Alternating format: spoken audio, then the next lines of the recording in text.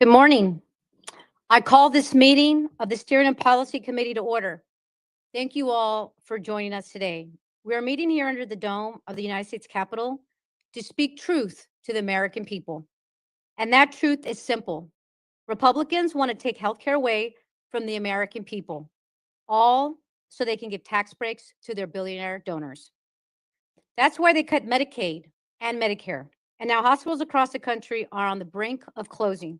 It's why they chose to shut the government down rather than work with Democrats to reverse healthcare cuts and lower the cost of premiums. Republicans are waging a war on affordable healthcare, and it is the everyday American families who are losing. But it doesn't have to be this way. Democrats are fighting tooth and nail to reverse Republican cuts to Medicaid and Medicare. We are in the courts fighting back against Trump's attacks on cancer research and the National Institutes of Health. We are in our communities making the strongest case we can against Secretary Kennedy's vaccine disinformation campaign. And we are here in Congress demanding that Republicans return to Washington so we can negotiate a bipartisan deal to reopen the government and stop the healthcare premiums from doubling or tripling on American families. We are here. Republicans are on vacation. We want to lower costs. Republicans want to raise them. You deserve better. Let's watch this video. Republicans are waging a war on your health care on every front.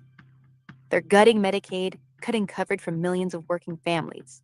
They're going after your Medicare, shredding the safety net to lower taxes for their billionaire friends. They're defunding Planned Parenthood, blocking care for women nationwide.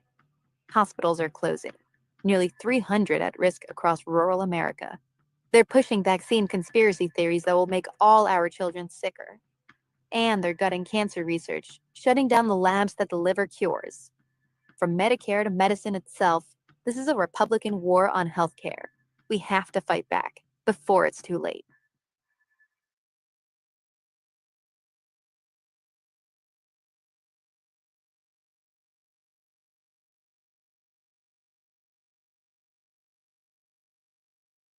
Good afternoon, everyone. It's an honor and a privilege to be here with all of you. Let me thank our distinguished witnesses who we look forward to hearing from. Thank you for your presence. Thank you for your willingness to share your stories and perspectives and experiences as it relates to the Republican healthcare crisis and the impact that it is having on everyday Americans all across the country.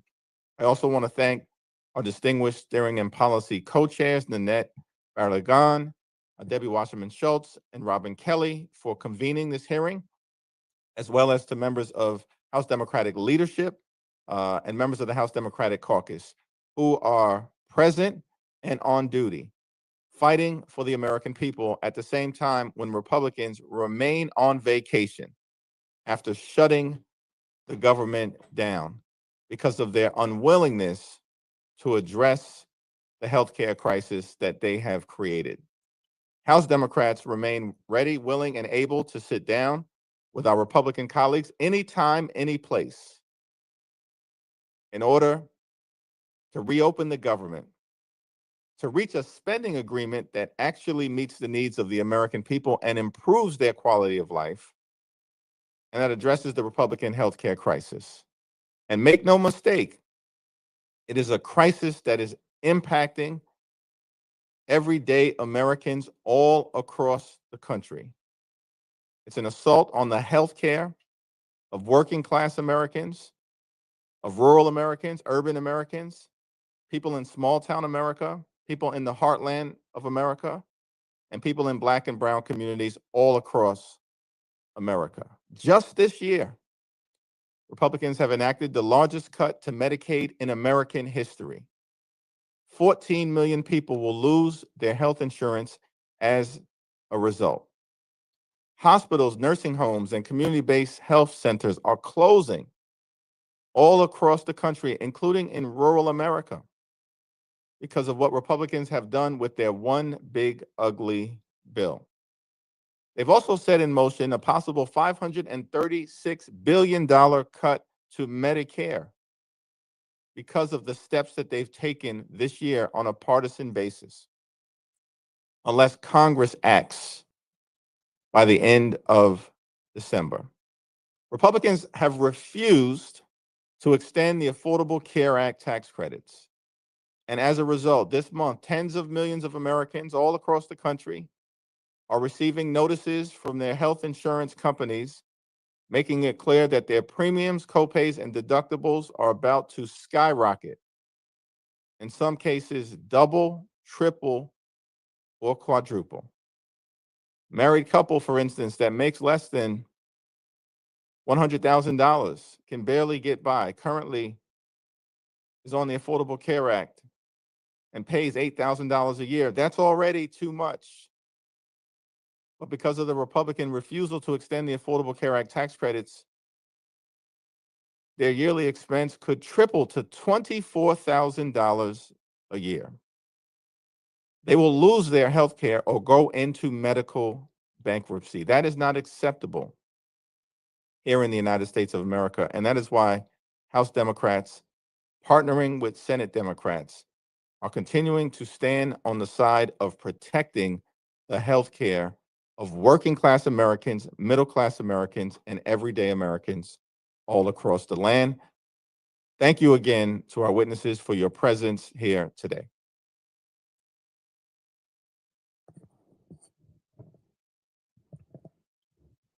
Thank you, Mr. Leader. Thank you to our co-chairs for bringing us all together. And thank you to our witnesses for joining us here today. As glad as we are to have you here, we would much rather be on the floor voting to end this chaos. But look around. Look at what the Republicans have inflicted on the American people. Cuts to Medicare, cuts to Medicaid, cuts to the Affordable Care Act, cuts to children's health insurance, cuts to medical research. All of this to take that money and give it to the very wealthiest in the form of tax cuts. And then what? After they've done this, created this healthcare crisis, how do they respond to their own chaos? They shut down the government. And they're taking it quite literally because they're not even showing up to do their jobs. And they're saying, we can talk about all of this some other time. How about November? Why don't we talk about the end of November? Speaker Johnson had a quote. He said, we have an eternity to deal with healthcare. No, we don't. That's the point. They are making healthcare more expensive for everyone, but we have a particular urgency around the ACA. And let's spell out what they did. They took away the tax credits that help people pay for premiums. They chose to spend that money on permanent tax credits for billionaires. Then, when they took those away, insurance companies responded by raising premiums. And notices of those increased premiums are going out over the next days and weeks. And families are finding out at home in my district that their premiums are about to double. They are having to make impossible financial decisions right now. And let's go to Benton, Louisiana, right in the heart of Mike Johnson's district. A couple making $88,000 a year in Benton, right now they pay just under $7,500 a year for health insurance. That is not cheap. But now, while Mike Johnson has his members on vacation, keeping the government shut down for another week, that couple is finding out that their premiums are about to triple, that their premiums will go to more than $23,000 a year. Nobody can afford that. That is putting insurance out of reach for Americans. And that is what is happening right now in Mike Johnson's district. And it's happening to the people that he is paid to represent. And this is hurting everyone. cancer survivors, small businesses, moms, kids, and the real kicker, 267,000 veterans will lose their insurance as these ACA premiums skyrocket. But instead of showing up for work, coming to the table, negotiating with us, they are now also spreading that pain to our current service members who are at risk of missing their paychecks and going unpaid for serving our country because the Republican Party cannot even get its act together to come and do what we do in every shutdown and agree that we pay our troops. Mike Johnson said that's a show vote. I can't imagine anything more disrespectful. But that's their response to this is that we're just not even going to show up, that we are done negotiating. We have made our bargain. It is a billionaire's first plan. So here's my plea to Republicans. If you're not going to come to Washington, walk across the street, go next door, talk to your neighbors, hear about the true anxiety they're feeling, hear about the betrayal they feel that Donald Trump told them he was going to lower costs on day one and has done nothing but make life harder and more expensive. And then get on the next flight to DC and come and work with us. Stop these premium hikes, get our troops paid, get government up and running. Enough is enough. But I am honored to introduce someone who always shows up and has spent her career fighting for the rights of every person for affordable, accessible, high quality healthcare. A proud alum of our Ways and Means staff and former administrator for the Center for Medicare and Medicaid Services, CMS. We are so proud to welcome back to the Hill, Chiquita Brooks LaSure. And Chiquita, the floor is yours. Thank you for joining us. Well, thank you so much for the invitation. It is always a pleasure to be here with you. I have spent my career as a former administrator of CMS and as a health policy expert, really trying to make sure that we have a more accessible and affordable healthcare system. And I am deeply concerned about the impending healthcare crisis facing our nation. Earlier this summer, congressional Republicans passed their budget bill that cuts over $1 trillion from Medicaid and the Affordable Care Act marketplaces, the largest healthcare cut in our nation's history. This, along with other actions and inaction, puts 15 million people at risk of losing their healthcare coverage. The first effect will be sticking over 20 million Americans who receive coverage through healthcare.gov or state-based marketplaces with a bill that doubles their health insurance premiums next year. Marketplace premiums will skyrocket by hundreds to thousands of dollars. People could start to see this sticker shock starting on November 1st, which is in just a couple of days from now, when people go to sign up for their coverage for next year. I really want to take a moment to put this in the context of the average American. About 1 in 2 American workers, about 2 out of 3 American workers are unable to pay a $500 emergency expense. This means that for so many Americans, they are one bill away from being in a very difficult place. The impact of these premium tax credit cuts could mean that if your roof leaks, you can't pay for that and your health insurance. Or if your car gets a flat tire, the car that you use to get to and from work, these are the costs that we are talking about for the average American of these premium increases. Someone who makes $35,000 a year, which is about $17 an hour, will see their premiums rise by nearly $1,600 when the tax credit ends. If they try to make up this difference, they would need to work the equivalent of 11.5 hours a day for 18 days straight.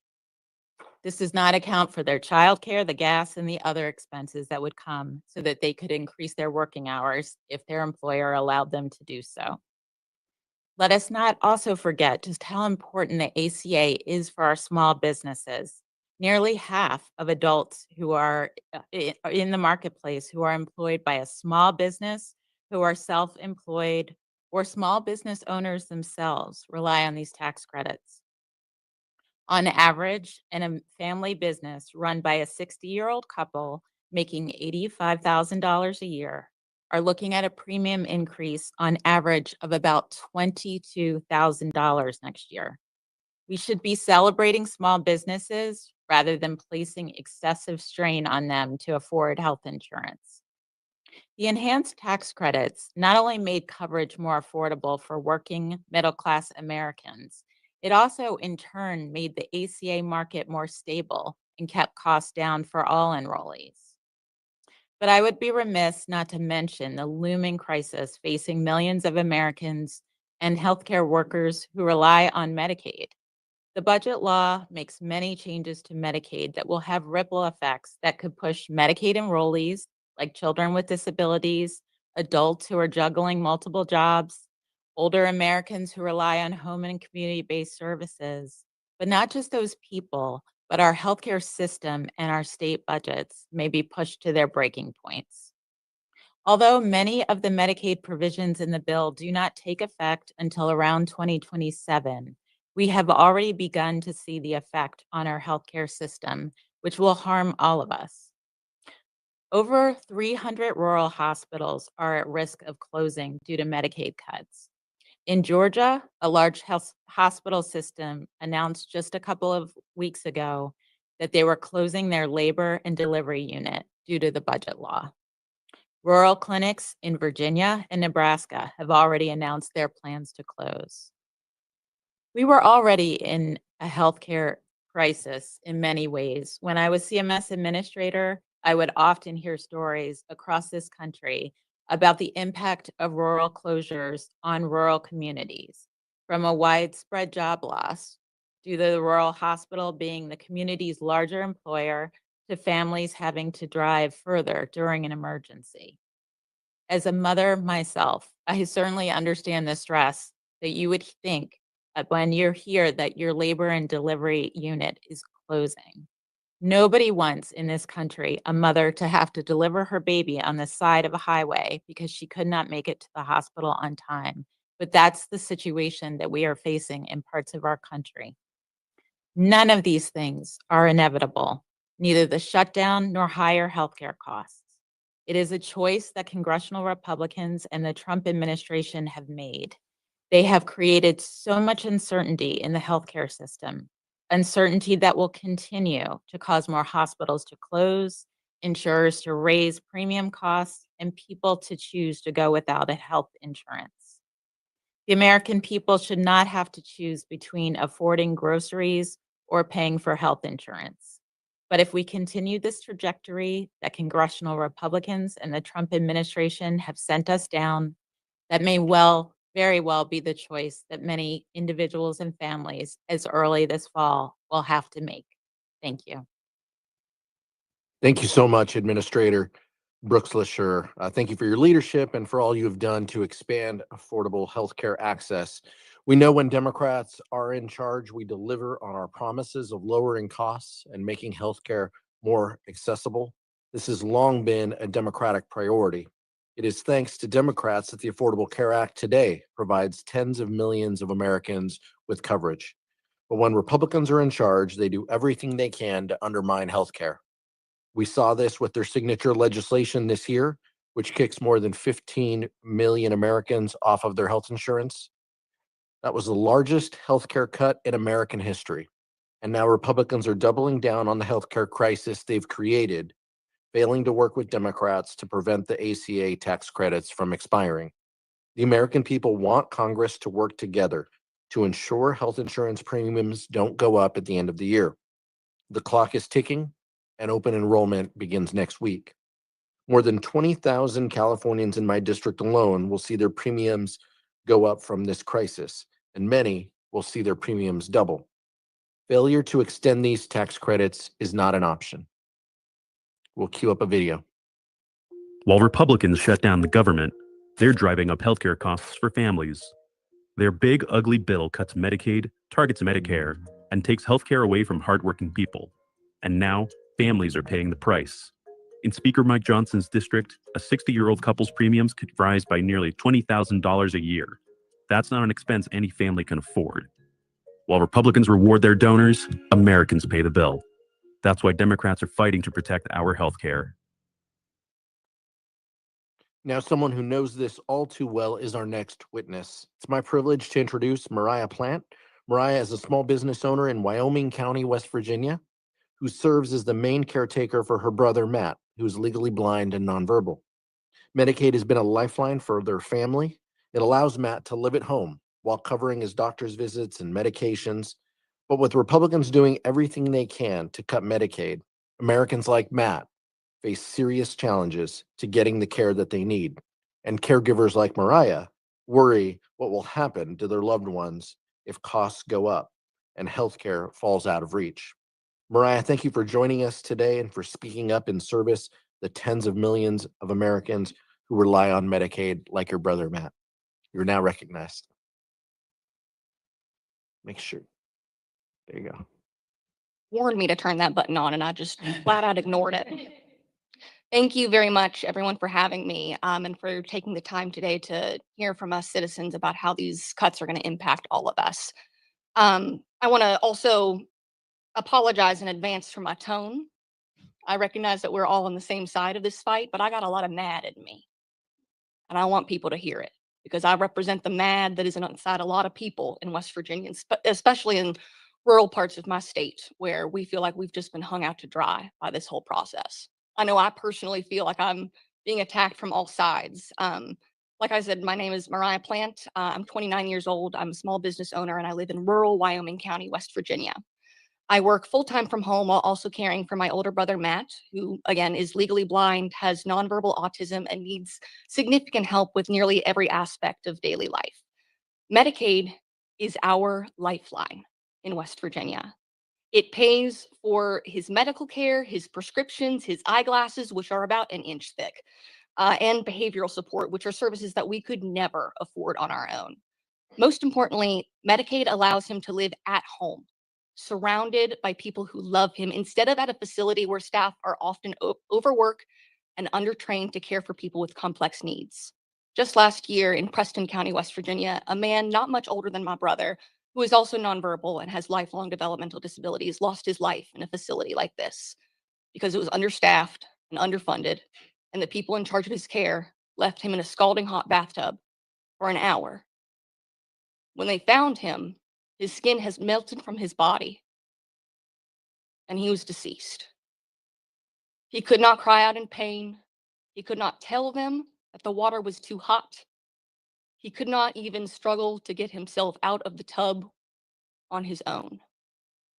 And I think of that man every time I give my brother a bath. And we switch the water from hot to cold to hot to cold to hot again to a little bit colder.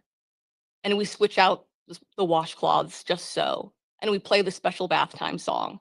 And it requires a lot of love and patience that I don't think somebody making minimum wage is going to be able to offer him. Caring for Matt in our home also saves the government thousands of dollars a year compared to what it would cost to house and care for an individual with similar care needs in a state hospital or assisted living facility. But now, on top of threats to Medicaid, my own health coverage is in jeopardy. I currently receive an enhanced premium tax credit, an EPTC, which reduces my monthly health insurance premium from $829, which is double my car payment, down to $218.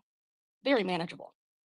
That covers 77% of my annual premium cost, making it possible for me to afford coverage while caring for my brother.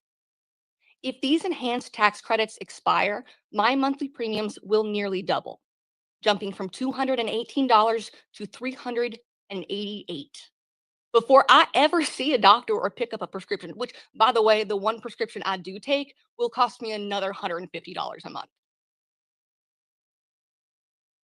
That's a devastating hit for working people like me. And I'm not alone. Americans across the country are opening letters from their insurers right now, learning that their premiums are skyrocketing because Congress has not acted. We are facing an unprecedented healthcare crisis. Families are watching their costs explode in real time, and Democrats have been clear. They're ready to negotiate a bipartisan agreement to reopen the government and extend these tax credits so we can stop these massive premium hikes. But Republican lawmakers have to come up off the golf course and off the beach and sit down and negotiate in good faith on behalf of the hardworking Americans like myself who they were elected to represent. You may think that West Virginians are too poor or too uneducated to know when we are being sold a bill of goods, and maybe that's what they are counting on, but there is not one good thing in this bill for West Virginia, and we are not for sale. Where I come from, the stakes could not be higher. If HR 1 takes effect, at least 7 rural hospitals, including Welch Community Hospital, which is the closest medical facility to where I live in Pineville, still 40 minutes away, but a manageable 40 minutes. 7 of those facilities will close within the next 2 years. That means more people driving further for emergencies and regular healthcare visits, more strain on our already fragile healthcare system, and more lives at risk. This ain't about politics. It's about people like my brother, like my neighbors, like my mom and dad, like my sister, and the people that we love back at home. We cannot trade their health and security for tax breaks for the wealthy. It is time for Congress to do its job. Extend the premium tax credits and protect Medicaid and put working families first. Thank you very much for your time today.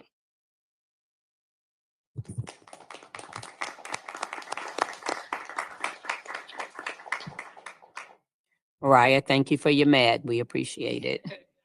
While the Republican Speaker of the House has canceled 2 weeks of votes, Democrats have remained here in Washington, ready to reopen government and lower healthcare costs for the American people. Republicans in Congress and President Trump promised to lower prices. They haven't. Instead, the Trump tariffs are driving up costs for small businesses and consumers. The proposed Medicaid cuts would leave millions without coverage, and cuts to the Inflation Reduction Act are pushing energy prices higher. Now, as Democrats fight to protect the Affordable Care Act's premium tax credits, House Republicans are nowhere to be found. This is not what working families need. They need stability. They need a government that works for them, one committed to keeping healthcare affordable and accessible. Republicans like to say the best healthcare is a job. But even for Americans working full-time in today's economy, affordable healthcare remains out of reach. One of my constituents, Miss Evans, from a rural community in my district, I have 4,500 farms in my district, plus the city of Chicago, recently shared her story. She works hard in the agricultural industry and loves her job, but her employer doesn't provide health insurance. Thanks to the Affordable Care Act, she can afford affordable coverage through the marketplace. Before the ACA, many women's preventative services were not covered. Today, Ms. Evans receives annual checkups and screenings at no cost. And because she has a family history of colon cancer, the ACA ensures she can continue to receive life-saving screenings. This preventative care not only keeps her healthy, but it also saves her money and gives her peace of mind. But Ms. Evans is worried if the ACA premium tax credit expires, her monthly costs could double. She earns too much to qualify for Medicaid, yet not enough to afford a massive rate hike. If Republicans believe the answer to healthcare is simply to get a job, then we should ensure that every working American can afford quality healthcare. I will continue fighting to stop this Republican manufactured healthcare crisis and to keep costs down for workers like Ms. Evans. Now, I'm very honored to introduce our next witness who understands the impact ACA cuts will have on rural workers like Ms. Evans. I'm honored to introduce our next witness. His name is Dr. Bruce Pulliam, an emergency physician from Southern Oregon who has spent the last 13 years providing life-saving care in a community hospital setting.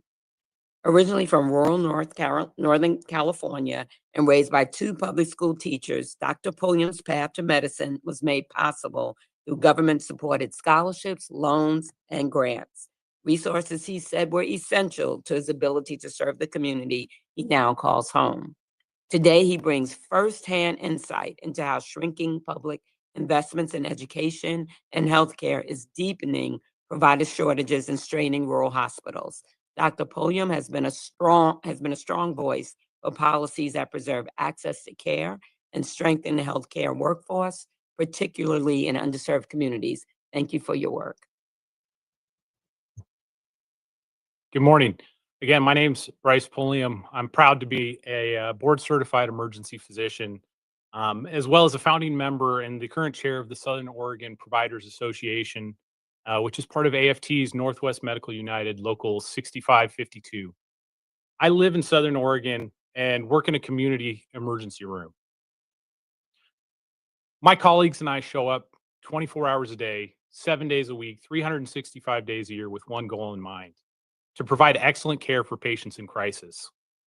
Being a doctor is often challenging, but it's become harder because our nation's healthcare system is on life support. Unfortunately, Republican policies are making this worse. This summer, they worked with the Trump White House to enact a partisan law that slashed Medicaid, and allowed healthcare tax credits to expire for working families, all while funding tax breaks for billionaires. They did this at a time when our healthcare system was already at a breaking point, with a national nursing shortage and too few doctors to care for those who need us. Our nation's emergency rooms are packed. Patients receive care in ER hallways, and hospitals are so full that patients have to wait hours or days to be admitted. Television show The Pit doesn't lie. This is real life. As emergency physicians, we see patients with life-threatening emergencies like sepsis, strokes, or heart attacks. But we also pride ourselves in caring for anyone who comes through the doors, including those who come to us because they have nowhere else to turn. If Republicans succeed with policies that defund healthcare, we will see a crisis at every level of our system. Hospitals and clinics will close or cut essential services, forcing patients to travel further and wait longer for care. Up to 14 million people could eventually lose their healthcare coverage, and millions more will see their healthcare premiums increase. This could literally mean the difference between healthcare and being able to afford rent or groceries for the most vulnerable. If we keep cutting from our healthcare system, we aren't just trimming fat, we're cutting to the bone. That means that someone's neighbor, best friend, or family member, like Matt, will have to forego care, skip medication, or delay going to the doctor. They'll get sicker, and both red and blue communities will suffer. I know this as well as anyone coming from a red district in a blue state. It doesn't have to be this way. What we ask for is simple: protect and expand coverage, invest in safe staffing, and fund community hospitals so care is available where people live. I'm here today for my patients, who deserve excellent, affordable, and accessible care. Instead, many are about to receive notice that they're losing the tax credits that enable them to be able to afford health care. All because Republicans' budget prioritizes tax cuts for billionaires over the health of millions of Americans. It's time that Republicans return to DC and do their work.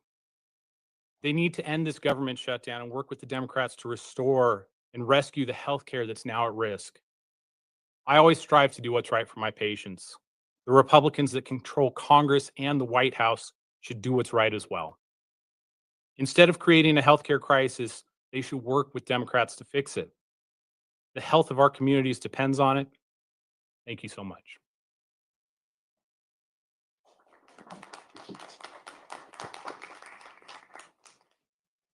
Well, thank you, Doctor, for your testimony.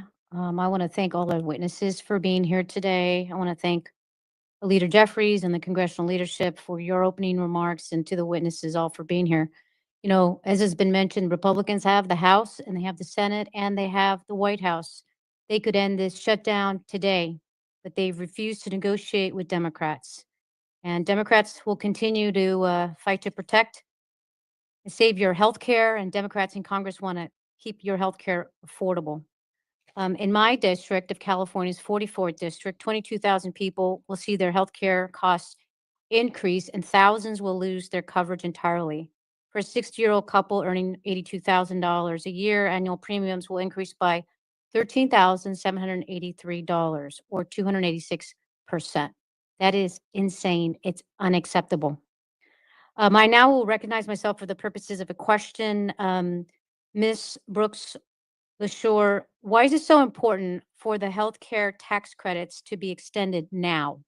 And why can't Congress wait until December, as Speaker Johnson suggests? Yeah, so thank you so much for the question.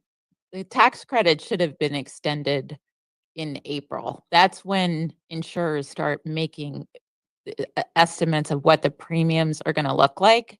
They are what we normally see in a normal year is right now, people who are on the marketplaces should be getting notices telling them what their premiums are going to be.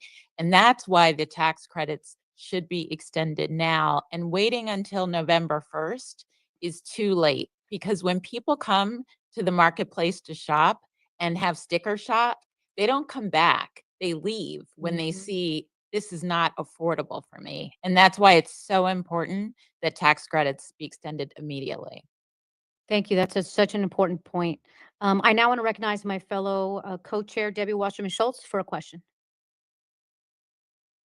Much, Co-Chair Barragan, and thank you to all of our witnesses. And Ms. Brooks LaSure, you deserve the applause as well. So don't. And thank you for your service. I know that CMS job is a hard one. Dr. Pulliam, you're on the front lines, quite literally, of our healthcare system, and I'd like to sense. Now, don't take this the wrong way, but you look like you may have been around prior to when we had more access to quality, affordable healthcare under the ACA. So, over the course of your career as an emergency room physician, can you talk about how our healthcare system has become increasingly under more and more stress, and particularly when patients can only use the emergency room as their primary access point for healthcare? What does that look like when they can't afford their insurance or their deductibles, and the first time they go for healthcare is when it's an emergency? Sure. So, a lot of parts to that question, but I think first and foremost, just to highlight, our system is under stress and stretched to the breaking point. It's hospitals across the nation facing nursing shortages. In communities, we are losing primary care doctors. We're losing specialists that patients need to see for their advanced conditions. Provider burnout, whether it's nurses, doctors, techs, is at an all-time high, and that's driving even more talented people out of the profession. And yet, what we see is patients who come in to the emergency department because that's the only place they can turn for care because they don't have a primary care doctor or they can't get to a specialist. And it's great. I have a federal mandate to see anyone who walks through my doors, and it gives me a ton of freedom to care for literally anyone or anyone that shows up. But I am not an endocrinologist. I'm not a gastroenterologist. I'm not a neurosurgeon. And sometimes to get those patients to those specialty cares that they need, one, we have to refer them. And if they don't have insurance and can't afford insurance, those visits are cost prohibitive. They are hundreds, if not thousands of dollars. And two, when our system is stretched as thin as it is, I see patients who come in who have a first time seizure, and I say, we need to send you to a neurologist. I refer them to a neurologist. And then I see that same patient 6 months later having another seizure, not on medications because they couldn't get to a neurologist or a cardiologist or whichever specialty they needed to get to because they're booked 6 months or a year out. Even when even when the specialties are available, our patients are struggling to access them.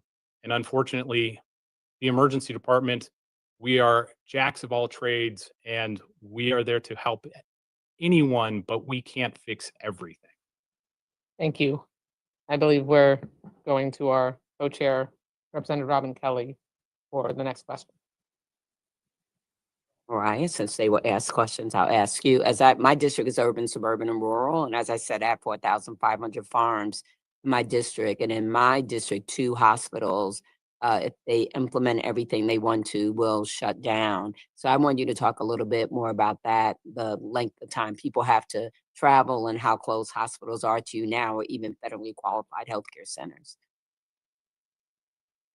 Lee, thank you for that question. So in West Virginia, we have a threshold that a lot of people go by to determine whether or not seeking healthcare is worth it, right? How bad does it hurt? Does it hurt bad enough to drive an hour or an hour and a half? Does it hurt bad enough to wait in the waiting room once you get there for another hour and a half or more? And so what ends up happening is that a lot of people don't go to seek healthcare in the first place, right? They just suffer in silence because that's the West Virginian tough bootstrap thing to do. The further and further away and the less accessible these facilities become to regular everyday Americans, the more that culture of suffering and silence is going to pervade. People are going to die younger, they're going to get sick younger, and their overall quality of life and ability to work and earn a living is going to suffer as a result. I know for me, as a 29-year-old woman who is lucky and deeply in love with my boyfriend, we want to get married one day and possibly have a family. That's a really big deciding factor for me. Do I want to risk getting pregnant in a state where reproductive health care is so dangerous and tenuous and risk the now 40 minutes, soon to be hour and a half long drive to the closest hospital if something does go wrong or when I eventually might need to deliver the child? That's going to factor in heavily to whether or not we decide to grow our family in West Virginia, whether or not I can afford to continue to live in the state that I love so deeply. Because at the end of the day, it's going to come down to the pennies, right? And how bad does it hurt? I hope that answered your question. Thank you so much. Bonamici.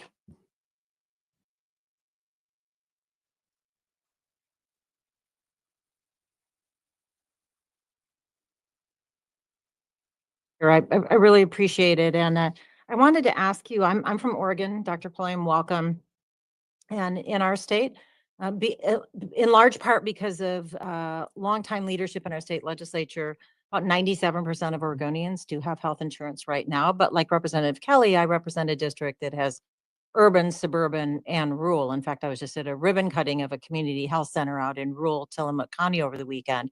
They're extremely concerned about possible cuts. In Oregon, the average increase in premiums for people will be more than $1,000 if the tax credit bill is not remedied, and that's what we're here to fight for.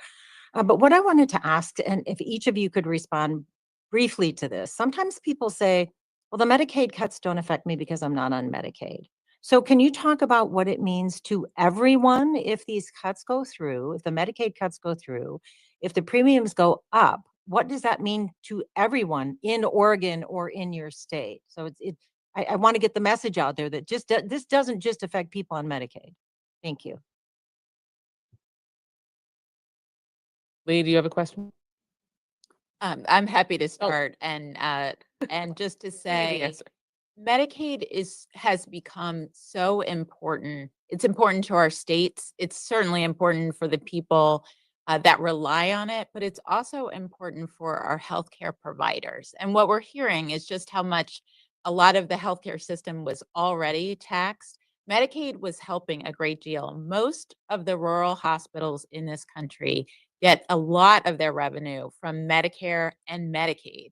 And so the cuts to the program, whether it's fewer people being enrolled or whether it's states not being able to spend as much money, means that some of these facilities will not be able to stay open. And a lot of our country, already people have to travel for a distance to get their care. And so we're already seeing that hospitals are saying, hey, in 2 years, my revenue is going to go down. And that's why we're already seeing and hearing reports of provider systems not going ahead and investing in expansion, closing their doors, certain parts of their programs like labor and delivery, or closing their doors We altogether. just had a labor and delivery unit close in Seaside Hospital, which is on the coast in a pretty rural area. And the question is, well, where do you go now? Dr. Pulliam? Yeah, so, I can speak to this as an emergency physician, and it's not unique to any one hospital. Waiting rooms are full. Patients wait hours, sometimes 6, 8 hours to be seen in our ERs nationwide. Um, and if we are the only place that people can turn to get even the most basic care, we are thrilled to be able to care for them. But also, there are only so many doctors, there are only so many nurses, and those wait times are going to go up. Patients who are legitimately sick will be in the waiting room hoping that someone gets discharged or a bed becomes available. Um, to speak to, clinic closures, we have a large population of Medicaid patients in our valley in Southern Oregon where I work. And clinics rely on those patients to keep their doors open and keep the lights on. And if those patients can't afford care even when they need it, those clinics will have less patients, not be able to sustain their operations and close. And so even patients who did have private insurance or are millionaires aren't going to be able to get into specialty care that they need, Right. because all of us are funding the healthcare system. We all need healthcare. It is a universal need, and clinics are there to care for everyone and expect to care for everyone. Thank you. Ms. Plant, did you want to add anything to that?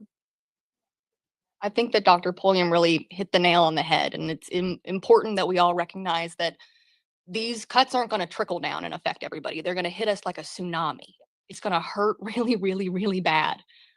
Because if you go to a healthcare facility that accepts Medicaid, period, Medicaid helps fund your healthcare, because the doors aren't just going to close for poor people. They're not just going to close for the uninsured. They're not just going to close for people on Medicaid. They're going to close for all of us. And no matter how much you have in your bank account or how fat your wallet is, when you drive up to Welch Community Hospital and the doors are locked and the lights are off, you're up a creek. Literally, it's up a creek. Okay, Thank so you. I yield back. thank you. And we'll just ask members to stick to one question, please. Representative Beatty.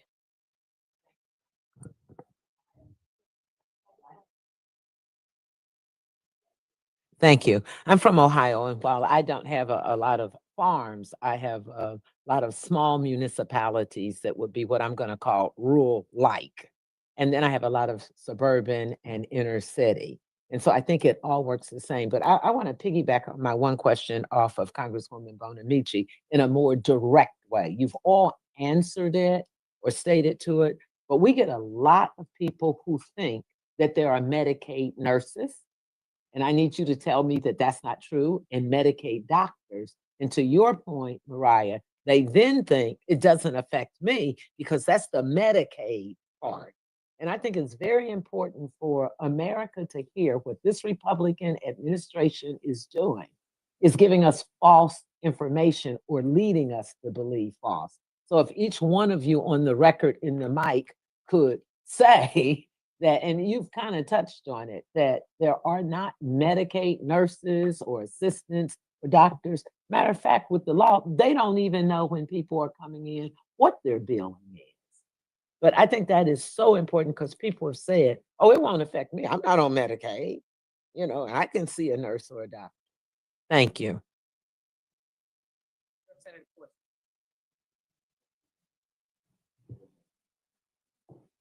So yeah, as an ER doctor, again, I get to see anyone who walks through the door, regardless of what their insurance is, or even if they don't have insurance.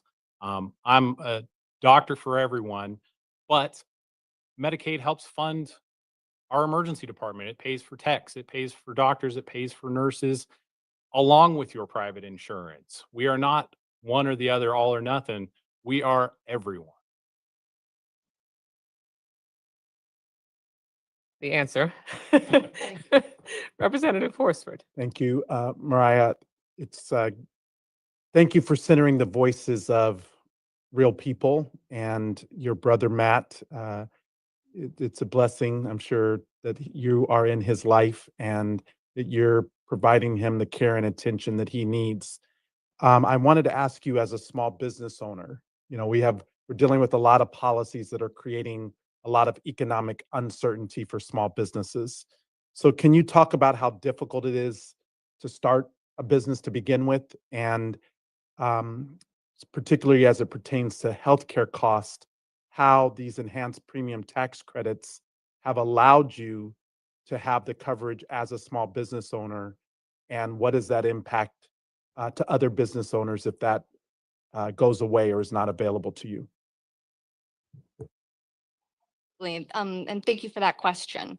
So for me, as a small business owner, which has been my dream my whole life, is to run an arts educational program for teens and tweens in Appalachia. And that's what I get to do for a living, is play pretend. It's so much fun.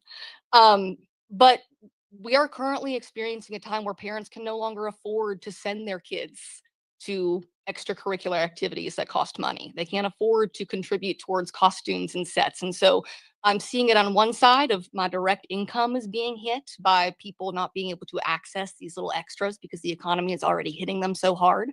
But then also from the other side of it, as a person who needs healthcare, who needs to be able to take my medication and get my glasses and all that good stuff, um, you know, $388 is the difference between, like I said, 2 car payments. It's the difference between whether or not I can afford to pay my insurance for my business. It's the difference between whether or not I can afford to buy supplies. And it's making me ask that same question about the threshold. How bad does it hurt? Does it hurt bad enough to sacrifice this part of my budget in order to go and get care? And for me, I can say that if the EPTC goes away, I simply will go without. I will not have health insurance and I will not go to the doctor because I can't afford to. So this really is a life or death situation for myself and for so many other people who are young and bright and inspired and want to contribute to our society and be successful. But it really feels like there are chains dragging us down, and that our state, our country, our government is not rooting for the small business owner, for the middle class American. And that's really where I'm feeling it, is on both sides of my income and also the healthcare piece. Mark. Thank you so much. I just want to thank you, Mariah, Dr. Pulliam, for really just putting the human face on this and what this fight is about. And that's why we're in this fight. And thank you for sharing the story of your brother. It's those stories of how families come together and provide for the ones they love, and how these tax credits, Medicaid, all work together to give people a solid floor so they can have no ceiling on the success and the ability to care for their families and to build a business. And we're just really grateful for that. That's our motivation for this fight. It is our motivation why we are imploring Republicans to end this shutdown, come to the negotiating table. But Republicans are trying to define this as something else. So I am hoping that you, Chiquita, can clarify for us. Isn't it true that under federal law, only citizens or legal residents are able to obtain coverage under Medicare, Medicaid, and the ACA? Yes, the law is quite clear that to be enrolled in Medicare, Medicaid, and the Affordable Care Act, you are either an American citizen or you are a legal immigrant. And the idea that this is anything other than fighting for the American people, the millions of hard-working Americans, is just completely false. Thank you. I yield back. Thank you so much. Thank you, Whip Clark. And thank you all for your testimony today. I know it's not easy to step forward like this, but it's incredibly helpful and important for us to hear your firsthand account and stories. And it's clear that America faces a healthcare crisis that we must solve immediately. This is a right now problem for millions of Americans. Copays, premiums, and deductibles will skyrocket, and millions will soon be priced out of any coverage at all. And that drives up costs for everyone. House Republicans are AWOL. They need to end their paid vacations and negotiate with Democrats on a spending bill that avoids this GOP healthcare crisis. Ignoring a crisis that guts healthcare for tens of millions of Americans is unacceptable. And canceling 2 weeks of votes isn't a negotiation, it's an abdication. We need an honest dialogue to find real solutions. But GOP lies about immigrants getting tax credits and Medicaid just pollutes our prospects to solve this crisis. Every reputable journalist who looks at this fraudulent claim determined that it is a pants on fire lie. What is true is 20 million Americans face massive price spikes on their healthcare bills, with premiums doubling. What's also indisputable is Republicans' historic Medicaid cuts, which will already result in 15 million Americans losing healthcare. Those are real, verified facts. So let's start there and bury Republicans' immigrant-bashing lies and have a real debate and negotiation. Let's watch this video to break it down. They would rather give taxpayer-funded benefits to illegal aliens. That's just not true. Fact. Undocumented immigrants can't get federal health care programs, no comprehensive Medicaid, no ACA subsidies. Here's another fact. Republicans are trying to take health care away from 15 million Americans and raise health care premiums for millions more. Healthcare costs are rising because Republicans want to give tax breaks to their billionaire friends, not because of immigrants. Stop the lies. Protect healthcare for all Americans. Well, thank you. As we come to a close of this portion of the hearing, I want to thank our witnesses, the Honorable Brooks LaSure, Ms. Mariah Plante, and Dr. Pulliam, for your expertise, for uplifting how these healthcare cuts harm our communities. Your stories and your testimony is so, so powerful. House Democrats will not stop fighting to protect healthcare for all Americans. And with that, we will now transition to the second panel of this hearing. We will hear from members directly on how their constituents are impacted by this Republican healthcare crisis.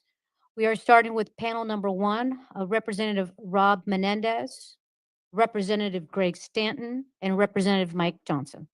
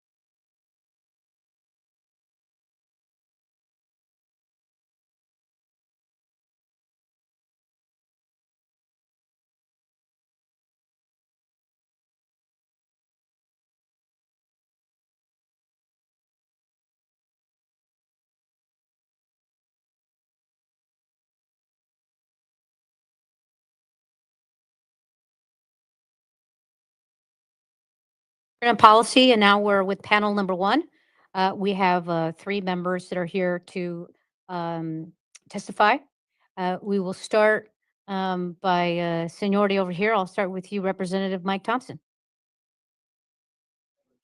Thank you very much. Thank you for holding this hearing. and shining a light on this very serious issue facing all of our constituents.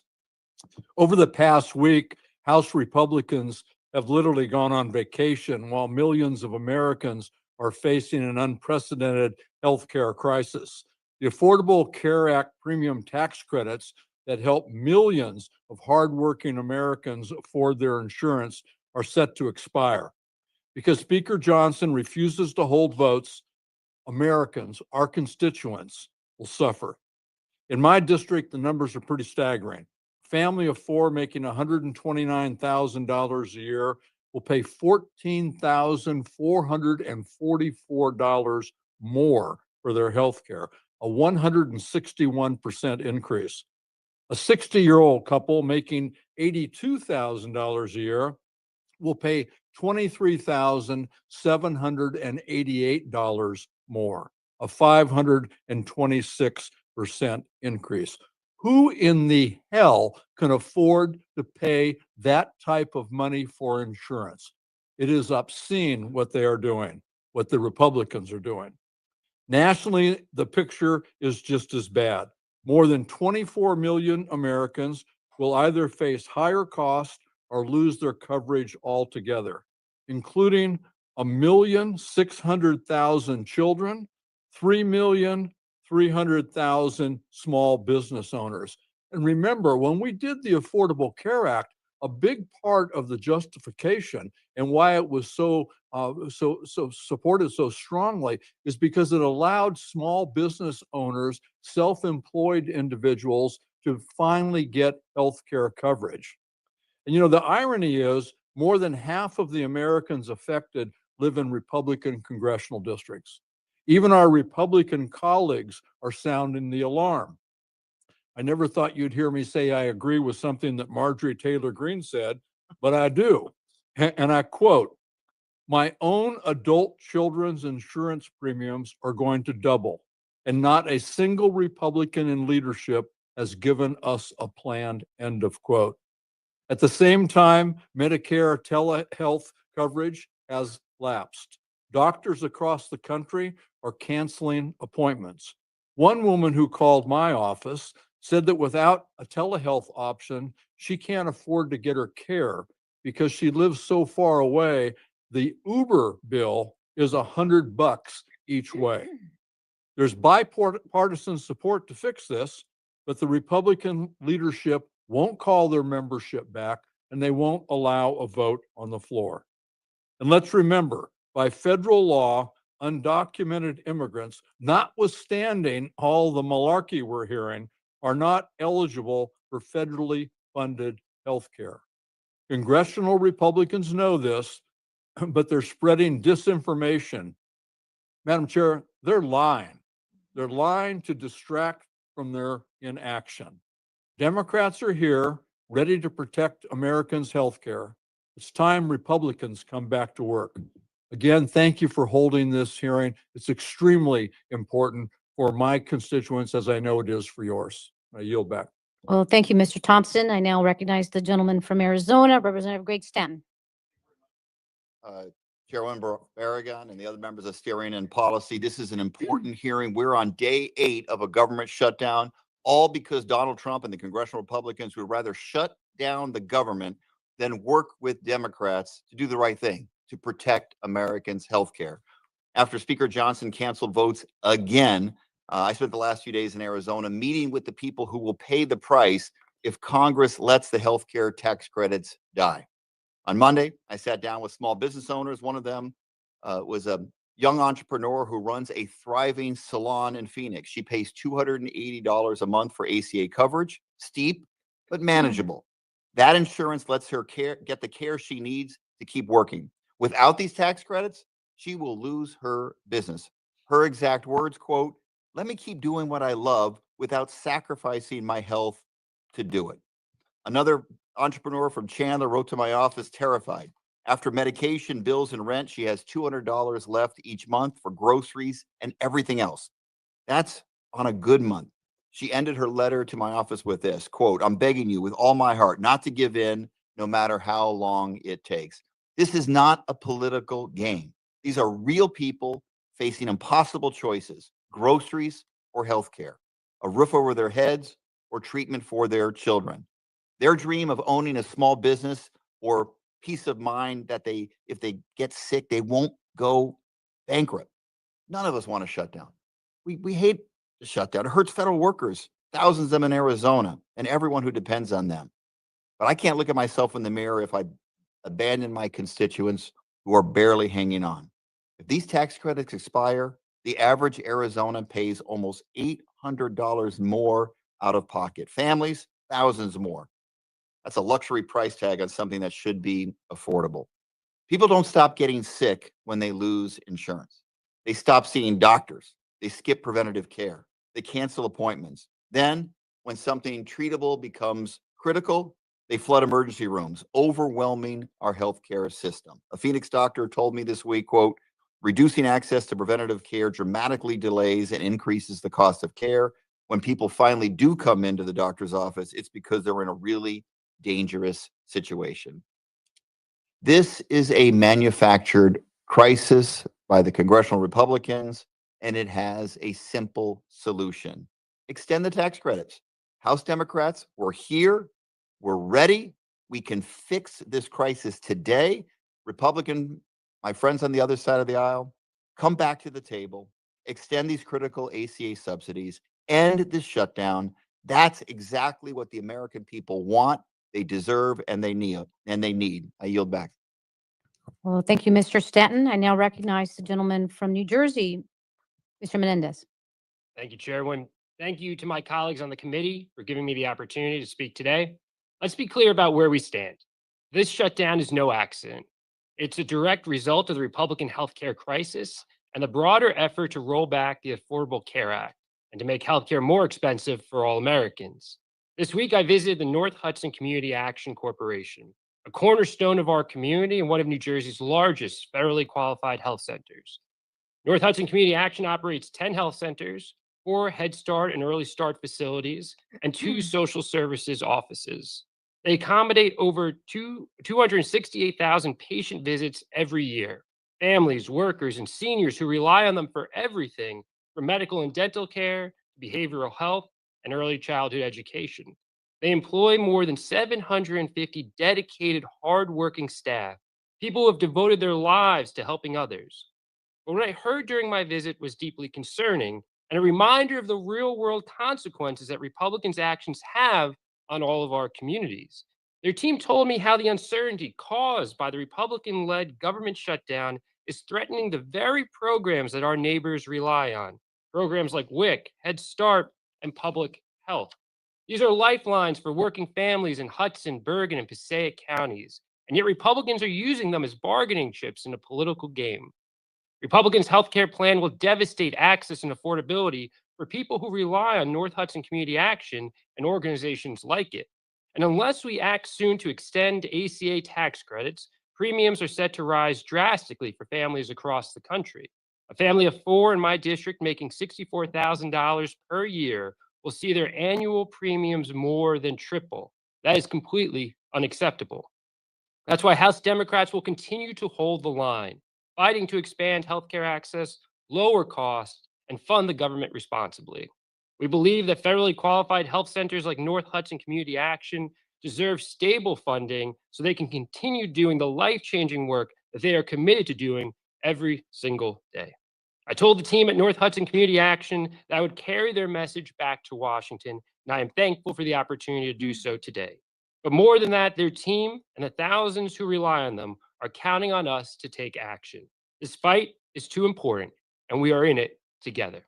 Thank you, and I yield back. I want to thank our first panel for your testimony. Hearing about your constituents is a testament of this being a problem across the country in every district. If we had Republicans here today, maybe they would share some of their stories. At some point, we'll hear from constituents, hopefully across this country. And with that, we will move to the second panel of members. We have Representative Glenn Ivey, Representative Suzanne Bonamici, and I see Representative Deborah Ross is here We will have Representative Ross.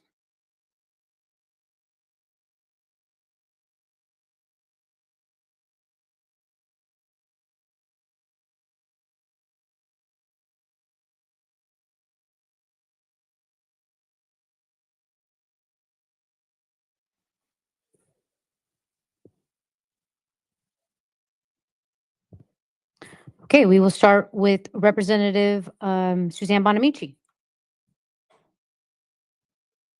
To the Steering and Policy Committee for holding this important hearing to expose the Republicans' continued assault on Americans and their pocketbooks by making devastating healthcare cuts and driving up the cost of health insurance significantly.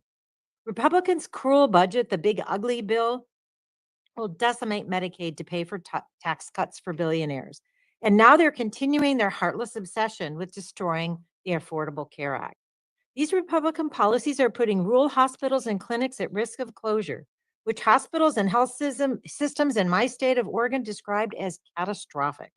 Last weekend, I joined a celebration for the newly opened Nehalem Bay Health Center and Pharmacy. It's in a rural coastal town in the district I'm honored to represent. The center is replacing an older clinic and doubling the capacity of the patients who can be served. Hundreds of people showed up in support. And these rural clinics are critical. Without clinics like Nehalem Bay, people are forced to travel for hours, sometimes on dangerous roads at night, to seek the care they need if they can find another provider. And the Republican assaults on our healthcare system put rural clinics like Nehalem Bay and others and the patients they serve at risk. These cuts to healthcare and the Republican shutdown more broadly are emblematic of the first 9 months of the Trump administration, causing constant chaos and inflicting incredible harm to people and families. Too many Oregonians and Americans already struggle to afford health care. I will not be complicit in the Republicans' plan to kick millions more off of their insurance, or if they get their insurance through the ACA, to make their costs skyrocket. In my district, a family of 4 earning $64,000 a year would see their premiums rise 275%. This is unacceptable for families who are already counting every dollar to afford necessities. This past weekend, I held 2 town hall meetings, something most Republicans still refuse to do. And I heard that many of my constituents are extremely worried about the already high cost of living and how these Republican healthcare cuts will further harm them and their families. My constituent has a son who's an adult with developmental disabilities. And because of Medicare and Medicaid, his son is able to live independently. Cuts and reductions threaten that independence. You know, Donald Trump said he was going to lower costs, but his chaotic policies are making costs rise, not fall. People across the country are struggling to pay for housing, groceries, and childcare. And if healthcare premiums skyrocket, they will reach their breaking point. Oregonians and Americans are desperately trying to understand why Republicans are choosing to fund tax cuts for billionaires and halt essential government programs rather than helping hardworking people who are already struggling to get the care they need. Democrats in Congress are fighting to protect healthcare and are imploring our Republican colleagues to join us in ending their shutdown and in ending this impending and preventable further healthcare crisis. The American people deserve better than they're getting from this administration, and these recent attacks on healthcare are yet another example of why. Thank you very much. I yield back. Thank you, Representative Bonamici. I now recognize Representative Deborah Ross. Thank you very much, Madam Chair and members of the Steering and Policy Committee, for holding this important hearing where you can hear about what is happening around the country to people's health care. I'm proud to stand with my colleagues today and speak about the dangerous and deliberate choices that brought us to this point. The Republican-led shutdown is not over policy disagreements. It is the direct result of the extreme agenda that treats access to health care as expendable and views the well-being of working families as a bargaining chip. At the center of this crisis is the GOP's refusal to extend enhanced premium tax credits, which have helped millions of Americans afford coverage on the ACA marketplaces. These tax credits have kept families afloat in the face of rising costs and economic uncertainty. In my home state of North Carolina, nearly 900,000 people have seen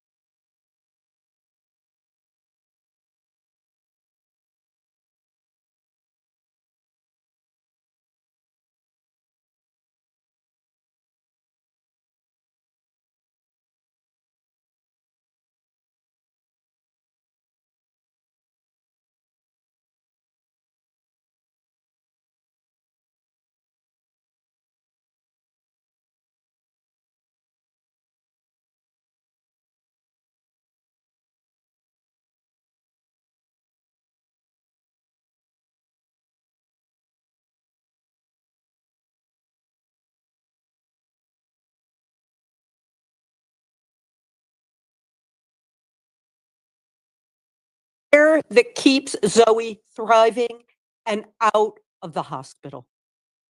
Leah Carlton, a resident of a rural mountain community in Western North Carolina, suffered multiple strokes and lives with ongoing complications. Without the enhanced premium tax credits, her insurance costs will skyrocket to nearly $30,000 a year. And she told me plainly, without this coverage, she may not have survived. Furthermore, she may not have made it to the hospital at all, for the rural facility that treated her is now at risk of closing under Republican efforts to cut federal Medicaid funding for rural hospitals. North Carolina has made extremely effective use of federal healthcare dollars. Our long overdue Medicaid expansion has helped fund and stabilize rural hospitals, expand access to behavioral health and substance abuse disorder treatment, and integrate whole person care through programs like Healthy Opportunity Pilots, which address social drivers of health such as housing, nutrition, and transportation. That progress now hangs in the balance. If the enhanced premium tax credits are allowed to expire and the deep cuts to Medicaid take effect, the impact on our state will be catastrophic.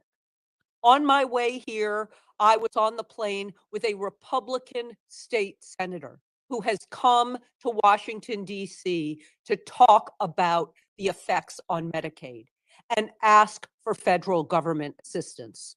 He may not be talking to the House members from his party, but he sure talked to me, and I hope he talks to our senators. Instead of acting to preserve programs that have been transformative to millions of American families, House Republicans are walking away. They let the clock tick down and refuse to guarantee credits remain in place, leaving families in limbo, insurers in flux, and state exchanges unable to provide certainty for the next cycle. And this isn't occurring in isolation. It's part of a much broader pattern where my Republican colleagues choose to harm the welfare of working Americans in order to reward the wealthiest among us, cutting essential programs and weaponizing federal agencies that sow divisions.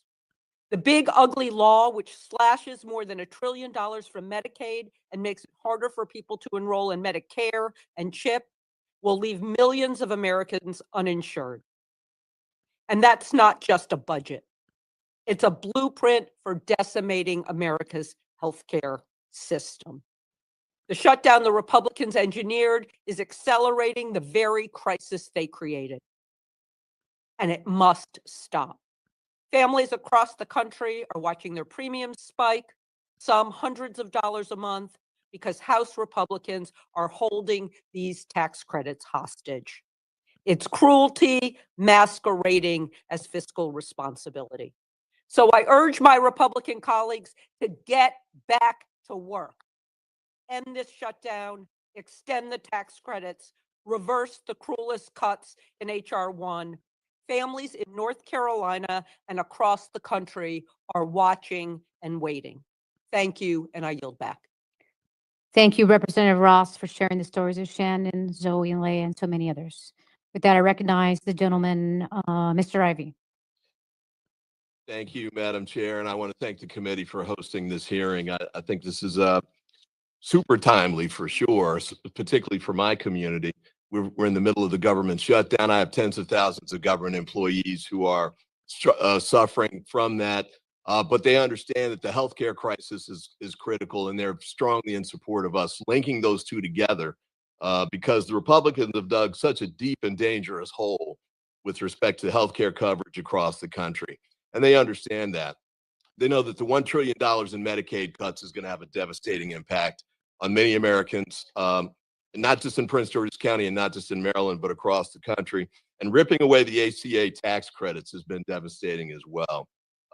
We have, just in my county, the impact of those two things combined together, for example, with respect to the premium increase, a 60-year-old couple is looking at $11,581 tax increase in 1 year. That's $1,000 per month.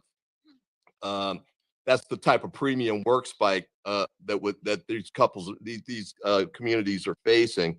Family of four is looking at a 200% increase under the same issues. So it's critically important for us to make sure we maintain this fight and keep pushing forward to make sure we protect the rights for Americans to have basic access to health care.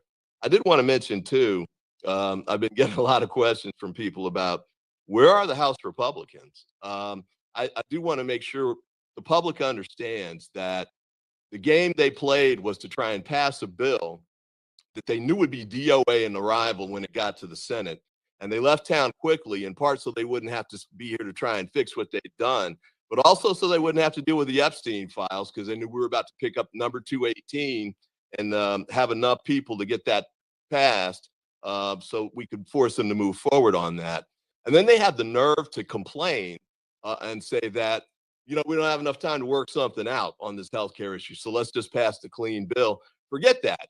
For 7 months, starting from January 20th, we knew this day was coming, and they knew it was coming too. And when they passed the big ugly bill that contained the $1 trillion in tax and cuts to Medicaid, they knew the problem they were creating because we presented it to them. We fought them about it with amendments and the like in committee. And then with respect to the Affordable Care Act, refusal to extend those tax credits to protect the American people, they knew about that too. I mean, Deborah Wasserman Schultz there is on the committee with me on during the fight when we were trying to present amendments to try and change that, and they voted them down every time. I think it was 3 at least on a party line vote. So they knew it was coming. They moved forward with it anyway. Then they passed that bill that they knew was going to be a DOA. Then they ran from town, and now I don't know if they're in the witness protection program. I don't know where they are, but they need to come back. And the last point on this, and I'll turn it back over. People are asking about whether members of Congress should be paid right now, and I'll say this: the only federal government employees who should not be paid right now are House Republicans, because they're the only ones who are not here doing their job. They knew the mess they created. They left town and they're trying to stay away because they're afraid to come back and deal with the mess and try and fix it. So with that, I'll yield back, but I want to thank the committee again for the work that it's done on this and for putting this together. Thank you so much to our member panelists. And this panel is excused, and we'll next turn to Representative Sarah Jacobs, Representative Dave Min, and Representative Brad Sherman.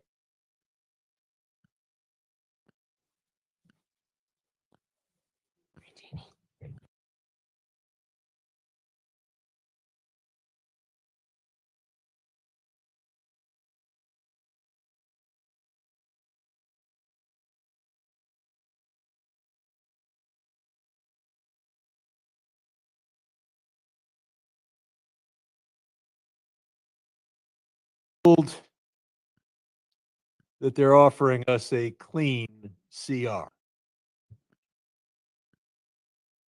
First of all, yes, it reads like clean CRs I've voted on and voted in favor of before. But there are 2 issues.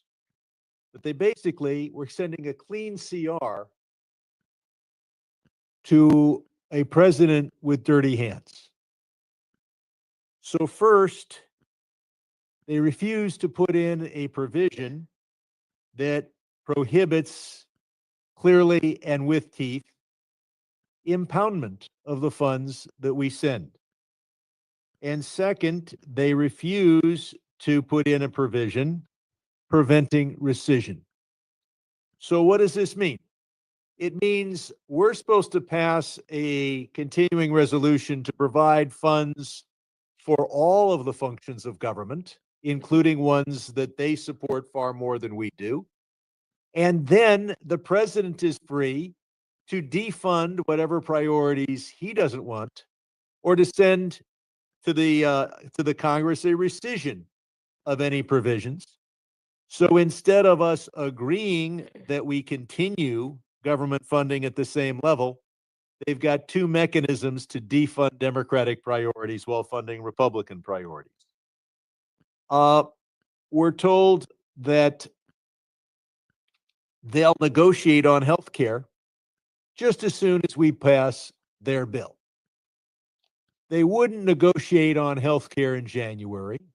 They knew in February that these credits were going to be abolished and 22 million Americans were going to face massive increase in their premiums. They knew that in March when they wouldn't negotiate. They knew that in April when they wouldn't negotiate. And come July, they said, you know, not only won't we negotiate regarding the people who are going to lose their Obamacare subsidies that are necessary because otherwise their premiums double, we're going to take health care away from people on Medicaid. So they won't negotiate with us for all these months. Now we're supposed to give them what they want, and then they're going to negotiate? I don't think so. Fool me once, shame on me. Shame on you. Fool me twice, shame. Now, we have seen what happens when federal employees don't get paid. Burbank Airport lost air traffic controllers, a major airport close to my district. Massive delays. Why? Because some air traffic controllers decided to call in sick, as we're seeing that across the country. Now, the National Association of Air Traffic Controllers has urged their people to show up unless they are physically sick. But I have a difficult time telling people we're not paying you, but you show up for work. Now, why are we here? Why are we even talking about a continuing resolution? That's not the way to run government. There are 12 appropriations bills that should have passed the House of Representatives in the spring, maybe the early summer. And they should all have become law months before September 30th, because the people that run the government should have known months before their year began on October 1st what their budget was. Well, have Republicans who control both houses of Congress passed these 12 appropriations bills that function different parts of government? Not a single one. They haven't done their job, not in January, not in February, not in March, not in April and May. They have only 3 of those bills have passed the House, and none have passed, and of those 3, none were supported by the Senate. So why is Congress shut down? You know, the last time we had a major major shutdown, it was when Congress was not scheduled to be in session. It was Christmas. But the time before that, Congress was open. We have to be open. If any federal employee is essential, Congress is essential because we're the only ones that can open the government back up. So what we were doing in 2013 when we had a shutdown, we had hearings on FEMA. I represent the Palisades. Those were important hearings. We had hearings scheduled today before Judiciary to deal with the Epstein files. No wonder Congress is shut down. We can't open up the government till we bring Congress back into session. Now, there is an issue where Democrats are divided. Some believe that all Republicans have been sent home because maybe some of them would talk to us about health care, and their leadership doesn't want to do anything on health care. Another chunk of Democrats believe that they sent everybody home so that we wouldn't talk about the Epstein files and we wouldn't swear in Ms. Grijalva, who will then sign the discharge petition and force a vote on the Epstein files. I think both Democratic groups are right. They don't want to talk about health care, and they certainly don't want to talk about Epstein. So Democrats need to fight for those millions who are losing their health care, including, and I have the statistics for California, but I've gone on too long, and I bet you my colleagues from California will bring those statistics up. But millions of Californians are losing their health care because Republicans wouldn't negotiate in January. They wouldn't negotiate in the spring, and they won't negotiate now. Thank I yield you. back. Thank you, Representative Sherman. Members are reminded that each panel has an allotment of 10 minutes total. So if you could keep your remarks brief, that would be helpful. And Representative Jacobs of California, you're recognized. Well, thank you. And I'm honored to be on this esteemed panel of Southern Californians. Thank you to the Steering and Policy Committee for convening this hearing today. One thing I think we need to be clear about is that the Republican shutdown didn't actually begin on October 1st. It began on January 20th. Since he took office, Donald Trump has been shutting down our government and stealing power through DOGE, mass firings of federal workers, slashing federal programs and departments, ignoring Congress's constitutional role, disregarding court orders, deploying the military on American soil against Americans, and so much more. So we should all be clear that whether or not we are in a technical government shutdown, it doesn't change Trump's calculus. It's not going to sway him if he wants to break the law and fire people or illegally deploy our troops on American soil, because he did it before. That's why this isn't business as usual. It's why there's no such thing as a clean state, and it's why we need concrete guarantees that this administration will respect checks and balances, recognize Congress's power of the purse, and protect Americans' health care. So here are the facts. Republicans control the House, the Senate, and the White House. If Republicans want any Democratic votes, they know what it will take to earn them. We've told them. So they need to show up to work, they need to talk to us, and they really need to come to the table. So here's what Democrats are fighting for. We want to reverse Republicans' devastating Medicaid cuts that kick millions of people off their health care. Over the past several months, I've met many constituents who are the collateral damage of these cuts. I met 5-year-old Delilah Knight at Rady's Children's Hospital. She is possibly the happiest kid I've ever met. You wouldn't know that she has 28 different diagnosed medical conditions and about 6 medical appointments per month because she's constantly singing and laughing and dancing. I met 2-year-old Caesar, who has short gut syndrome, retinal detachment in his left eye, and hearing loss. He has between 20 and 30 medical appointments per year that Medicaid helps coordinate and cover. I also met Marie at San Ysidro Health Clinic in El Cajon, who's getting help with her diabetes thanks to Medicaid. And I met Jesse, who got hurt on the job, and Medicaid was the only reason he was able to get the rehabilitation he needed so that he could go back to work. These are the Americans we're fighting for. We're also fighting to extend life-saving ACA premium tax credits, because if they expire at the end of the year, most people will see their premiums double, if not more. In my district, a 60-year-old couple that makes $82,000 a year will see their premiums go up by $15,000. $15,000! That's crazy. That means more people won't be able to get their chemo, their heart medication, their insulin. Increases like that mean millions of people will be priced out of their health insurance.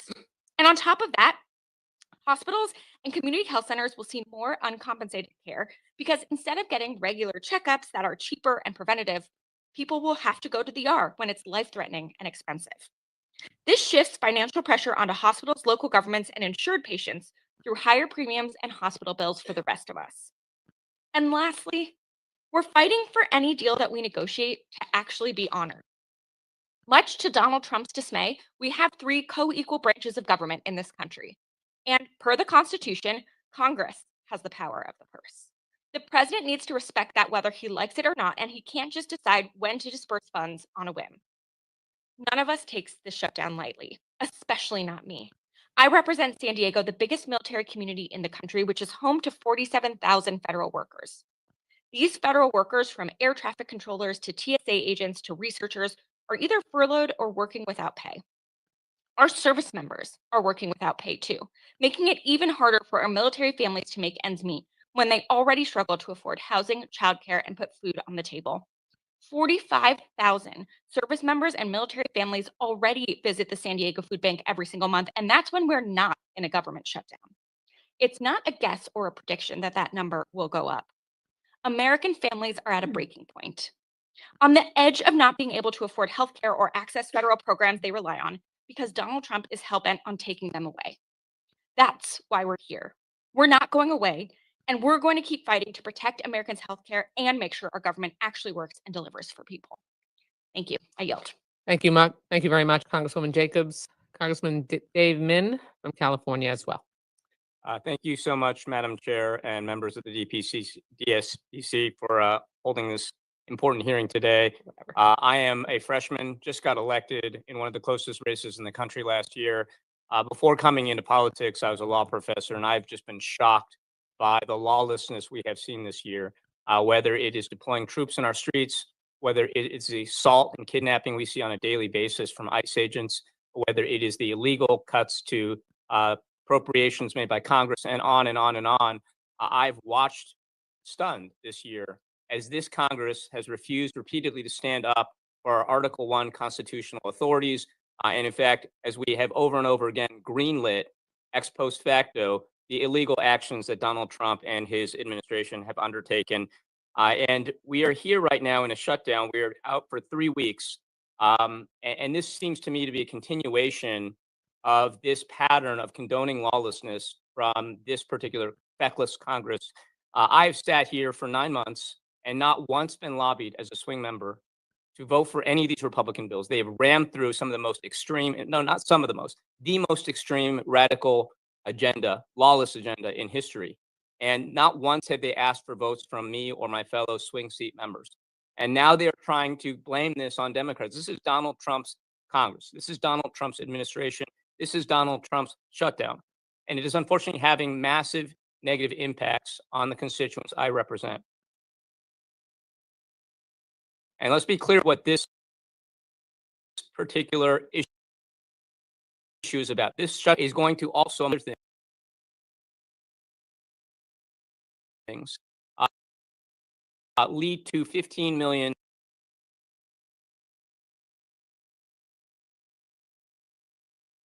Americans lose.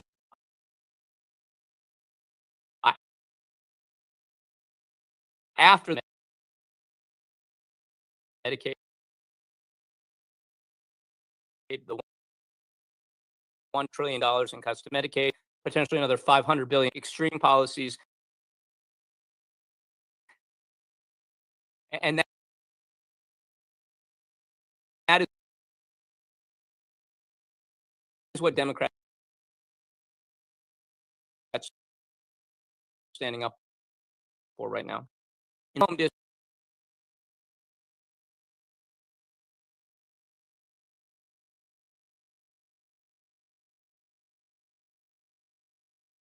district in Orange County, which is a relatively wealthy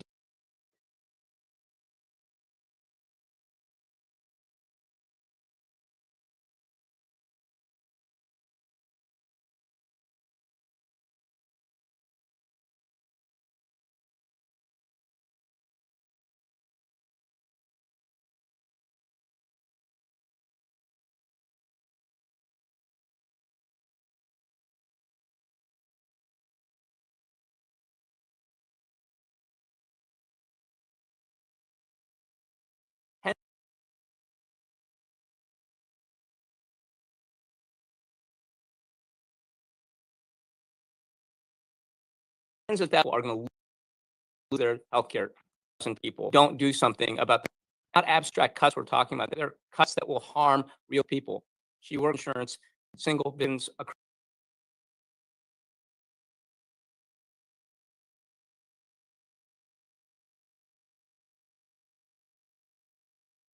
the country cannot. These are people who we're talking about who will die, and retirees and rural residents across the country. Then we'll see higher individuals over 50,000 and increases on average for 75% or more, or even. I will just tell you, constituents want to see us stand up right now. They want to see us of the administration, Congress that refuses to act to hold Donald Trump in check. I recently had a chance to meet with my air traffic controllers, and while they are going to work right now, and they're being encouraged to do so by their union, they also are going without pay. Their families are struggling. They don't know how long this shutdown is going to last. And I'll just say that they told me specifically, we need you to stand up and fight. The stakes of this are much more important than us losing pay for a couple weeks. We need you to stand up and fight back. And it's not lost on me as a member of the Oversight Committee that this 3 week of us not being in session, of Republicans not being here, of Mike Johnson closing off the House floor, of not seating Adelita Grijalva, the ICE raids, the troops in our streets, they are all grossly unprecedented. Many of these actions are grossly illegal, but they're also effectively a way to distract from the fact that this administration also is engaged in a massive cover-up of the Epstein files, that they refuse to produce these, that Donald Trump has called these a hoax. As someone who sits on the Oversight Committee, who's talked with the survivors of some of the survivors of the Epstein child sex trafficking ring, let me tell you, this is not a hoax. There are documents out there that we need access to that I think will expose a lot of light onto the breadth and scale of this operation. We demand justice for the survivors, transparency for the American people, and that is also part of why we need to stand up right now, because people deserve transparency and justice. And with that, I yield back. Thank you so much to our panelists. And as they make their transition, we'll ask Congressman Jamie Raskin of Maryland, Congresswoman Emily Randall of Washington, and Congresswoman Kelly Morrison of Minnesota to make their way to the witness table.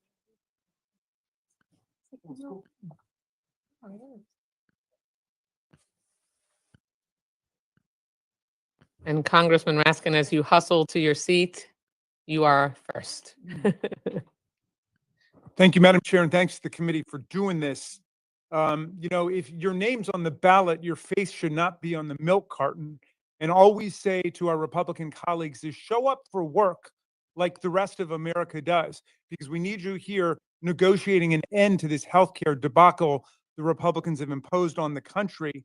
I've got 23,000 constituents who receive ACA tax credits that are about to go up dramatically, in most cases double or even triple. A 60-year-old couple in my district earning $82,800 a year are about to see a premium hike of 168% or $11,581. How many people can afford to pay an extra $11,000 a year for their health insurance premiums simply because the Republicans want to shut down the government and throw millions of Americans off of their health care? That doesn't make any sense. I just want to tell you about a couple people in my district, concretely what all this means to them. I have a constituent, Cheryl, who's an occupational therapist, and she directs a wonderful boxing exercise program for people who suffer from Parkinson's disease. It's called Rock Steady Boxing in Rockville, Maryland. And so this is an evidence-based program that helps people stay healthy, strong, and independent. If her health insurance costs go up on ACA, Cheryl likely will not be able to continue to serve this community of people suffering from Parkinson's disease. And she says that we've created a supportive community to reduce isolation and depression among those living with Parkinson's and the people that support them. This is the fastest growing neurological disease in the country. If prices for the ACA go up 75%, I will have to make some very hard decisions. Please, please, please hold the line and encourage those around you to continue fighting for the healthcare of the people. Here's another one from a constituent of mine in Gaithersburg, Maryland. She says, as a participant in the ACA, we pay $24,000 a year for health and dental insurance for our family of 4. We will not be able to afford insurance for our family if you do not hold the line on the issue of Medicaid and ACA tax incentives. Now is the time for political courage, she writes. Please do not compromise with fascists or those who seek to erode our freedoms. I am counting on you to defend our democracy and uphold your oath to the Constitution. So this is, we're in the fight of our lives here. This is a critical moment for American democracy. We don't have national health care. the way that Canada does or most of the advanced civilized industrial countries do. But we've been able to patch together a system that's working for a lot of people, and they want to pull the plug on healthcare for millions of people. And we've got to hang tough and stand strong. So thank you for doing this. And I'm happy to yield back, Madam Chair.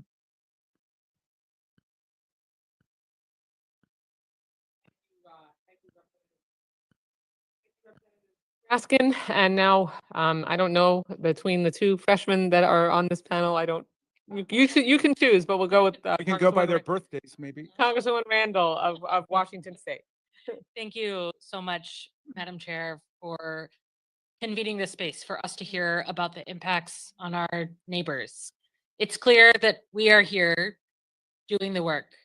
We're here ready to do our jobs, ready to negotiate, to work with colleagues from across the country and across the aisle to reopen government and serve our neighbors. But for the second week in a row, Speaker Johnson and Republicans have canceled votes to remain on vacation while American families are facing an unprecedented healthcare crisis.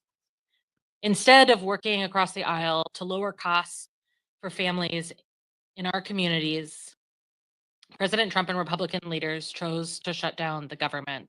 And I say chose because it is an active choice. They had months, as you have heard from panelists,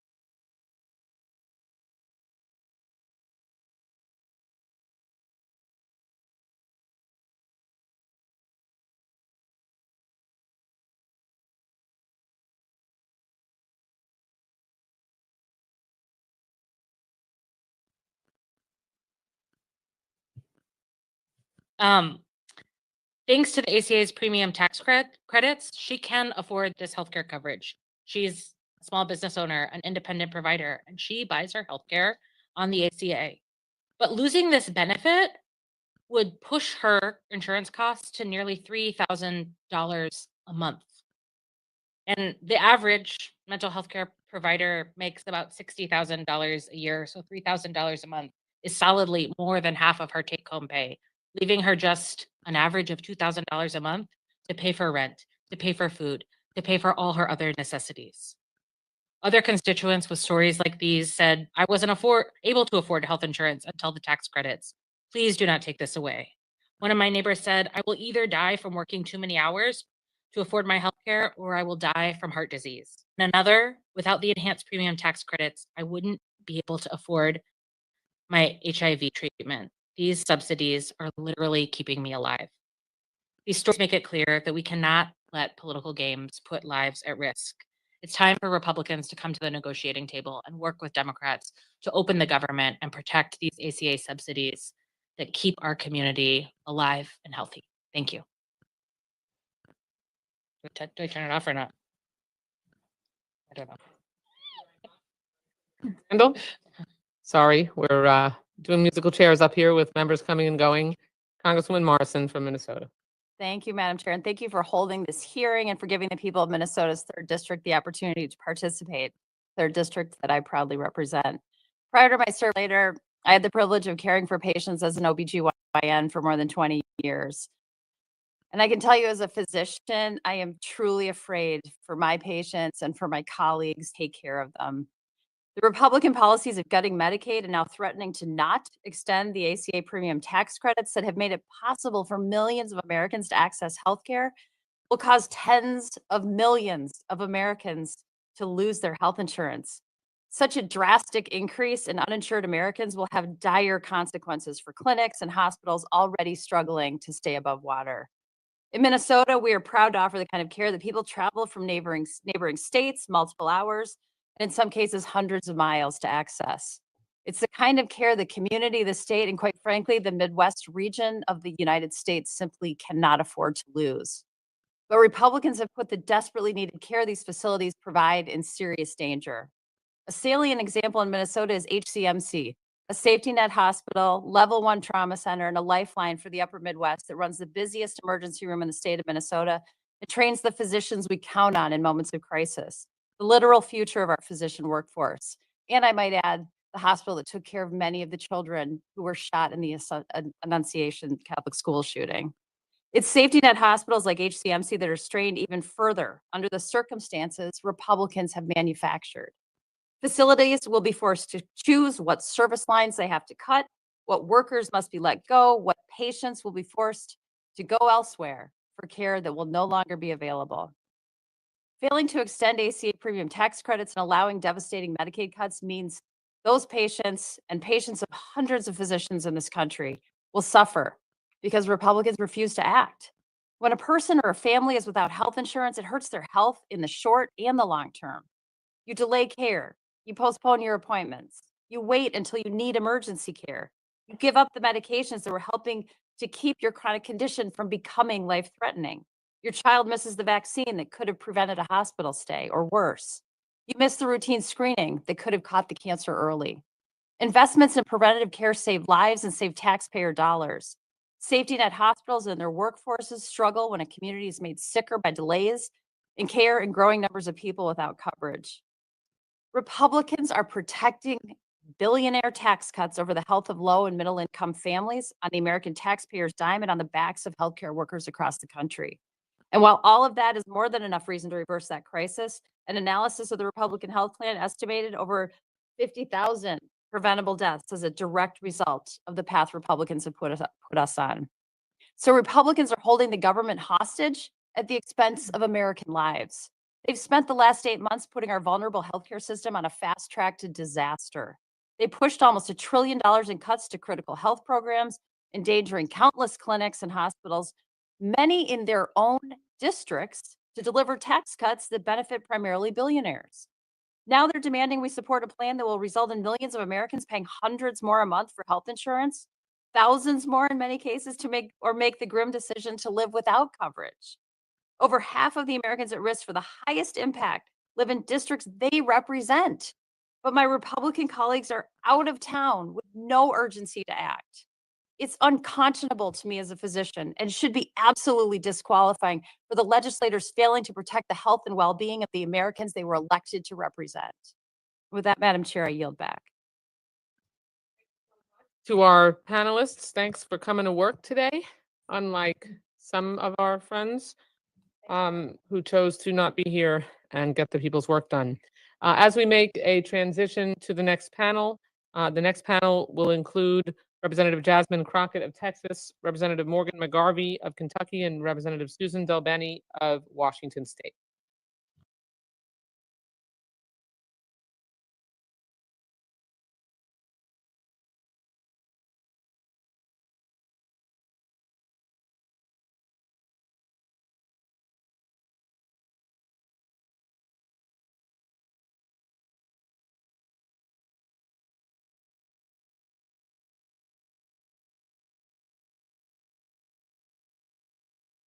We're going to proceed in order of seniority. So Representative Delbeni, you are recognized.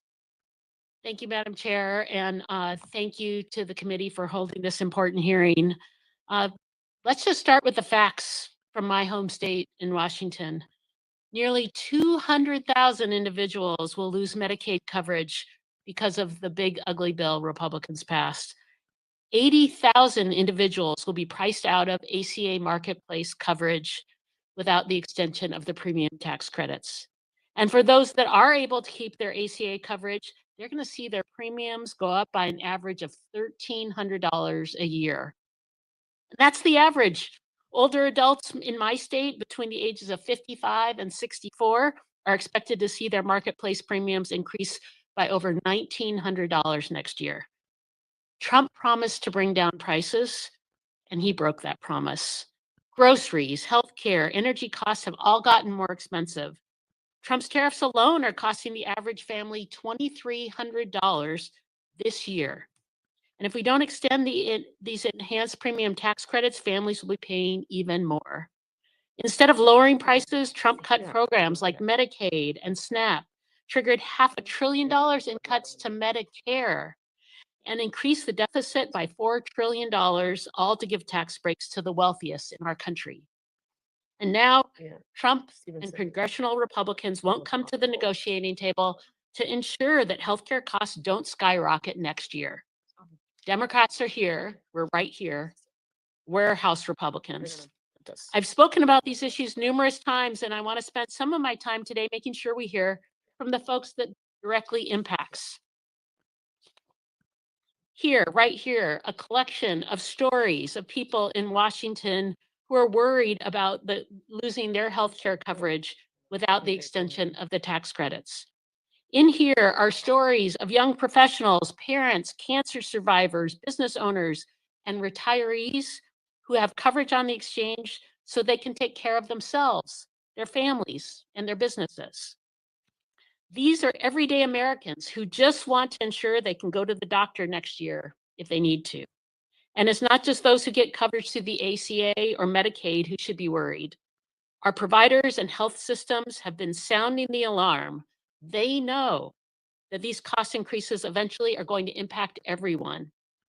Cassie Sauer, the CEO of the Washington State Hospital Association, shared that, and I quote, "Choosing not to extend the enhanced premium tax credits will only make it harder to sustain local healthcare services. People who can't afford the increased premiums will still need healthcare. Hospitals will be left covering the cost of their care at a time when they are already struggling and bracing for the impact of the cuts imposed by HR 1, end quote. I've also been in contact with the Washington's State Insurance Commissioner, Patty Kuderer, and she said, quote, "Washington State has made tremendous progress in lowering our uninsured rate to 5%. The ACA marketplace is our most vulnerable market, where approximately 300,000 Washingtonians get their health insurance, and most receive a tax credit to help them afford coverage. Anything other than a straight extension will cause further delay and chaos in the market. I urge you to stop playing political games with people's healthcare and extend the extended enhanced premium tax credits as soon as possible," end quote. We are here fighting for our communities. We're Republicans. We need folks who are going to represent their communities, come to the table, and make sure we're protecting our healthcare. Thank you. Thank you so much, Congresswoman Delbeni. Next, I recognize Congresswoman Jasmine Crockett of Texas. Thank you so much, Madam Chair. They continue to say, trust us. These tax credits won't expire until December. Just trust us. We will negotiate. Well, I have news for our colleagues across the aisle. Trust must be earned. It is not given. You see, President Trump swore in on January 20th, and since then, congressional Republicans have perpetuated an economic war on Americans. They asked us to trust them on the price of eggs, yet they've made it harder for Americans to buy any and all groceries. They asked us to trust them when it came to the cost of housing, but it's become more difficult to pay your rent or mortgage. They asked us to trust them when it came down to looking out for the best interest of our children. Yet we know that the cost to send your child to daycare or college has only increased. The only thing that I can tell you that we should trust the Republicans to do is to basically play in our faces. You see, the one thing that we should do is distrust everything that they say. And that is why Democrats are here today fighting. We showed up to work because we understand that in this shutdown, we are still getting paid. Unfortunately, those that work for the federal government are not going to be paid. They are about to miss their first checks. And so it is so interesting that someone can say, we're not going to show up to work. We're not going to do everything that we can to reopen the government, but yes, you must show up. What I have to say to those hardworking federal employees and those that happen to be out sick right now is that I anticipate that a lot of people are going to catch a lot of colds in the coming days, because it seems like the only thing that these people will understand is if we have a real shutdown, a shutdown in which the people that actually make this country go start acting like the Republicans, and they just decide that they're also not going to show up, because at the end of the day, we have a president who recently said that he doesn't know whether or not he even wants to pay people when we do reopen this government. In just 8 months, Republicans have shattered an already broken public health system. Their one big ugly bill enacted the largest cuts to healthcare in American history. Texas, under Republican rule for over 30 years, already had the highest uninsured rate in the country. And now an additional 1.6 million Texans are projected to lose their health insurance. But I want to be clear about this. This isn't just about those that will lose health insurance, because at the end of the day, we all will be impacted. Everyone's healthcare costs will go up, and everyone may end up missing a hospital or a doctor because of the reckless policies of the Republicans. Just in my district, a 60-year-old couple making $80,000 a year would see their premiums increase by nearly $20,000. A family of four making $64,000 a year would see an increase of $2,571, roughly 197%. Stripping away healthcare is just one aspect of their economic and healthcare assault on Americans. They've eliminated critical funding for local health departments and community organizations doing critical public health work. So we're here today because Republicans have once again chosen to prioritize billionaires and corporations over everyday Americans. Veterans, teachers, students, law enforcement officers, members of the military, factory workers, bus drivers, all of whom will be hurt by Republican healthcare assault on Americans. I'm here today to speak for the 90,000 people in my district who will see an increase in their healthcare cost, and the millions of Texans who could lose their coverage if we don't extend the tax credits. And I wish that Republicans would put as much energy into doing their jobs and protecting healthcare of their constituents as they do into protecting Jeffrey Epstein and Ghislaine Maxwell. Maya Angelou said, when they show you who they are, believe them the first time. The final point that I'll make is that some people in this building know that I have a best friend by the name of Marjorie Taylor Greene. She even recently stated, I'm going to go against everyone on this issue because when the tax credits expire this year, my own adult children's insurance premiums for 2026 are going to double. Now, the fact that Marjorie and I agree on anything tells you how bad this is. America, it is time to call your representatives, your Republican representatives, and tell them to show up and do their jobs. Thank you, and I will yield. Thank you.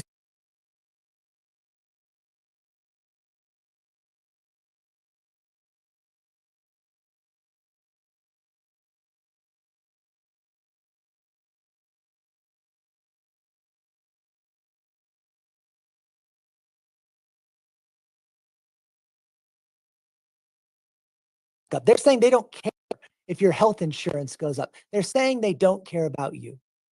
We're all hearing stories from all over our communities. And literally right before I walked down here today, I was speaking with a woman from Louisville, Kentucky named Ann. Ann's a small business owner. She's a real estate appraiser. She has a second part-time job to help make ends meet. She's married. Her husband's an independent contractor. And together they have a 19-year-old son who's disabled. He's had 14 surgeries at this point in his life. He sees a half a dozen specialists several times a year still, but He goes to the University of Louisville where he's a student and he lives at home. And how is Ann able to do all of this and make this work? It's because as a middle-aged small business owner who has an autoimmune disease and asthma, she has health insurance. And she has health insurance because of the Affordable Care Act. Now, is that health insurance cheap or free? No. In fact, Ann has a silver plan right now where she pays $350 a month. But it's $350 a month because there are tax credits. Without those tax credits, Ann's health insurance would be $1,275.69 per month. And she told me today on the phone, that is more than her mortgage. What does she do? She already owns her own business. She already has a second job. She has a disabled son who is able to go to college. She is terrified of what's going to happen, scared to death. She literally told me, I don't sleep. I lose my breath just thinking about it. Because while the Republicans pretend that there's no urgency to this, right now, Ann and her family are making the decision of whether or not they're going to have health care next year. Open enrollment's happening now. She has to choose. She's on the silver level plan, not the gold level plan, not the platinum level plan. She's on the silver level plan. She doesn't know how much that's going to cost next year. She doesn't know how much any plan is going to cost next year because the Republicans in Congress refuse to act. They refuse to act to bring down the cost of health insurance, to make it possible for people to start their own business, to make it possible for people to live their dreams. You know what? To make it possible for when life isn't perfect, to make ends meet and know that you can go to the doctor. So what's Ann doing right now? She's going to as many doctor's appointments as she possibly can. She is going to her doctors and asking if they have extra samples so she can stock up on medicine because next year she doesn't know if she's going to be able to go to the doctor. Like so many people across this country, when people don't have health insurance they can't afford, when they can't afford their health insurance, what's going to happen? They're going to stop going to the doctor. They're going to stop getting the preventative care. But guess what? That's not going to stop people from getting sick. And when people get sick, they're going to go to the emergency room, and that care is going to be more expensive. And it is going to be borne out by everybody. As Ann told me, she said, if I don't have health care, I won't go to the doctor. I won't get regular care. I will end up in the ER. And if you want to be cold, callous, and mean, it just costs less for you to let me have preventative care. And then she said, and I think this is the point. If you just want to be a total jerk and look at the bottom line, then actually passing these tax credits is cheaper than not passing these tax credits. So where are the Republicans?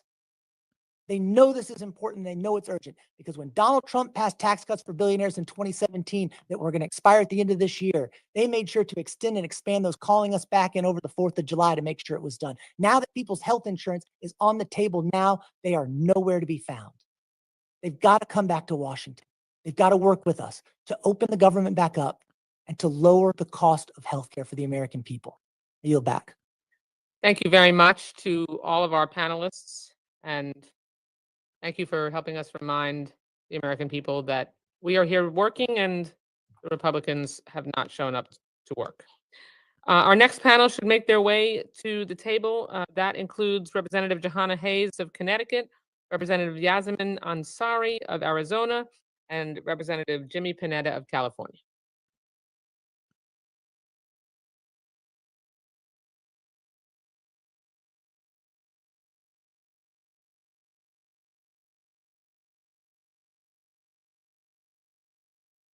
In order of seniority, we will begin with Representative Panetta of California. Thank you, Representative Wasserman Schultz, and thanks to all of my colleagues and of course Leader Jeffries for ensuring that we get this opportunity to talk about not just where the Republicans are, but what we need to do as a Congress, what we need to do as a body, what needs to be done for our constituents, not just in my district on the Central Coast of California, but all across this country. Now, in my limited time as the U.S. representative, I've continued to hear from my constituents, be it workers, retirees, disabled neighbors, injured loved ones, Medicare recipients, Medicaid beneficiaries, and everyone in between, that no matter how they get their health care, it's harder and harder and harder to come by and to sustain even basic health care. That's why I have repeatedly called for us to invest in our healthcare system by reforming Medicare and building on the foundation of the Affordable Care Act. Nobody in this country should have to go without health care or to struggle to find an appointment or watch one of the last hospitals in their county close its doors. But unfortunately, the one big bill that's signed into law by the president in July does the exact opposite to help those types of people. In California, the California Medical Association estimates that California will lose $226 billion in health funding as a result of this bill. The California Hospital Association estimates that in the 19th congressional district alone, there will be as much as $900 million in hospital cuts, $128 billion statewide. And every single provider I talk to, from community healthcare centers to trauma centers, the local hospitals, are absolutely terrified as to what these cuts will mean for every single patient when our doctors are forced to close their doors. I think we all understand this affects everybody. This is not an abstract concept or a far-off threat. Providers in California, 19th congressional district, are already cutting services. Beginning in January, 33,000 of my constituents will see their health care costs go up. By letting the tax credits expire, walking away from this crisis is simply not an option. We're basically abandoning constituents, our neighbors, our parents with spiraling health costs, middle-class families with children, hardworking people who did everything right but still find themselves sitting in the hospital with a sick kid, or that unthinkable diagnosis that's just simply not an option. That's why we're here today. We're here because we are urging our Republican leadership in the House, in the Senate, and yes, even in the White House, to do something we've done in my limited time in Congress. Something not too abstract. Let's just negotiate. In my limited time, I've been through 29 continuing resolutions. I'm not proud that we've had to have these continuing resolutions, but I am proud that each of those CRs were a result of negotiations, direct negotiations, Democrats and Republicans sitting at the table. And you bet we have a lot to negotiate. And I want to harken back to what Representative Crockett said about trust. What you hear Speaker continuing to talk about is, well, we have till December to negotiate. You should trust us that we should negotiate. How can we trust a Republican leadership that has the cuts that they do and voted on them in the OBB? How do we trust a Republican leadership who allows this administration to make the impoundments that they've made? How do we trust a Republican leadership that makes rescissions to agreed upon spending bills? This trust comes about through these negotiations. That's why we should be here, because we need to do our part to make sure everybody comes to the table to negotiate so that we can protect healthcare, so that we can reopen up the government, so that we can reduce our costs. I think it's clear we're on the right side of this, and this is something where we need to make sure that constituents, not just in the 19th congressional district, but constituents throughout the country, especially those in Republican districts, make sure they hold their representatives accountable, make sure they get them to the table so that we can negotiate, open up our government, and protect healthcare. Thank you, Madam Chair. I yield back. Thank you, Congressman Panetta. Next is Congresswoman Johanna Hayes of Connecticut. And thank you to all my colleagues for being here today, for showing up to work, just like the rest of the American people. On October 1st, as we all know, the federal government ran out of money and we went into a shutdown. My office has been open every day since then, both in the district and here in DC. And along with my staff, I have answered the phones, I have received emails, we have listened to voicemails. And overwhelmingly, people understand what it is that is happening right now. They understand the work that Democrats are trying to do to protect their health care. But there's also a sense of fear in their voices as they're telling the stories, trying to make the case, trying to help me understand. And I have to assure them that as Democrats, we do understand.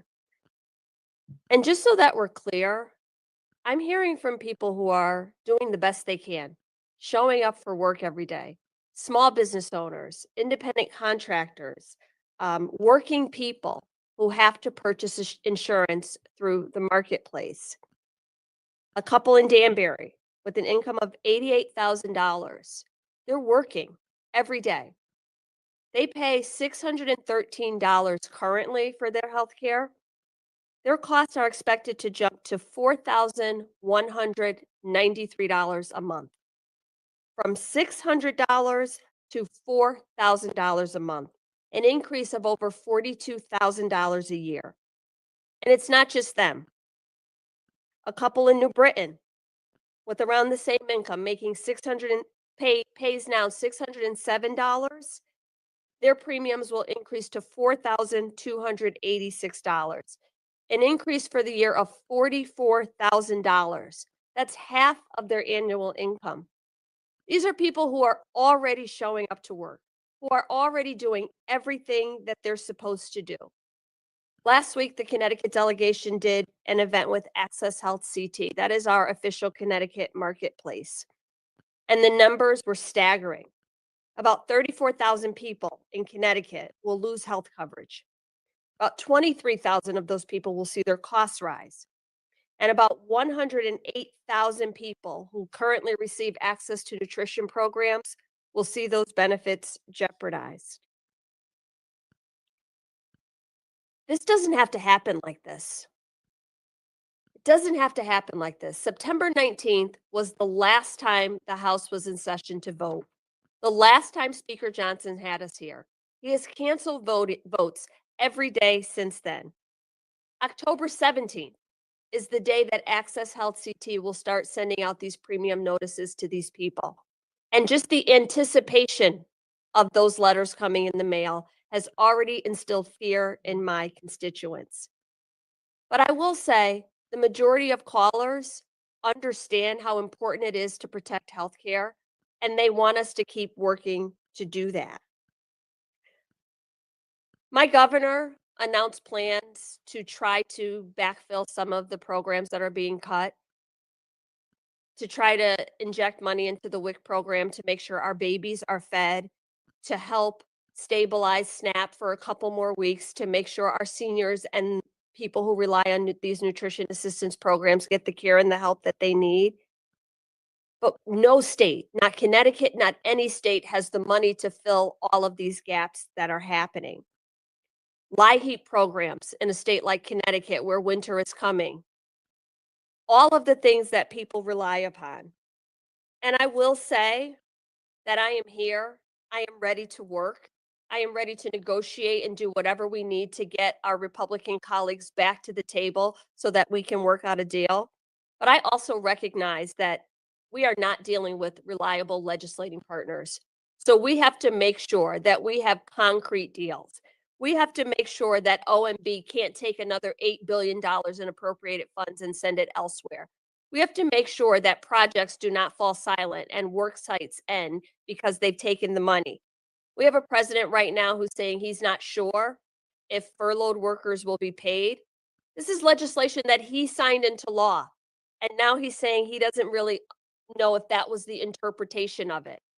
This is an orchestrated effort to pressure not only Democrats, but the American people into accepting something that they know will be bad for them in the future.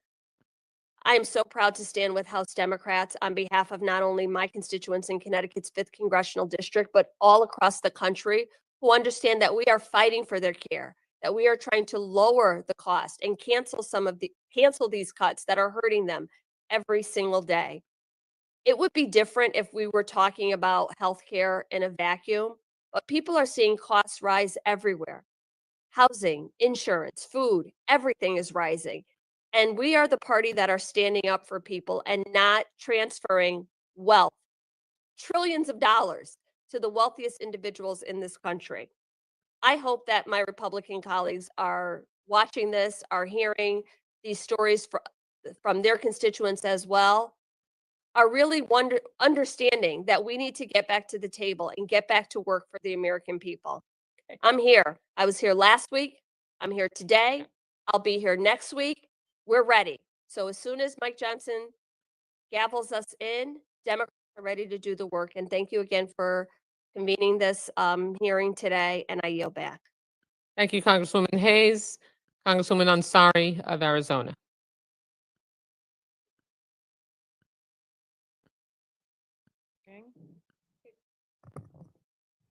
Hello? Okay.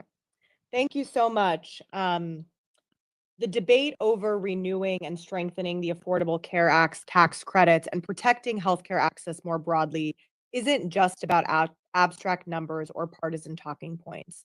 It's about people like Jennifer Dunn, a mother from Phoenix in my district, who embodies both the struggle and the courage of so many Arizonans. When Jennifer's second child, Atticus, was born 16 weeks premature, he weighed just 21 ounces. His skin was so translucent that the nurses could see his kidneys through it. Atticus spent 165 days in the neonatal intensive care unit before finally coming home. Now, at just 2 years old, he lives with cerebral palsy, a visual impairment, and developmental delays. Jennifer is also caring for another child with disabilities. She's unable to work because she's a full-time caregiver to her boys. Without Medicaid, her family's medical bills would have bankrupted them. Earlier this year, Jennifer traveled all the way from Arizona to share her story with Washington lawmakers. While she was here, she got a message that Atticus had stood up for the very first time. She said, "It's like he knew I was in DC, standing up for him, and he wanted to stand up for me." That's the kind of determination and hope that defines Arizona families. But if we fail to renegotiate and extend the Affordable Care Act's enhanced tax credits and allow cuts to Medicaid to take effect, families like Jennifer's will face impossible decisions. They'll be forced to choose between healthcare and groceries, between their child's therapy and their mortgage, between life-saving surgery and keeping a roof over their heads. Let's be clear, the Affordable Care Act's enhanced credits have made a life-changing difference for millions and millions of Americans. Nearly 230,000 Arizonans gained or kept their health coverage because of them. These are working families, small business owners, caregivers, and retirees, not just statistics. And if these credits expire, their premiums could double or worse next year. Many more could lose coverage altogether. And this isn't about political wins or losses. It's about doing what's best for our constituents. Something that the late senator from my state, Arizona, Senator John McCain, understood when he stood up to protect the Affordable Care Act years ago. He knew that healthcare is not a partisan luxury, it is a basic necessity. So I say to my Republican colleagues, let's follow that example. Let's actually negotiate and do our jobs, which is to serve our constituents. Let's protect the healthcare lifelines that millions of Americans rely on. Because Jennifer and Atticus and every family like theirs are counting on us to stand up for them, just as they have stood up for what's right. Thank you. Thank you so much to each of our panelists for putting a real human face on this crisis that is manufactured and unnecessary by our Republican colleagues. Thank you so much. Next up are our panelists, Congressman Frank Pallone of New Jersey, Congresswoman Andrea Salinas of Oregon, and Congresswoman Chrissy Houlihan of Pennsylvania.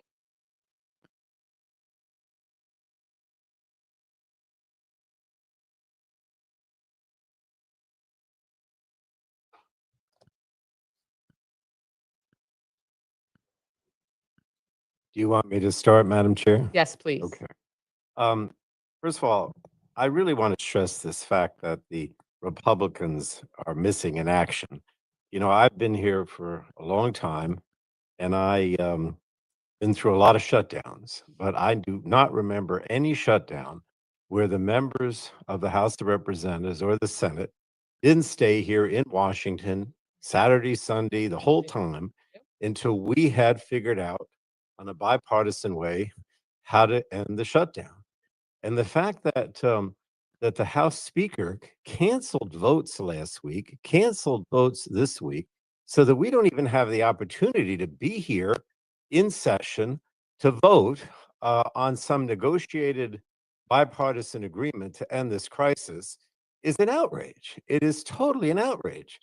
And for those who are suggesting that somehow there's no reason for us to be here because we can just vote on one proposal versus another, is not an excuse. It is certainly not an excuse.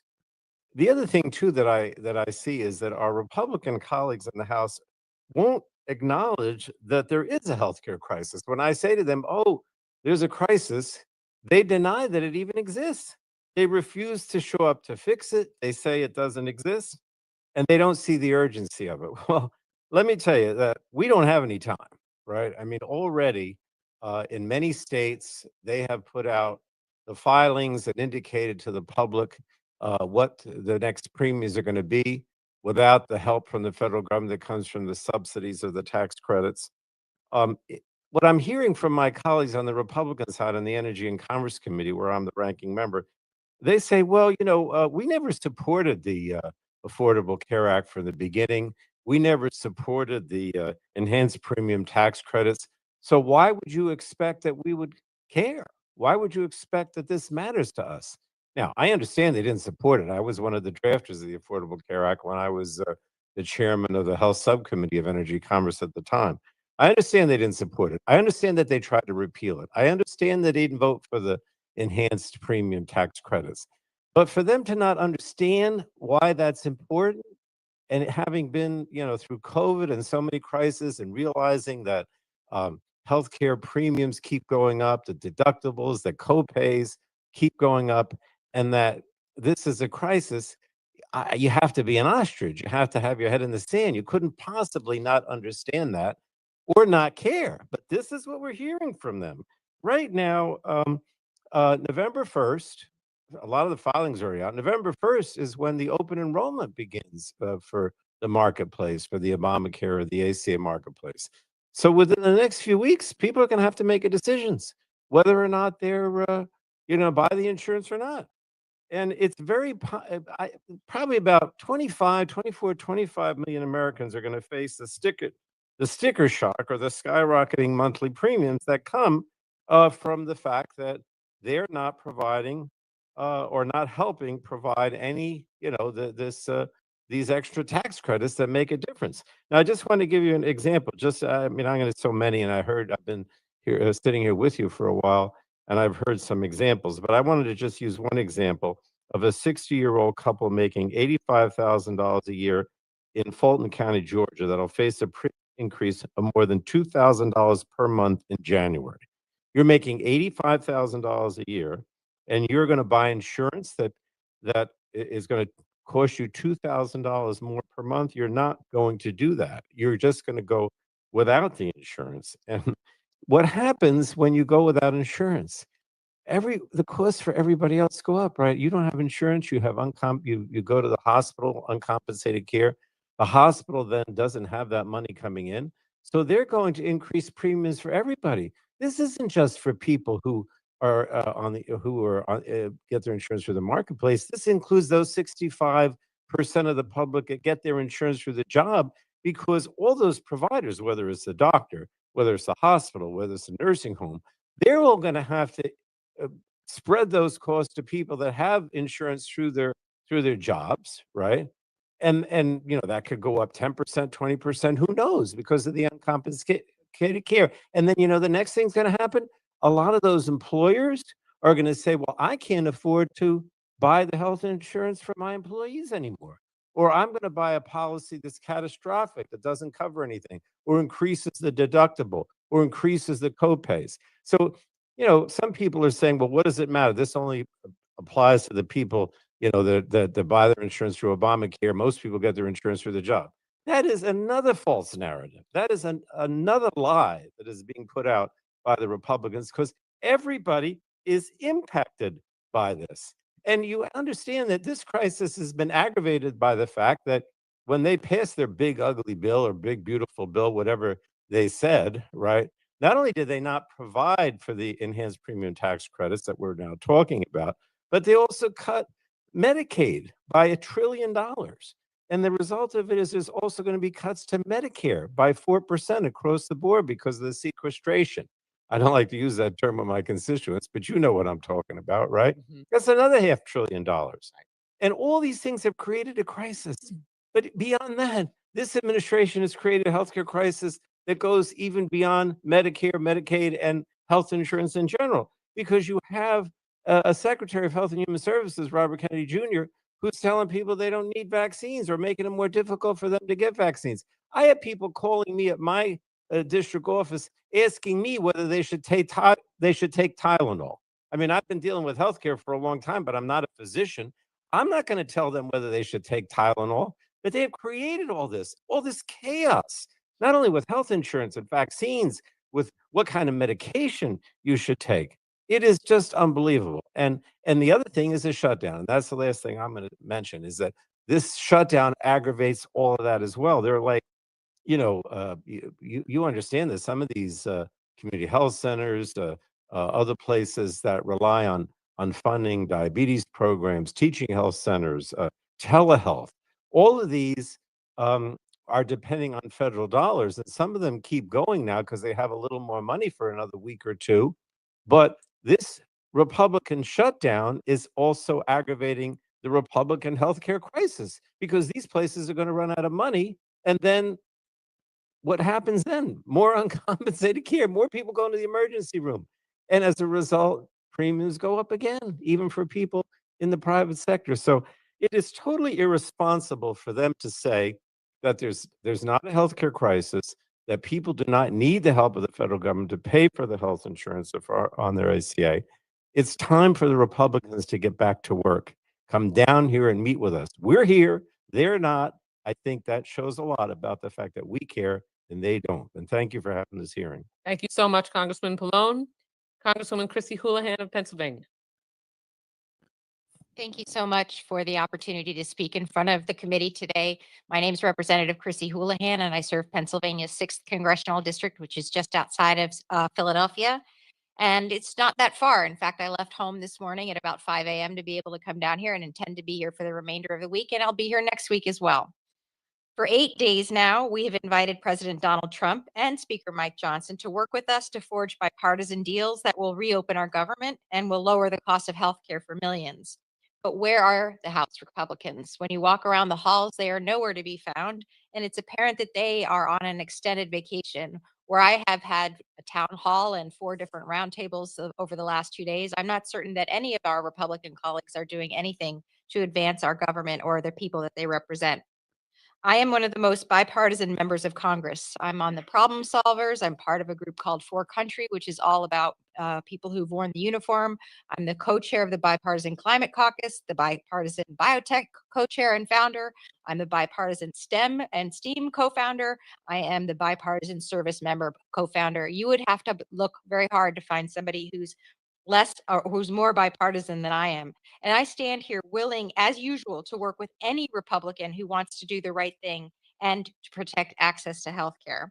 I come from one of the most bipartisan communities in Congress. My district is 40% Republican, 40% Democrat, and 20% independent. And let me read to you the top 3 and 4 reasons why people have been calling my office during this shutdown. Number 1, they're worried about the end of the ACA tax benefits. Number 2, the deployment of U.S. troops. Number 3, the behavior of ICE. That's how emails are, the top 3. On voicemails, number 1, the fear of losing their affordable health care. Number 2, the deployment of our guard to cities, American cities. And number 3, to please swear in Representative Gahalva so that we can have a vote on the Epstein files. From my community of 40% Republican, 40% Democrat, and 20% independent, those are the top 3 reasons that people are calling my office. You notice that not one of them says bend and open the government again. Not one of the top 3 reasons. So again, I ask, where are my Republican colleagues? Surely the silence from them is deafening. And the result is that, as you've seen, people from southeastern Pennsylvania, both Democrats and Republicans, are scared. They're scared that they may be one of the tens of thousands of people who will see their healthcare costs rise because of the Republican budget, known as One Big Beautiful Bill. They're scared that over 19,000 people will lose healthcare coverage because of the Republican cuts to Medicaid and the Republican refusal to extend the healthcare tax credit. And let me be clear, this is a problem of their making. We all want the government to open and to be functioning, but we cannot walk away from healthcare for 24 million Americans. And in my district, I hear consistently that life is very unaffordable, how costs are too high and healthcare is out of reach. And we've seen firsthand what happens when inflation and a lack of access to care can meet. We've faced 3 hospital closures in my community alone already. We've seen too many healthcare systems struggle with rising costs, low in reimbursement, and provider shortages. And here is where I believe that we must hold the line, because there's too much at stake for too many. If Republicans don't join us, join me, and act now, my community will certainly suffer, and so will theirs. Illness doesn't affect just one party. If you're diagnosed with breast cancer, it doesn't matter if you're a Republican or a Democrat or an independent. If a family member needs insulin, no one cares who you voted for. What unites us as Americans is that we all know someone who will face health challenges or may in fact be facing them ourselves. So I implore my colleagues across the aisle, please remember that. Please come and join us here in Washington. I remain willing to meet anywhere and anytime to negotiate a bipartisan government funding agreement that will protect people's health. Thank you so much for the chance to address the committee, and I yield. Thank you, Congresswoman Houlihan. Congresswoman Andrea Salinas of Oregon. Thank you, Chair Wasserman Schultz, and to the committee for the opportunity today. So President Trump and congressional Republicans refuse to cancel the healthcare cuts to millions of Americans, including the 16,000 in my district who are about to pay hundreds, if not thousands of dollars more per month for their health insurance. And similar to Representative Houlihan, my district is about a third urban, a third suburban, and a third rural. And this is important because about 27% of farmers across the United States get their health care through the Affordable Care Act. And so I see this as one of the biggest betrayals to Americans' rural communities. I recently sent out a survey to my constituents, and I'd like to share just a couple of the stories. First is as a story from Steve, who lives in his with his wife in Beaverton, Oregon. Steve is 68 and still working. He's on Medicare. His wife, however, is only 61, and she won't qualify for Medicare for a few years. She currently pays $500 a month for coverage through the Affordable Care Act, but next year her premium is set to increase to $800 per month unless Congress acts. In his response, Steve notes that his wife is a waitress at a small locally owned restaurant. So an additional $300 per month is just simply too much on top of what they already pay for her health care.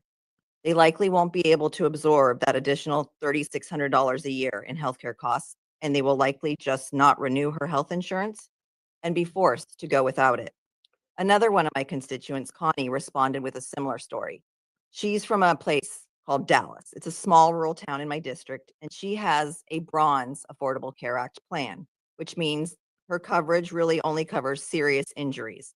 Everything else she pays for out of pocket. She recently received a letter, one of those notices in the mail, telling her that her premium is going up.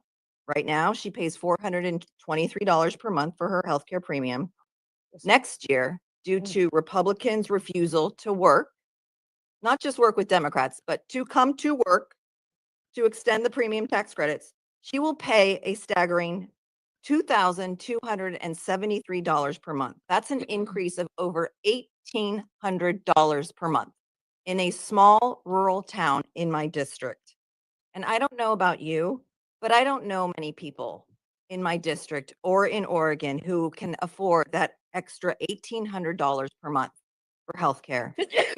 These are just two stories from over what I expect to be about 16,000 people in my district. And obviously, we've been talking about millions more that we are going to see across America who will see their premiums spike unless Congress acts. I'm truly worried about Connie and Steve and his wife. I'm worried about all these people who will be impacted in my district and across the United States, and so many more. I don't know how they'll get the care they need if their costs go up next year. I don't know how we will be impacted in our rural healthcare clinics, in our senior living facilities. I don't know how how we were going to help them. But I know how we can stop it from happening. Republicans can come back to the negotiating table. They can cancel their cuts to healthcare, extend the premium tax credits, lower costs for families, save healthcare, help Oregonians, reopen the government. Let's start there. Thank you all so much. Thank you. I yield back. Thank you very much. Thank you for sharing those very personal stories. Just another example of how important it is that we underscore the real impact on real people, which is going to cause real pain. Thank you to our panelists as they may make their way out. I'll call upon Congresswoman Hillary Skolton, Congresswoman Melanie Stansberry, and Congressman Don Beyer to the table.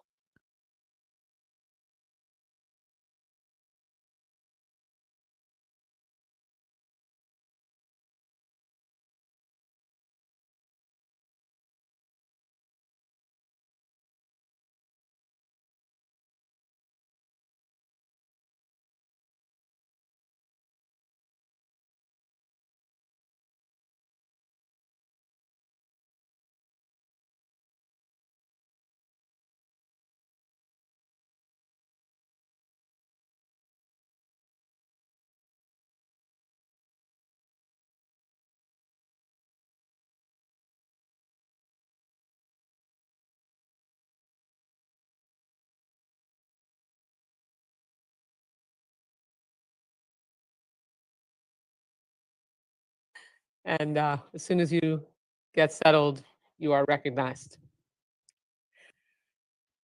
Thank you so much, Madam Chair. And I want to thank the Steering and Policy Committee for convening this meeting, although I would much rather be on the floor of the House voting on some sort of new deal regarding healthcare.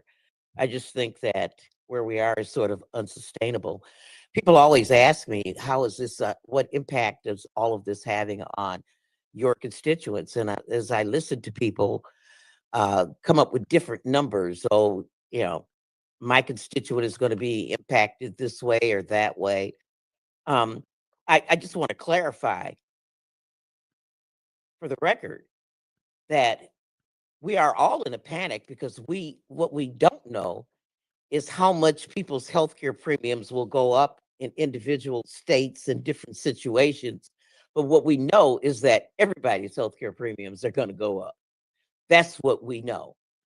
And to the extent that people have to add additional healthcare costs to their already strained budgets, with the rent being too damn high, and with the inflation from the cost of groceries, the last thing that they can afford is their healthcare premiums to go up. I hail from the state of Wisconsin, a state that did not expand the Affordable Care Act. And so my numbers may sound a little bit different from what other people's numbers are. But I just have stories from some constituents who have called our office and they're very concerned. One of the things that the Affordable Care Act did is that it broke the job lock that people were in. People were unable to move to a different job, and they were unable to become entrepreneurs. So if you're that photographer out there who's working for J.C. Penney, and you decided that you were just good enough to go out on your own and to do the bar mitzvahs and the bat mitzvahs and the weddings on your own, the one thing that you couldn't afford was health care. And the ACA enabled you to be able to do that. So Jeffrey from Milwaukee, he says he's self-employed and he completely counts on these credits in order to afford his health insurance. And without that, he would be uninsured. The anxiety that I, and I'm sure others are feeling, is the same. So that is the signature feeling that people have as we have insurance companies about to send out, as we speak, their letters announcing the premium increases. The anxiety that Jeffrey, as an example, is being felt. Another person from Milwaukee, Erica, she retired this year, and she was using the Affordable Care Act for her and her college-age daughter. She benefited from the ACA credits, and the credits allowed her to afford the insurance. Because of her income, she did not have to pay a monthly premium, but she and her daughter both had a $6,700 deductible based on their plan. Should the subsidies end, she'll be responsible for $1,000 for herself a month and $1,000 a month for her daughter, and still subjected to the $6,700 deductible per person. She's 55 years old, 10 more years before she'll be covered by Medicare. And she is just terrified. How will she be able to afford $2,000 a month healthcare premiums, going from $0 to $2,400 a year? 24,000, I'm sorry. And she just doesn't have the budget for that. Another person, Robert from Milwaukee, he was on Medicaid, and he was one of the people that heard the pleas and heard the demands that you get up off your lazy butt and go to work, or what, make more money. So he earned just $200 over the poverty level, kicked off Medicaid, and so now he has no health care whatsoever. But he was so lucky that he found a plan on the marketplace that met his needs. He said that he could afford a silver plan because the $900 a month premium was reimbursed through the Affordable Care Act. And now he is saying that he's at risk of not having any health care at all. He is an in-home senior caregiver working part-time so he can take care of his aging parents. These are the calls that I'm getting. Dennis, same thing, in his early 60s. And he says he's staring into a chasm of fear. And he said, for thousands of Americans like me, word for word, the ACA is not a political talking point. It is the wall between a bearable, if difficult, life and complete and financial and medical ruin. I relied on the ACA's marketplace for my health coverage, and the only way I could secure a policy that didn't deny me for my age, that capped my out-of-pocket costs, and that allowed me to maintain my own health. So he said the fear is a cold, suffocating blanket, another constituent whose wife has cancer. So in the interest of time, I just want to submit the rest of my testimony for the record, Madam Chairwoman. But people ask me how my constituents are doing. I have 267,000 constituents at a minimum. That's just at a minimum, who are going to lose health care as early as the end of this year because we are not expanding these health care premiums. And I just want to remind the panel, Madam Chair, that the Medicaid cuts of $1 trillion, these were not, as they have been characterized, for lazy incels that are sitting in their basement playing video games and calling up the basement steps, telling mama to bring them some more potato chips. 46% of Medicaid funding is spent on seniors in nursing homes.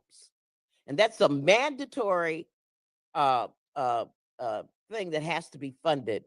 So the other, the other 54% are we're going to face major cuts in terms of allowing people to stay at home to get health care, allowing them to have rides to dialysis.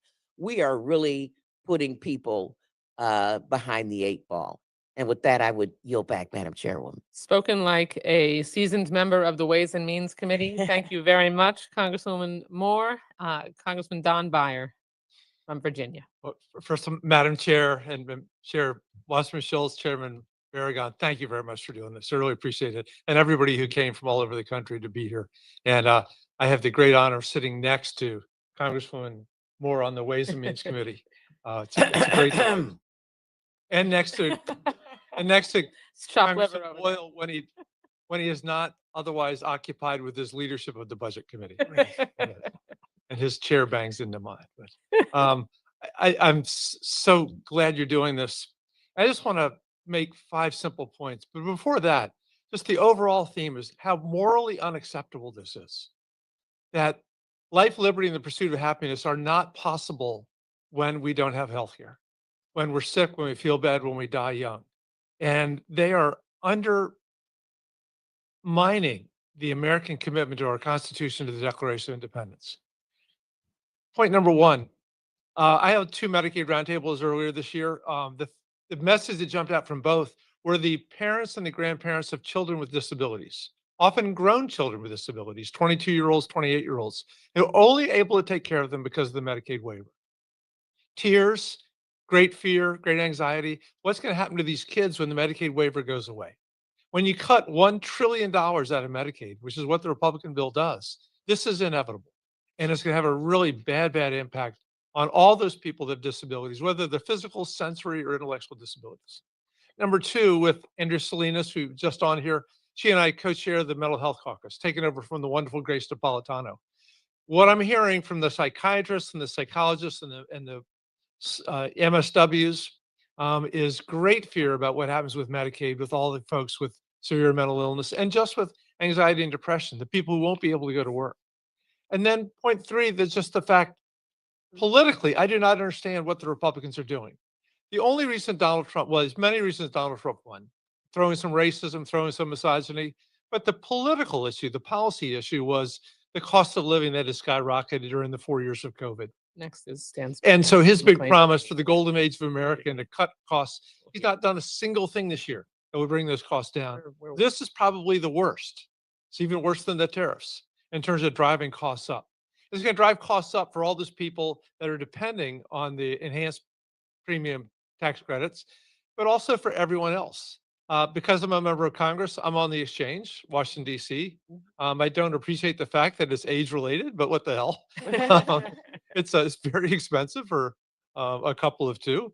But I don't qualify for the credits, of course, but because of the credits and not doing the premiums, not only will many millions of people lose their health insurance, but the ones who won't sign up again because they can't afford it are typically going to be the healthier ones. And the ones that stay on are going to be 75 years old. And you're going to have what they call adverse selection, that you all know about very well. That means the premiums are going to go up for all the people that still are on it. So everyone's premiums are going to go up, whether they got the credits or not. The 4th point, also, I'm just astonished that on the one hand, you have John Thune in the Senate saying, we'll just take care of it later. Others have spoken eloquently about, oh yeah, we can trust them. And then you have the Freedom Caucus and Andy Harris and others saying, let's just get rid of them once and for all. Literally just a commitment to no health insurance. Point 4, I spent 46 years running the little family business. I promise you, when I would look at the financial statement every month, one of the things that was the most difficult to deal with was the cost of healthcare. And if you're a good boss, you're paying for the healthcare premiums for your employees. And if not paying for all their families, you're at least subsidizing it. This makes it ever harder for people to be entrepreneurs, to start a business, to grow a business, to survive in this economy. This is the absolute opposite of what you want to do if you want to grow this economy faster. And finally, because none of my Virginia Republican rural friends would show up, let me point out that 3 hospitals have already announced closing in rural Virginia in the Shenandoah Valley. It's going to hit the people that voted for Donald Trump harder than anybody else. Yep. And it is a crazy thing politically to do, and why, for people who are supposed to be thinking ahead, would they want to give us the most powerful political message of what they've done to their people in the 2026 elections? If I were a Republican, I'd be begging Thune and Johnson to solve this. I'd actually, like Jasmine Crockett, be endorsing something Marjorie Taylor Greene for the first time in my life, that they need to step up and fix this. And with that, I thank you for doing this. I'm pleased to yield back. So much, Congressman Byer. Congresswoman Hillary Scholten of Michigan. Thank you so much, Madam Chair. Can you all hear me? Yeah. Working okay? Fantastic. And thank you to my esteemed panelists. I appreciate your remarks and insights so much. Today marks day 8 of this shutdown, 8 days since Republicans brought this government to a grinding halt, all because they refuse to address the affordability of healthcare in this country. We are here ready to get to work. We were supposed to be voting this week, but the Republicans canceled votes and gave themselves a taxpayer-funded vacation while we continue to work. Our troops are about to miss their first paycheck if we don't get this resolved. Federal workers are working without the certainty of a paycheck. Republicans in Congress will still get paid while this shutdown goes on. And they gave themselves a vacation funded by the taxpayers rather than showing up here to do their work. The deadline to pass a budget, I'm new to Congress, but I'm told it's the same every single year. September 30th, I see heads nodding from our esteemed panelists. This is not a surprise. Is it, Ranking Member DeLauro? We do this every single year, September 30th. We know the deadline. I'm told we're ready to go on our side. We've got our ducks in a row. We know what we want, but they have been disorganized to the detriment of the American people. They're using this moment for political leverage. They had no problem passing tax cuts and making them permanent for billionaires earlier this year, even calling us back from the 4th of July holiday to make sure that those tax cuts for billionaires could get through. But they won't even come to the table to negotiate tax cuts for hardworking middle-class families that would allow them to afford the health care that they need. I've heard a lot of bluster from our Republican colleagues talking about how we should just go along and pass this clean CR so that we can get it done. We're not even going to negotiate over whether this is a clean CR. It cuts $13 billion in non-defense discretionary funding, including almost $280 million to the NIH, on top of what has already been cut. I urge my Republican colleagues to come to my district and talk to family members who have loved ones in clinical trials for rare disease by the NIH and say, sorry, your study was cut. It was a clean CR. What can I tell you? That's not the way this works. It's not a clean CR. The American people are asking us to stand up for affordable health care. I want to share with you the story of some constituents who are directly impacted by this funding. When people ask, can't Democrats just go along and vote for this continuing resolution? These are the reasons why we can't. Because of the American people, because of our constituents like Amanda and Adam in my district, a real constituent from Grand Rapids. She writes in, my partner, Adam, was diagnosed with a rare form of cancer 3 years ago. As you can imagine, this completely upended our day-to-day lives. It's especially rare for such a young person to receive this diagnosis. We connected with specialists. Due to the rare nature of the disease, Adam ultimately decided to pursue his medical oncology at the Mayo Clinic in Rochester, Minnesota, and his surgical oncology at the National Institutes of Health in Bethesda, Maryland. We were somewhat aware of NIH, but had no idea what an amazing institution it is, covering the cost of care and even the cost of travel, all in the service of research advancement and public health. He's also benefited from NIH funding through the Mayo Clinic via an NIH-backed clinical trial he participated in at the beginning of his journey. He and I have literally lived at the NIH campus while Adam underwent 5 separate surgeries and recoveries in the span of 3 years. The longest surgery of which was approximately 16 hours long and required 2 weeks in a clinical center to recover. Without exaggeration, my husband may not be alive today without his care team at the NIH. He's currently doing well and considered to be NED, no evidence of disease.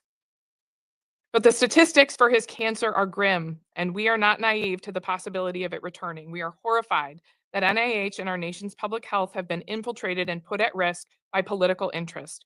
No one wins in this dystopian situation. We need to protect the world-leading work of NIH and the entire HHS. As NIH is gutted, it leaves us with fewer options should Adam's cancer return in the future.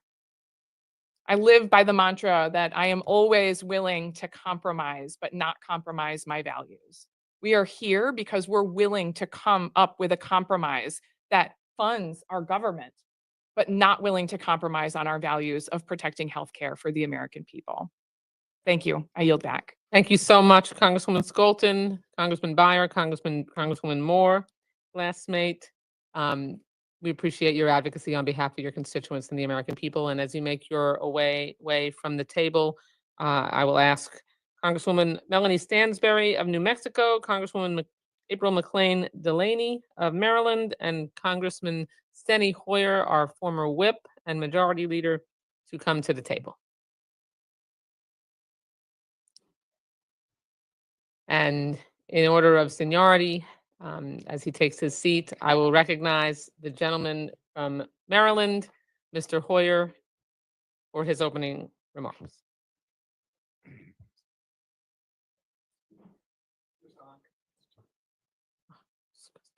Is it on? Okay.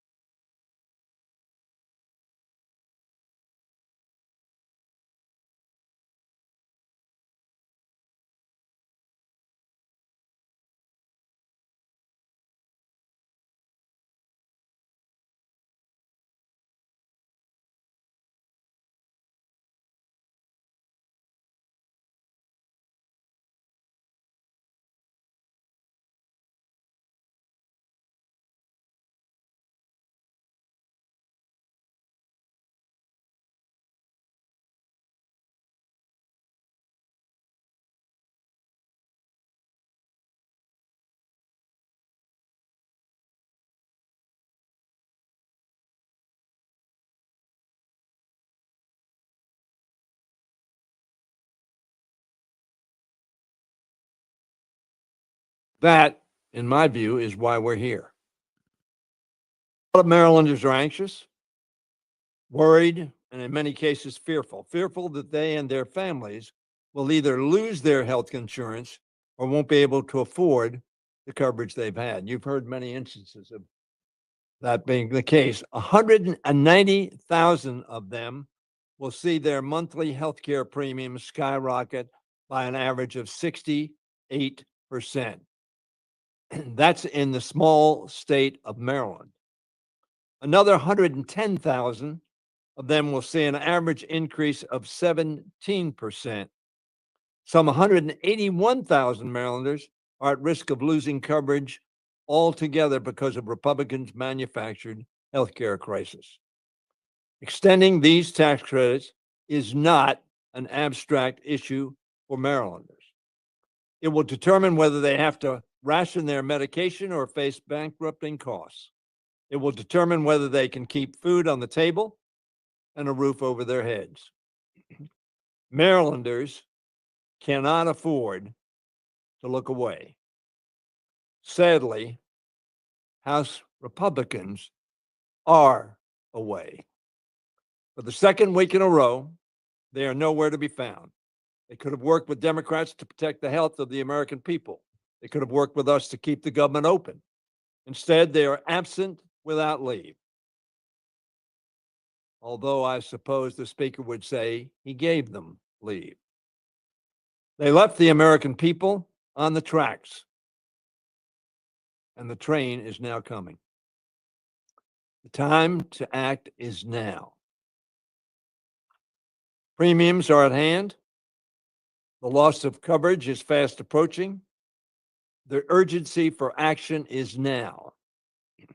Not November, not December, not a CR to March 15th, as happened last year, but now. The only way to avert the healthcare catastrophe that is about to befall the American people is for Republicans to do what democracy demands: work across the aisle to create consensus. Instead, they turn their backs on consensus.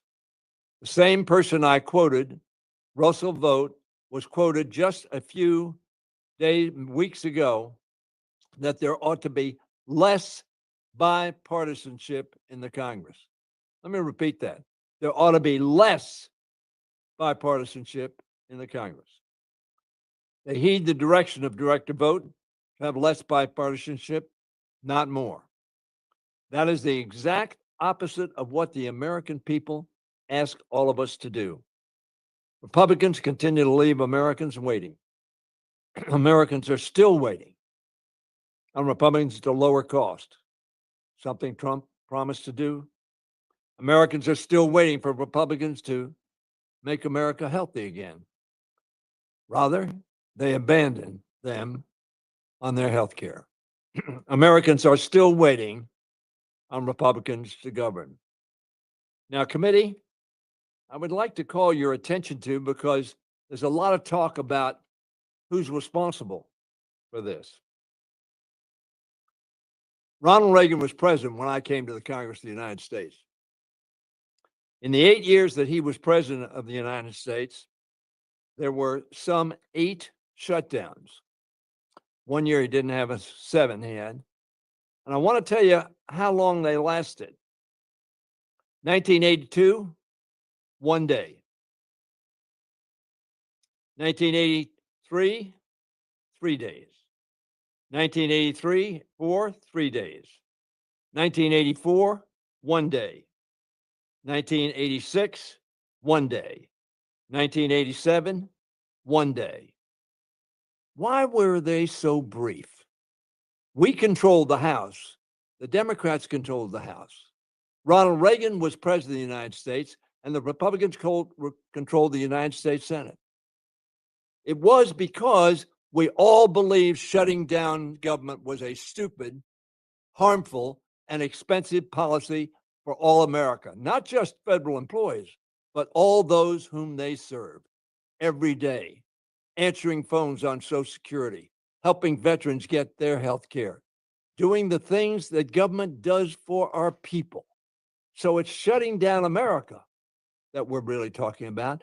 And the reason they lasted 3 days, which by the way was over a weekend, was because each of the parties, the Republican president, the Republican Senate, and the Democratic House were willing to talk. We're willing to compromise.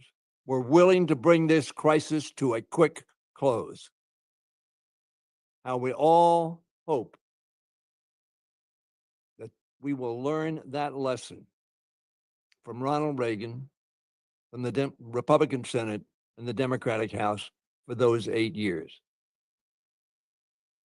Come back, Republicans. America needs you. Thank you so much, Madam Chair. Thank you, Congressman Hoyer. Next, Congresswoman Melanie Stansberry of New Mexico. Thank you, Madam Chair, colleagues. Thank you for being in Washington, D.C. to do your jobs. Thank you for flying across the country, leaving your families, coming back to Washington to show up for the American people, American democracy, for common decency and basic human dignity. We're here today to say, reopen the House, reopen the government, fix American healthcare, and do your jobs. Now, this fight is personal for me. Like so many New Mexicans, I grew up in a low-income family with a single mom who was self-employed. We didn't have health insurance until I was an adult. And yesterday was the 2-year anniversary of my mother's death. After she survived 15 years with a brain tumor, discovered before the passage of the Affordable Care Act. A life-saving MRI and credit card debt that not only saved her life, but enabled her to live with dignity. that put her thousands of dollars in debt and saddled my mother for the rest of her life with the prospects of having to decide whether or not to pay for housing, food, healthcare, and basic necessities because we had failed to act as a country until we passed the Affordable Care Act. If we do not fix healthcare, people will die. People will lose their healthcare.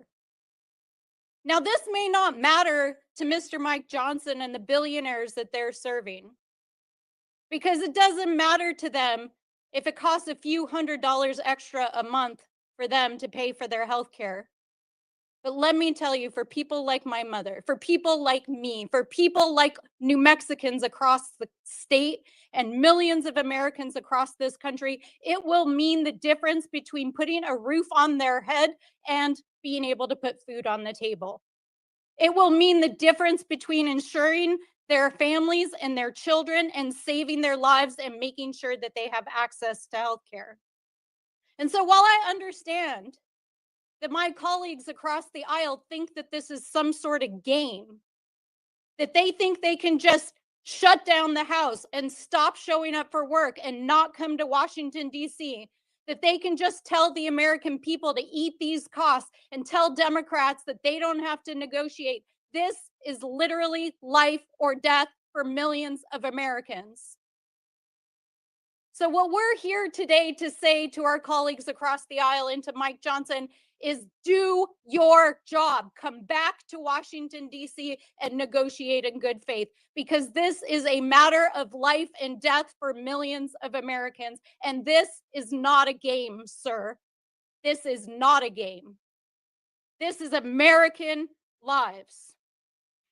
And these stories are not hypotheticals. These are real people. In New Mexico last week, our state legislature under Democratic control, our Democratic governor, Michelle Lujan Grisham, who served in this great body, and our Democratic legislature said, we are not going to let New Mexicans starve and go without health care. And so they ponied up, they held a special session, and they put tens of millions of dollars on the table to make sure that New Mexicans are okay for the next several months. But there are 49 other states that have not yet acted. There are millions of Americans that will go without health care and without assistance if we do not act. And so that is why we are here. That is why we showed up. That is why we are calling on our Republican colleagues to get back to Washington. That is why we are asking to reopen the House, to see Adelita Grijalva, to pay our federal workers and our troops, to save our health care, and do your damn jobs. Get back here. This is about basic human decency and the commitment to the oath you took. So, Mr. Speaker, we ask you, come back. And with that, I yield back. Much. Thank you for sharing that deeply personal story, Congresswoman Stansberry. Last, but certainly not least, one of our newest members, Congresswoman April McLean Delaney from the great state of Maryland.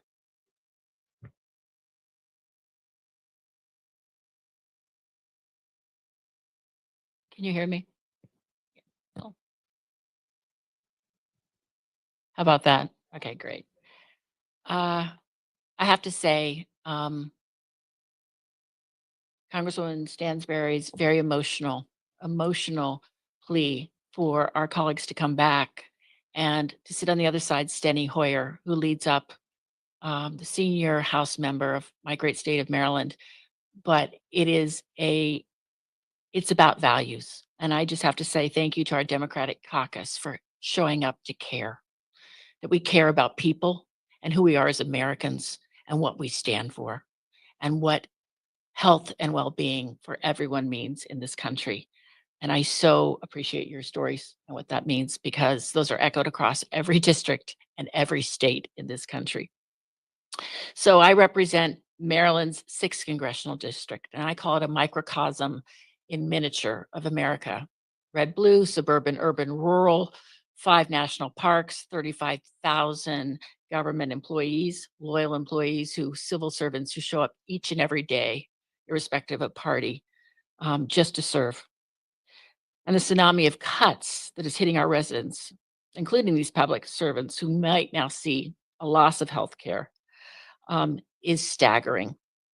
And by way of data, as of 2024, 21,000 people in Maryland 6 received tax credits in the ACA to lower their premiums, and up to 9,000 families are projected to lose their health coverage. A family of 4 making $64,000 a year in Maryland would see their premiums decrease 200%. Those are statistics, but there's also stories. But first, I have to say this week, none of us wanted to be in a government shutdown. And our Democratic colleagues worked hard to avert it. As Steny Hoyer said, it is our fiduciary duty, and we've had limited government shutdowns in past administrations because it's not good for the American people. Having said that, and I was on a teletown hall last night with 15,000 people calling in, many of them about healthcare.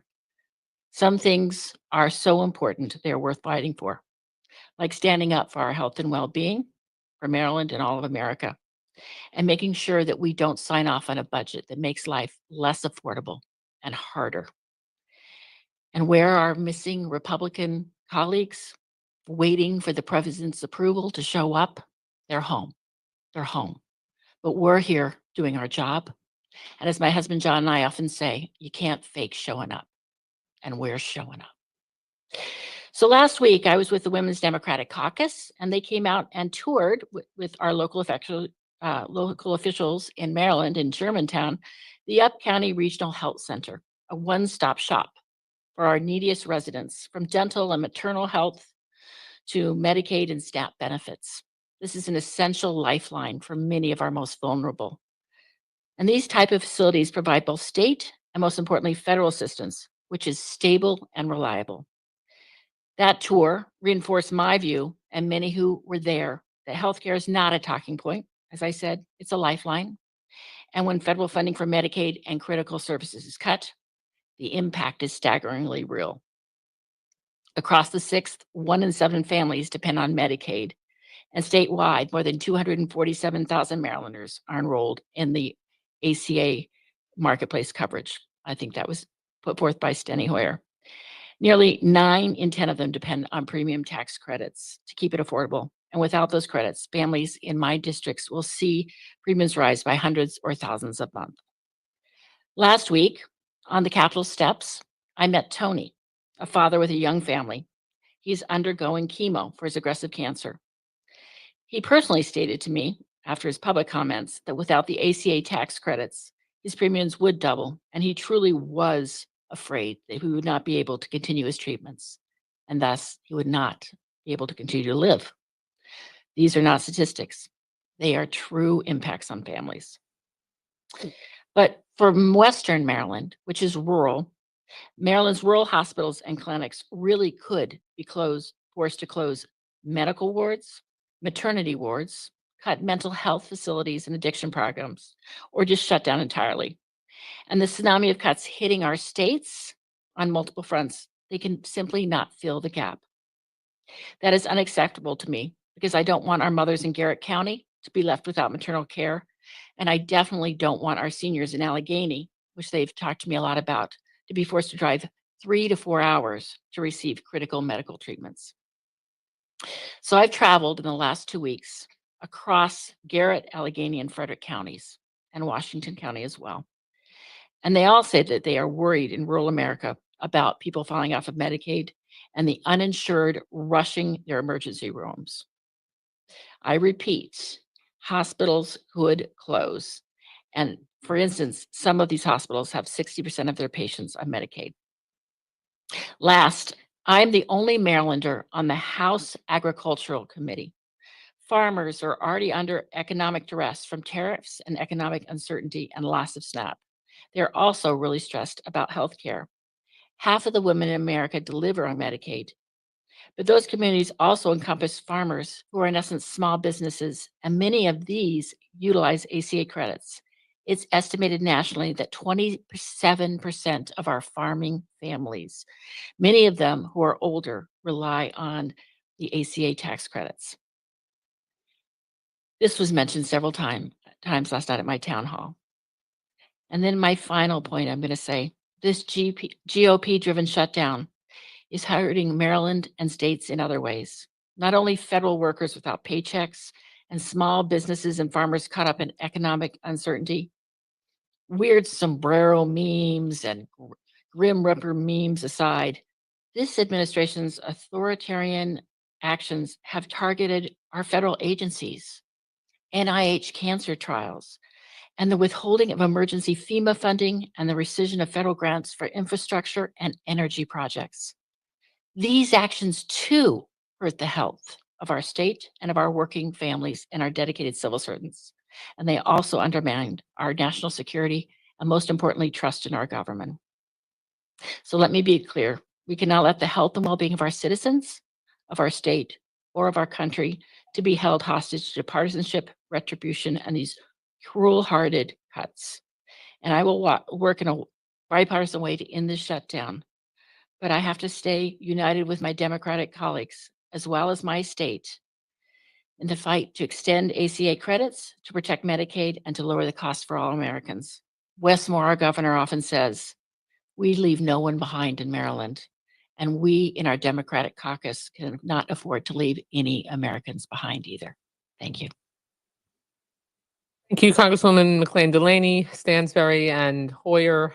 And as you make your way from the table, we'll ask Congresswoman Joyce Beatty of Ohio, Congressman Stephen Horsford of Nevada, and Speaker Emerita Nancy Pelosi from California. A powerhouse panel. That's right. Minus Horsford.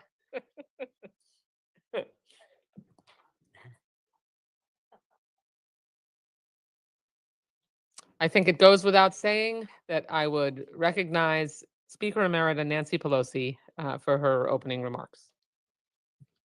Thank you very much, Madam Chair, and thank you to the Steering and Policy Committee for the excellent work that you do, policy and steering in our caucus and in the Congress. It's an honor to be here with Joyce Beatty and Steve Horsford and with all of you.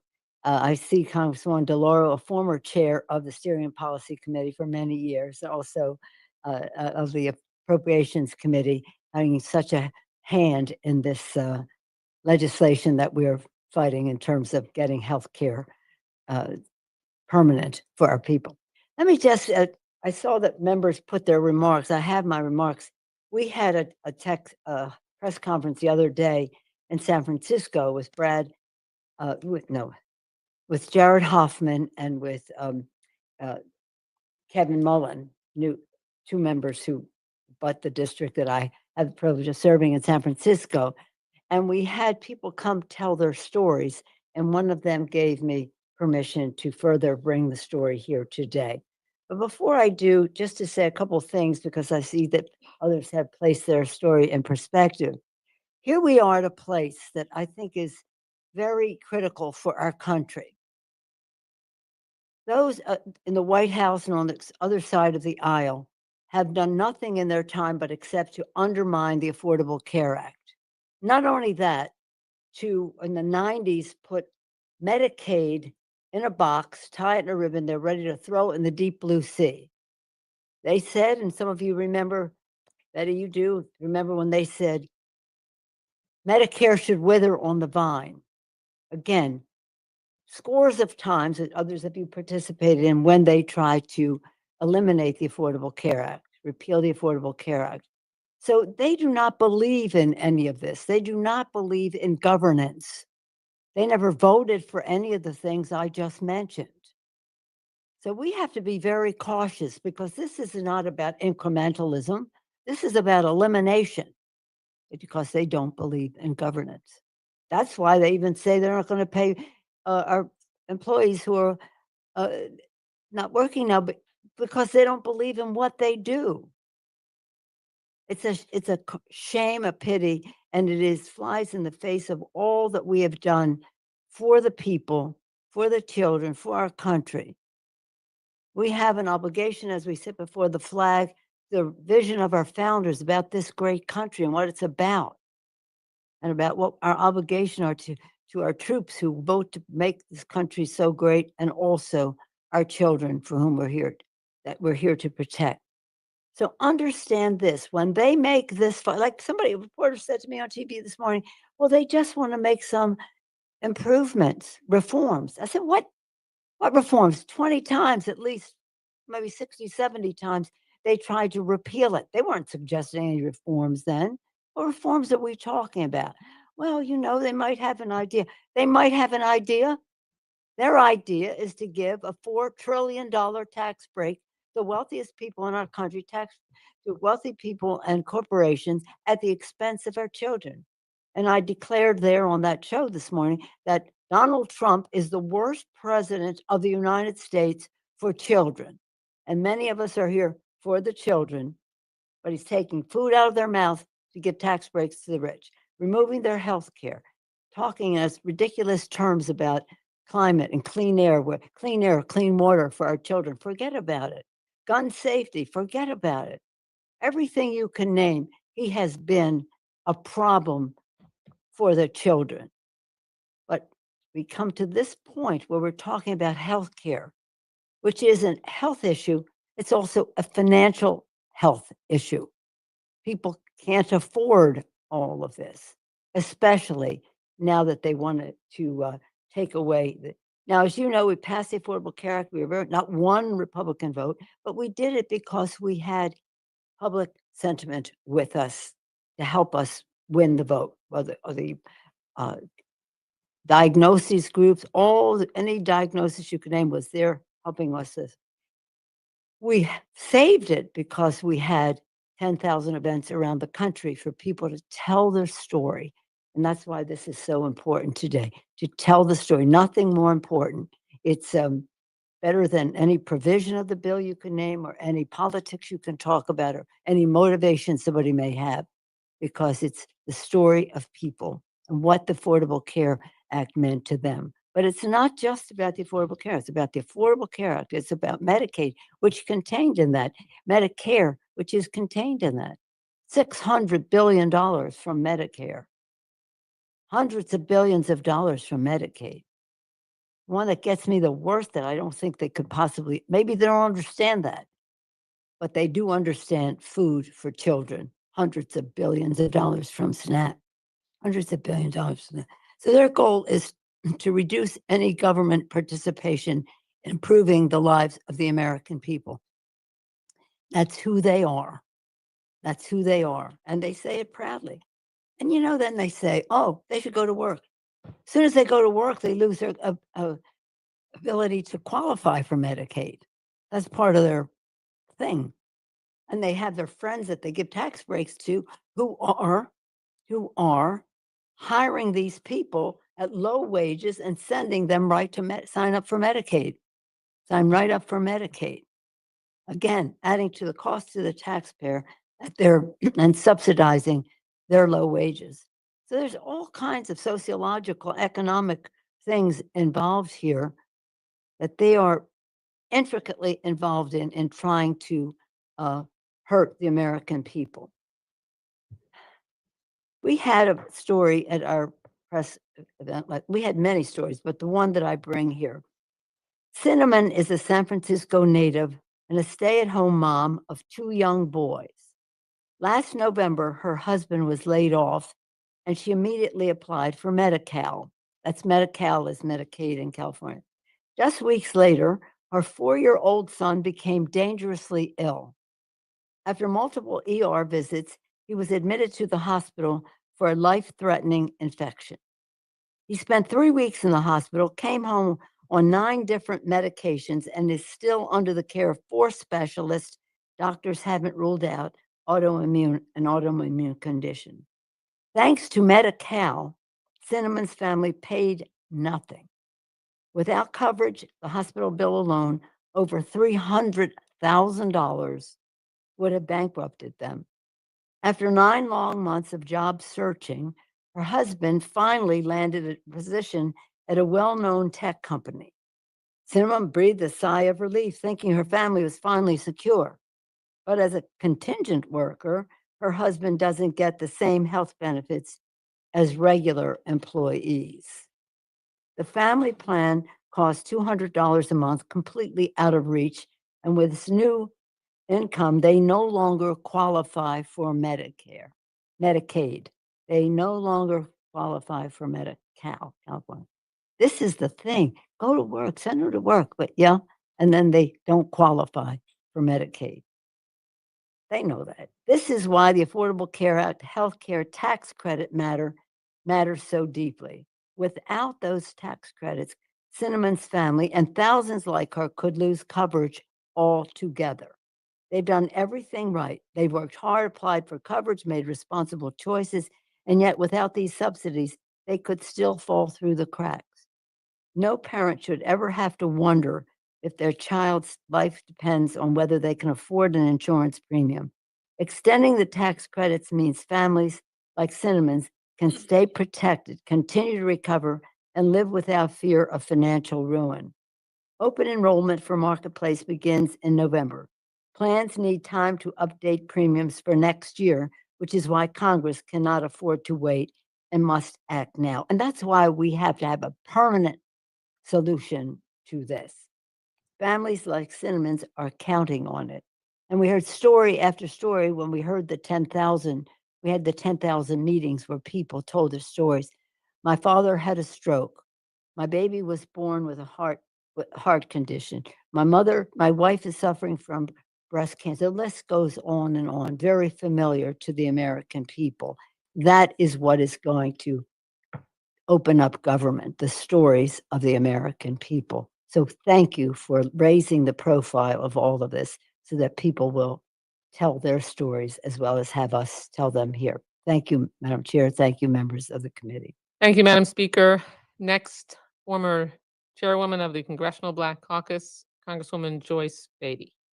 Thank you, Madam Chair, and to the members of the Steering and Policy Committee. And let me also thank Leader Jeffries for convening us and having Democrats here doing our job. That's right. Let's applaud that. Let's applaud that. Great. I am here and am thankful for the opportunity to testify today on behalf of the families, seniors, and working people facing a healthcare crisis in this nation, and particularly in my 3rd congressional district, which I represent. I am a subcommittee ranking member on financial services and chair emerita of the Congressional Black Caucus. I'm here today because I have seen firsthand the impact of how economic and health insecurity go hand in hand. And I know the lapse of federal health care subsidies will leave millions of Americans at risk, including low-income families, seniors, and people of color who already face barriers to care. I want to share a story of Clara, a constituent who has multiple family members that rely on the extended Affordable Care Act healthcare tax credits to afford the medications that they take to survive their chronic health condition. If the premiums skyrocket, they will not have the support they need for those medications and their periodic medical appointments to monitor their conditions. Medicaid isn't a handout to be thrown away with budget cuts. It's a lifeline for people fighting to stay healthy and for the safety net providers like Heart of Ohio Family Center, who serves them in my district, which is a not-for-profit FQHC, a federally qualified health center, which serves individuals and communities that might otherwise lack access to healthcare services. Another perspective from my district comes from a medical expert, a physician and a state senator, Dr. Beth Liston, who speaks out loudly about lives being at risk. And she also speaks out loudly against the Trump administration. She has gone on record saying, in Ohio, people are struggling. Close to 40% of children are covered by Medicaid and CHIP. Half of all babies delivered in Ohio are delivered through the Medicaid program. Our Medicaid expansion population are our highest users of mental health and addiction services at a time where we're battling suicides and overdoses. And let me finally conclude, like so many of the other members who have testified here today, and thank the Democrats for being here, for doing our job, for fighting for health care. And this is personal to me. As a former Dayton, Ohio Stillwater Hospital administrator, I watched children get the care that they needed, and they were able to do that because of affordable health care. Watching my mother in her last days before dying with cancer, watching the care that she received, and now thinking back today, what would have happened if we weren't fighting here to lower the costs, to save the cuts, and to save health care. And I think it's so important for us to know that we are in a shutdown, and we need to say it repeatedly because Republicans are in charge at the White House, in the Senate, and in the Congress. And it is their responsibility to fight for the American citizens, to fight for health care, and they are not doing their jobs. And because they will not join us to save the cuts, lower the costs, and fight for health care, we are in a shutdown. And it is so important that the American people know that they are lying to them. And where are they? They are not here, but Democrats are here fighting for the American people. So health care should not depend on your zip code, your race, or your income. And in my great state of Ohio, 460,000 individuals will lose health care due to the big ugly bill, and 32,000 of them live right there in my neighborhood, in my district. Democrats are fighting for you. We're fighting to save health care. No health care, no vote. Thank you, and I yield back. Thank you so much, Congresswoman Beatty. Another former chair of the Congressional Black Caucus, Congressman Stephen Horsford from Nevada. Thank you to Chairwoman Wasserman Schultz and to Chair Barragan and Chair Kelly and to the entire Steering and Policy Committee, as well as to Leader Jeffries for hosting this important hearing on the Republican-fueled healthcare crisis. It is not lost on me that I am sitting on the dais with history makers who helped to shepherd through the Affordable Care Act. And I would be remiss if I did not thank Speaker Emerita Pelosi for your leadership as the Speaker who passed the Affordable Care Act into law. And to my dear friend and former chair of the Black Caucus, Congresswoman Beatty, and all of the members who are speaking very clearly with purpose about why we are here. This budget impasse is about healthcare, which is, to me, a fundamental right, but it's also an economic imperative. And outside of housing, it is the single highest cost that a family has to cover, whether that's in copays or premiums, prescription drugs. And that's the point. But we're here, and our Republican colleagues are not. The sad truth is, we have a White House and a Republican conference, both here in the House and in the Senate, that haven't listened, that aren't aware, or honestly do not care about the American people's right to affordable, accessible health care. And I do want to thank Leader Jeffries and House Democrats for being here, for calling us back to do our job. I don't know where else we would be, but here during the 8th day of a Republican-caused shutdown in order to protect a fundamental right to health care. So I want to thank my members, all of us, for showing up, for standing up, for speaking up, and for fighting back, quite frankly, in this moment. We are here and we are ready to work, ready to negotiate, ready to deliver real relief to the American people.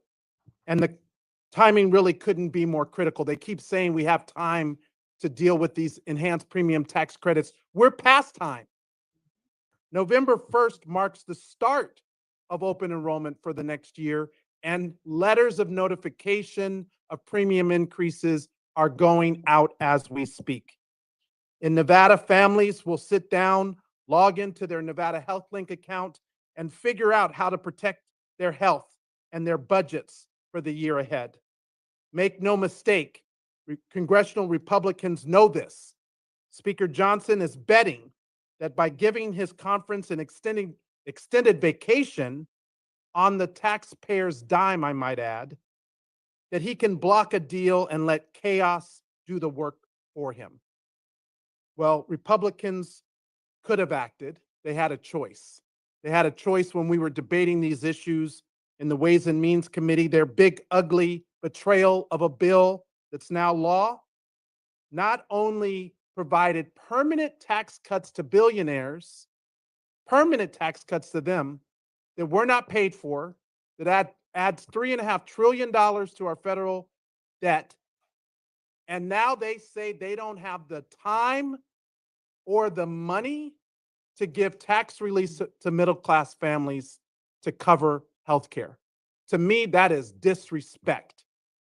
You had the time to give it to your wealthy donors, but not to middle-class families. Well, when the House Ways and Means Committee majority came to Las Vegas to sell their scam of a bill, they barely let the public in the room. And that's why I'm thankful again to the staff and others who also are helping to make sure we're bringing this message to the people. If they had done that, they would have heard the truth from Nevadans in my district, including Raquel from North Las Vegas, who works at a local hospital and who shared with me that the Affordable Care Act has been a lifeline for her patients across Nevada.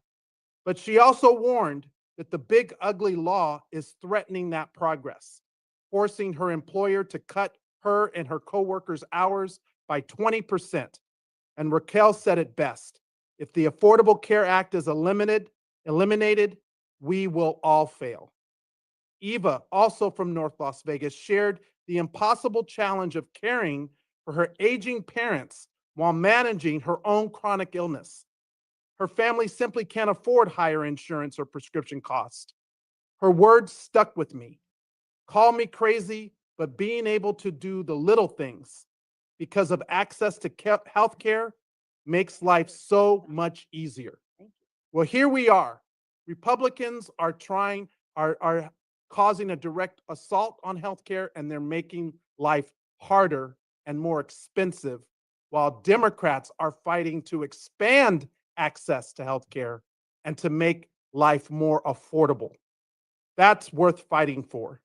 And Richard shared a heartfelt plea to make the healthcare tax credits permanent.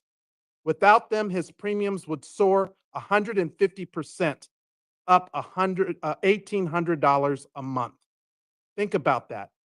$1,800 every single month. And now there's this narrative that they're trying to set that this is some type of hand-me-out.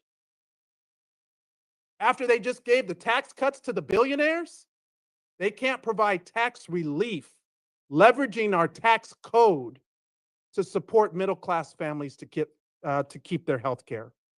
This is personal. Each of us has stories of constituents and our own lived experiences. I'm struggling with a family member right now who is managing through Medicare, Medicaid, and Social Security.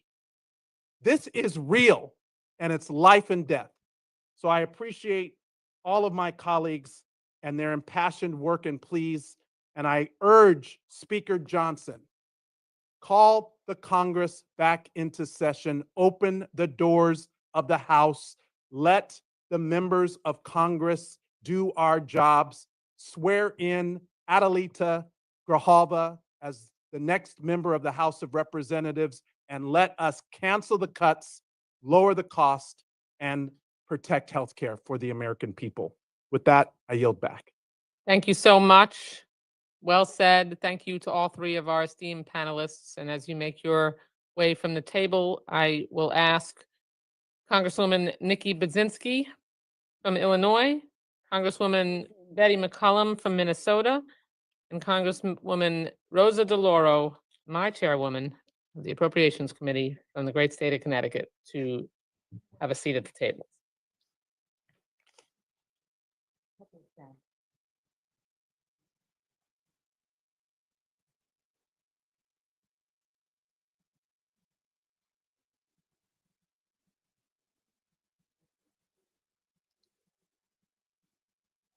As Congresswoman DeLauro takes her seat, she will be up first.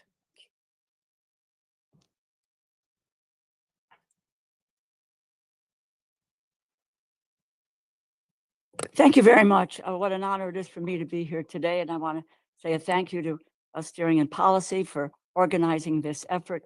What an opportunity for all of us to be able to talk about the issue that's mostly on people's mind today, and that's healthcare costs, but also to tell the stories of the people that we represent and to bring that narrative here and to get it out to the public. I represent Connecticut's 3rd Congressional District, and I'm here because of the cost of living has hit Connecticut hard, very hard. President Trump is making it worse. Cost of living is the biggest issue facing the people in the United States. People today live paycheck to paycheck in this nation. They're dealing with the high costs of groceries, housing, electricity, but healthcare, the cost of healthcare is one of the biggest household expenses that most Americans face. Medicaid, the Affordable Care Act are pillars that hold up our health insurance system for Americans who do not have insurance through their jobs. Without these programs, people are left vulnerable. Yes, they're left on their own. President Trump is trying to demolish those pillars. He has refused to extend the insurance premium subsidies for families. What do those subsidies do? They help them to purchase health insurance on the state exchanges. And that is the issue around this shutdown. Is that President Trump refuses to come to the table to negotiate about the healthcare crisis that he is responsible for in the cuts to Medicaid and to the premium subsidies. He will not negotiate. Democrats ready, willing, and able to negotiate. That is why he has shut down the government.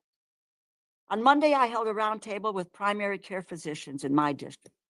One doctor told me that as soon as next month, November, people will begin to stretch their prescriptions, skip refills, delay essential care. Another told me that over 40% of our children in our state are on Medicaid, and losing coverage for only half of those children would be devastating for us long term. Thanks to President Trump, premiums in Connecticut could rise dramatically by an average of 17%. Family of 4 with a household income of $130,000 could end up paying nearly $13,000 more for premiums. A family of 3 making $109,000 could see an $11,000 increase. And an older couple with an income of $85,000 could see their premiums increase by nearly $30,000 a year. These increases are completely unaffordable for families who are already living paycheck to paycheck. It is about the cost of living. How do people afford price hikes like this? I also held an event where I heard from individuals and family members of those living and working with disabilities under various Medicaid programs. Their stories were poignant and inspiring. Stories like Brianna and her son Maverick, who was born premature at 33 weeks and just under 3 pounds. They spent 30 days in the NICU. Then they were enrolled in Birth to 3, a state Medicaid funded program which provides wraparound support and information to parents of children with disabilities. The medical experts in Birth to 3 program gave Brianna tips on how to strengthen Maverick's neck and spine so that he could learn to crawl and he could learn to walk.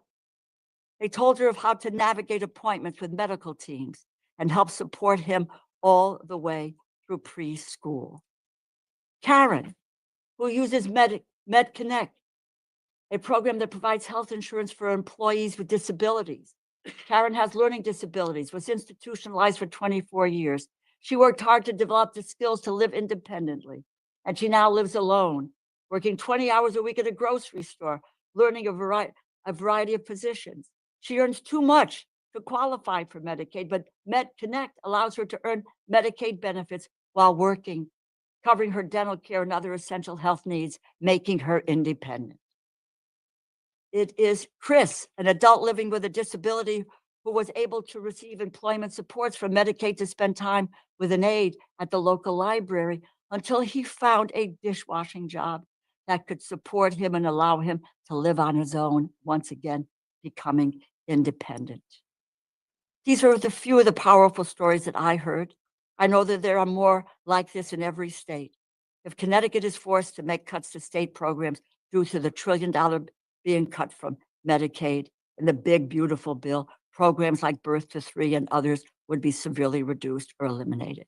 And that is why Democrats are fighting so hard to extend the insurance premium subsidies. And we need to do it now, not in December, as Speaker Johnson has talked about. Why? Because in my state, the notices are going out October 20th of premiums and increases. November 1st is open enrollment, and the first payment that people need to make is on December 15th so that they can be covered by January 1st of next year. We are here.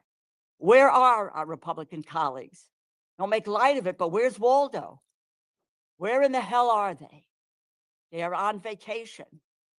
You know, police and fire are on the job. Capitol Police are on the job. You can talk to them, and we should say thank you to them for being here because they're not getting paid. They are being furloughed, or they're going to be paid after the fact.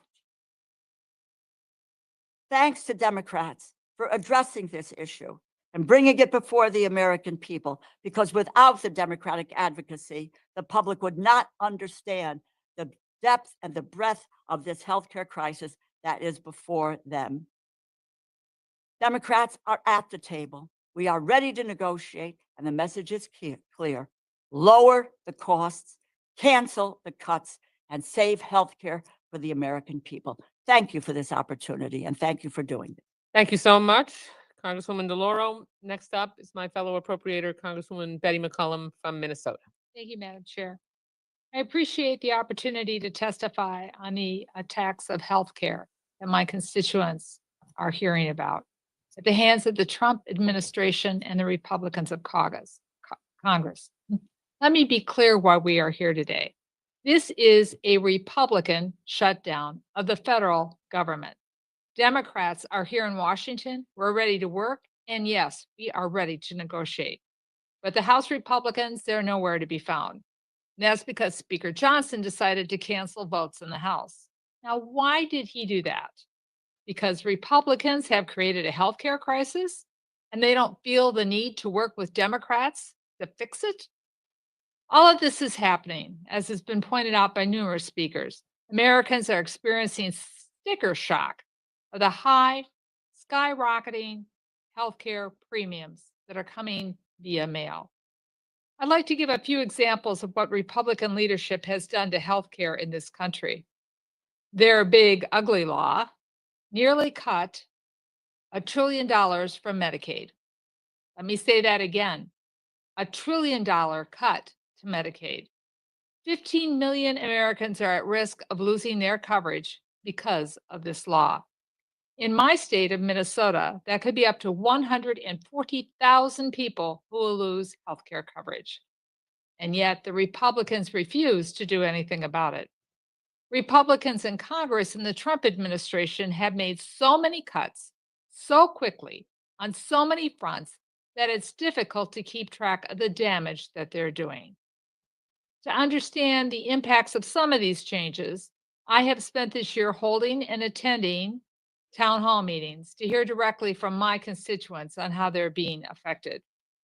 My latest town hall included a wide range of expertise from providers, patients, and other professionals working in the healthcare sector. These experts came from all backgrounds and they share the same concerns, identical concerns, how Americans will lose access to healthcare and how it will affect their future. The stress, the confusion, and the defeat being felt by Justin is just one example, and it's unacceptable. Let me tell you what Jason shared with me at our hearing. And these are his words. And I think he's speaking on behalf of 1.2 million of his fellow Minnesotans that rely on Medicaid to live their lives. Justin's a 27-year-old writer, blogger, and disability rights advocate living with cerebral palsy. And during our discussion through an adaptive technology, he shared the following with me, and I quote, "My life as I'm currently living, that I've worked so hard pulling together over the last 9 years, it feels like it could implode," end of quote. Medicaid alone is what pays for Justin's medical care, medical equipment, staffing, and more. This aid means that Justin can have things like a communicative device so he could speak at our meeting, a wheelchair that allows him to move comfortably throughout this world, an adaptive shower and toilet so he can live his life in dignity. And everything I just mentioned would cost Justin and his family up to $49,000 a month. Right now, these expenses are covered through Medicaid, and right now, they're all at risk. So what happens to Americans like Justice when this funding is just snatched away from them? They feel stress, they feel confusion. But it's not just Medicaid now that they have to worry about. Republicans' shutdown has highlighted the cancellation of the affordable tax credits. 22 million Americans rely on the ACA tax credits to make their healthcare more affordable. So in Minnesota, that's 90,000 people who use these credits. And without them, they can start to expect to pay, on average, $180 more each month or $2,160 per year. And many will even pay more than that average. Minnesota families are telling me they just cannot afford this kind of increase. And that's why the ACA tax credits were canceled in order to make billionaires and corporations have a sweetheart deal on their taxes. Oh, and theirs were made permanent. So Democrats asked Republicans to join us in extending these tax credits in the legislation that we proposed. Thank you. My ranking member has a great piece of legislation to take care of and fix this. But instead, they're not showing up for work. They refuse to work with Democrats, and they are failing to keep the government open. The future of healthcare in our country is at risk. It's our national security, and it's our economic security and our personal security that's at risk. And that's why we as Democrats are standing here and asking our Republicans to join us to change the direction of what is happening to healthcare in this country. So I, along with my colleagues, we're ready to work. We're ready to negotiate. We just need Republicans to come to their senses and negotiate with us in good faith. Madam Chair, I yield back. McCollum. Now, Congresswoman Nikki Bazinski, a second-term member from the great state of Illinois. Thank you very much, Chairwoman Wasserman Schultz. And I want to thank Leader Jeffries and the Steering and Policy Committee for hosting this and to giving me an opportunity to lift up some of the voices of constituents that are deeply concerned about this Republican healthcare crisis that has been created. I want to highlight in particular two constituent stories from my district, specifically in Alton, Illinois, who will be impacted if the Affordable Care Act enhanced premium tax credits are allowed to expire on January 1st. Laura and Rick are a married couple in their early 40s doing their best to make ends meet. Laura is self-employed and cleans homes across the community. Her clients have come to develop a trust with her over time, so she also helps with caregiving responsibilities. Rick is a carpenter who works long hours across the river in St. Louis, Missouri. Together, they have 3 kids, 2 grown in their 20s, and their youngest, an 18-year-old in high school, getting ready to start in community college. Over the past 4 years, Laura and Rick have relied on and enjoyed the ACA marketplace coverage. They currently pay a premium of about $300 per month, which allows them to access important medical screenings and lab work specific to the care that they need. Without the ACA enhanced premium tax credits, their premiums will jump up more than $810 per month, an increase of more than $500 every month for them. Coverage for the year would cost nearly $10,000. Laura told my office, and I quote, "We're already starting to have painful conversations about what we'll have to cut from our family budget. We may have to stop saving for retirement or pull from what little we've saved. We may have to give up the small family vacations that they're able to afford." A middle class family like Rick and Laura shouldn't be terrified of what a single medical emergency would do to them or one of their loved ones. In Laura's words, it would bankrupt us. Those are her words. Laura and Rick currently help pay for dual credit college courses for their 18-year-old daughter, who is a senior at Alton Community High School. However, they are very concerned they will not be able to help put their daughter through college if they are forced off of their health insurance. Losing their tax credits not only threaten their health care, it would also put at risk their entire financial stability, their retirement, and their daughter's college aspirations. We cannot allow families like Laura's to lose their health care and force them to choose between their retirement and their daughter's education. We absolutely must extend the ACA tax credits in order to help families, everyday Americans like Laura's. And I would just say this is one story of many. I know in my district, we estimate about 17,000 families take advantage of these ACA tax credits. And so I hope that Republicans will get back to work, come to Washington, meet with us, negotiate on a bipartisan basis to provide this relief. This healthcare crisis is manufactured and of their own doing. And that's what we're simply asking, to support the families like the ones that I'm so proud to represent in Central and Southern Illinois. So thank you so much, Chairwoman. I appreciate the opportunity. Thank you so much, Congresswoman Bazinski, McCollum, and DeLauro. We appreciate your advocacy, and as they make themselves make their way from the table, I ask Congressman Jimmy Gomez from California, Congressman Gabe Amo from Rhode Island, and Congressman Herb Conaway from New Jersey to please join us at the witness table.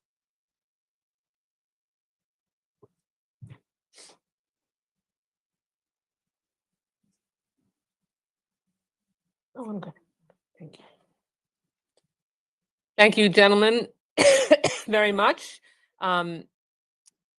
We'll begin with the most senior member at the table, Congressman Jimmy Gomez. That's you. First time for everything.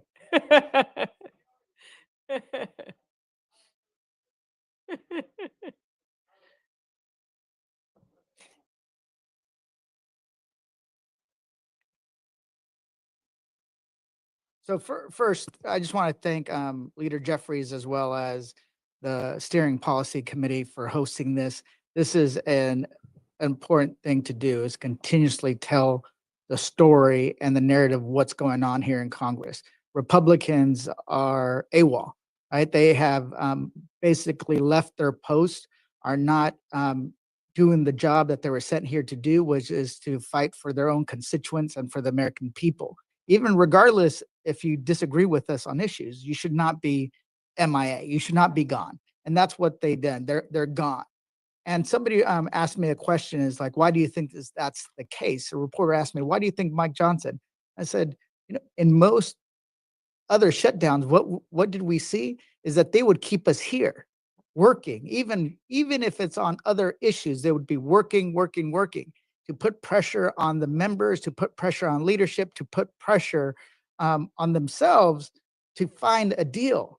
So when Mike Johnson lets the Republicans go home, councils votes, maybe they're on vacation, maybe they're in the district, who knows where they're at? It's because he doesn't want to have that pressure here to reach an agreement that would be negotiated by all the parties involved. So he thinks that he can just by leverage and punishing federal workers, the American public, letting the ACA enhanced premiums expire, that he's going to get his way. That's and what that's about is because he wants to once again rip away healthcare from the American people in order to give billions, if not trillions of dollars in tax breaks to the ultra wealthy and the largest corporations in this country. That's what it's about. We hear on the streets, we hear in the lobbying corps that they're talking about another budget reconciliation bill. Why is that? To do more of the same, to do what they did on the one big beautiful bill that cut $1 trillion from Medicaid, that cut SNAP, all to give those permanent tax breaks to those individuals, the largest corporations and wealthiest individuals. That's what they want to do. And we know that the expiration of the ACA subsidies hurts everybody. And one of the things that I know is what it's like when you don't have health insurance. I grew up without health insurance. Most of my life, I didn't have health insurance until I was 25 years old. Think about that. So, and I know what parents do. When you get sick, if you have a child that gets sick or injured, you wait to see if they get better. And if they get better, well, lucky you, you didn't have to spend money, nothing's wrong with your child, and you live to fight another day, for lack of a better phrase. They live to fight another day. But that's not always the case. When I was about 7 years old, I got sick with pneumonia. This was in the middle of summer.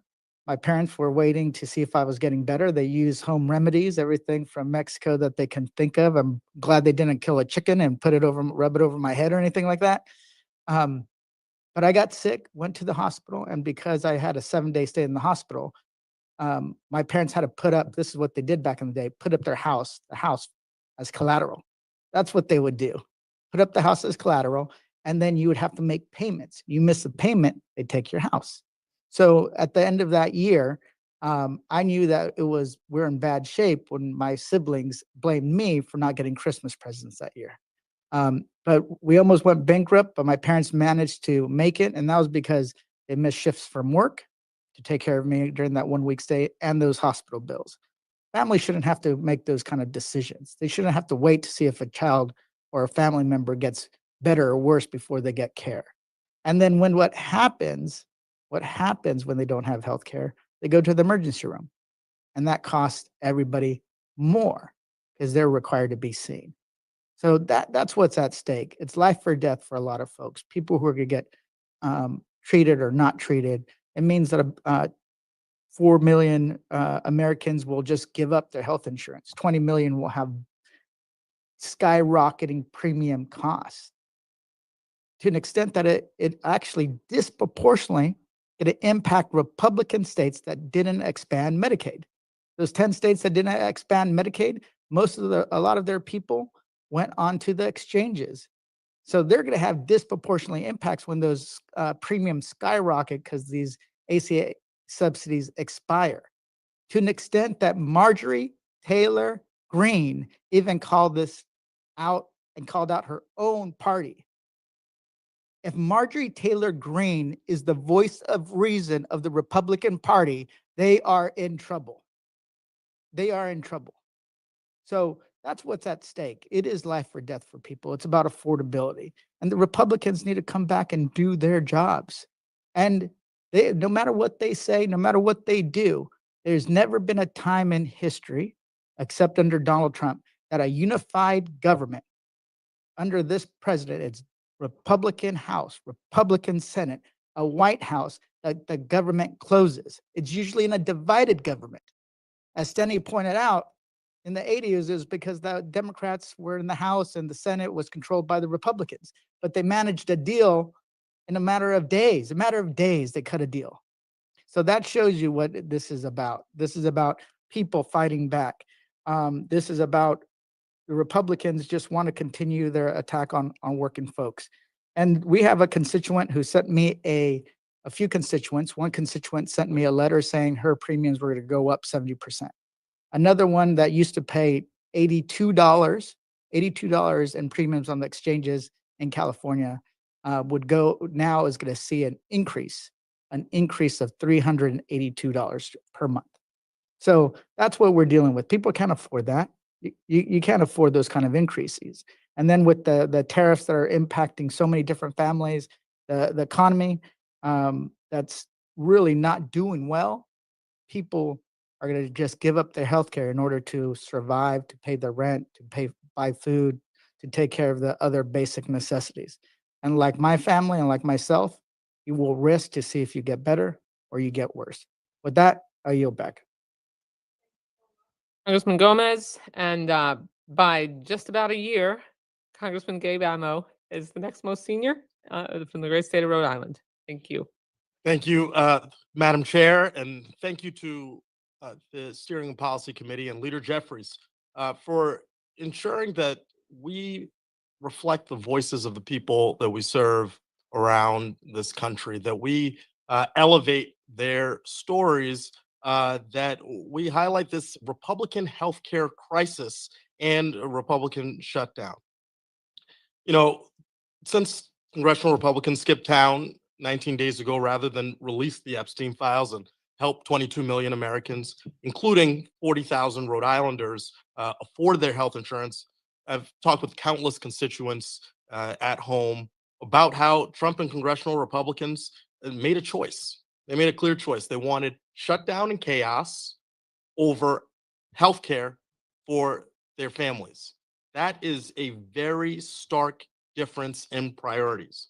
And so as I moved around the district over the last several days, I met with lots of people. I met with cancer researchers and clinicians at the Lagaretta Cancer Center at Brown University who were affected by Trump's cuts to cancer research. Now, because of the Republican shutdown, cancer patients can't enroll in clinical trials. I met with the men and women who answer calls from some of the most vulnerable Rhode Islanders seeking assistance with their basic needs at the United Ways of Rhode Island's 211 call center. Because of all we've heard with regard to both the pending healthcare challenges and the shutdown, they saw a 30% increase in calls on the first day of the shutdown. I met with Coast Guard members in Newport who are working hard to keep the waters around Rhode Island safe, the ocean state. But they aren't being paid because of the Republican decision to choose chaos and shutdown over reopening the government and healthcare. I met with families and advocates at the Northern Rhode Island Out of the Darkness Walk to Prevent Suicide, who are terrified that Rhode Islanders won't have access to the mental health care that they need if Trump and Republicans don't come to the table and extend these life-saving tax credits that help so many people in our communities access mental and behavioral health care. I met with leaders in the blind and low vision community at the 55th Annual National Federation of the Blind Convention to hear how critical Medicaid is to ensuring accessibility and the healthcare of this population.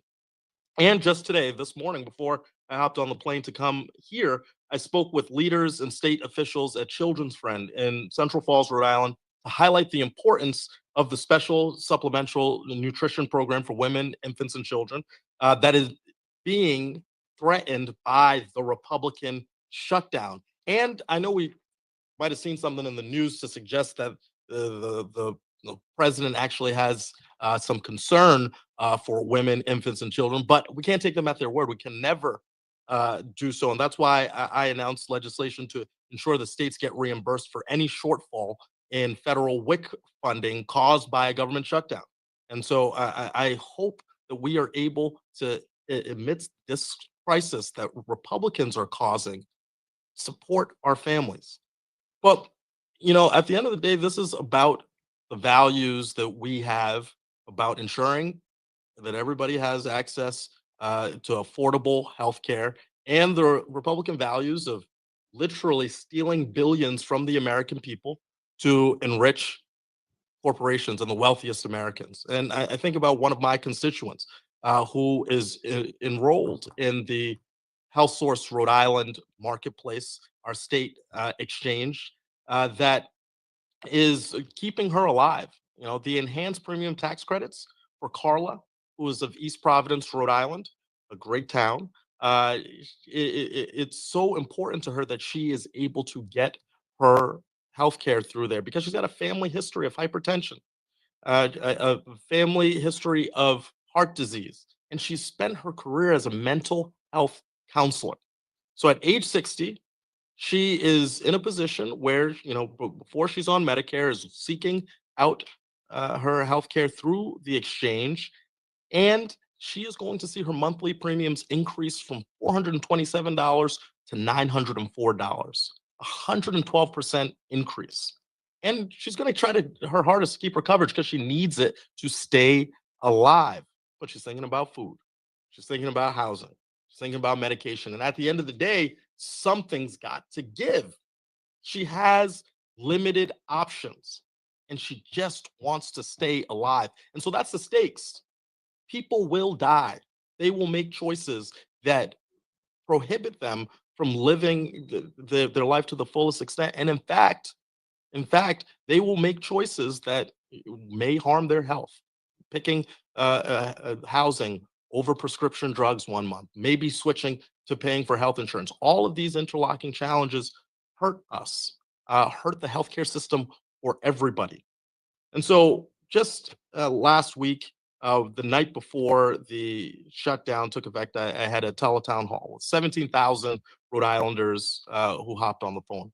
And to a person, every caller and participant spoke to their fears, but they also spoke to what they want their lawmakers to do and what they've seen out of Democrats and what maybe we can inspire Republicans to do, which is show up.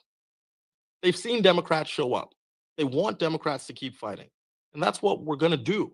And we're going to fight to stop the cuts. We're going to fight to lower the costs. We're going to fight to save healthcare.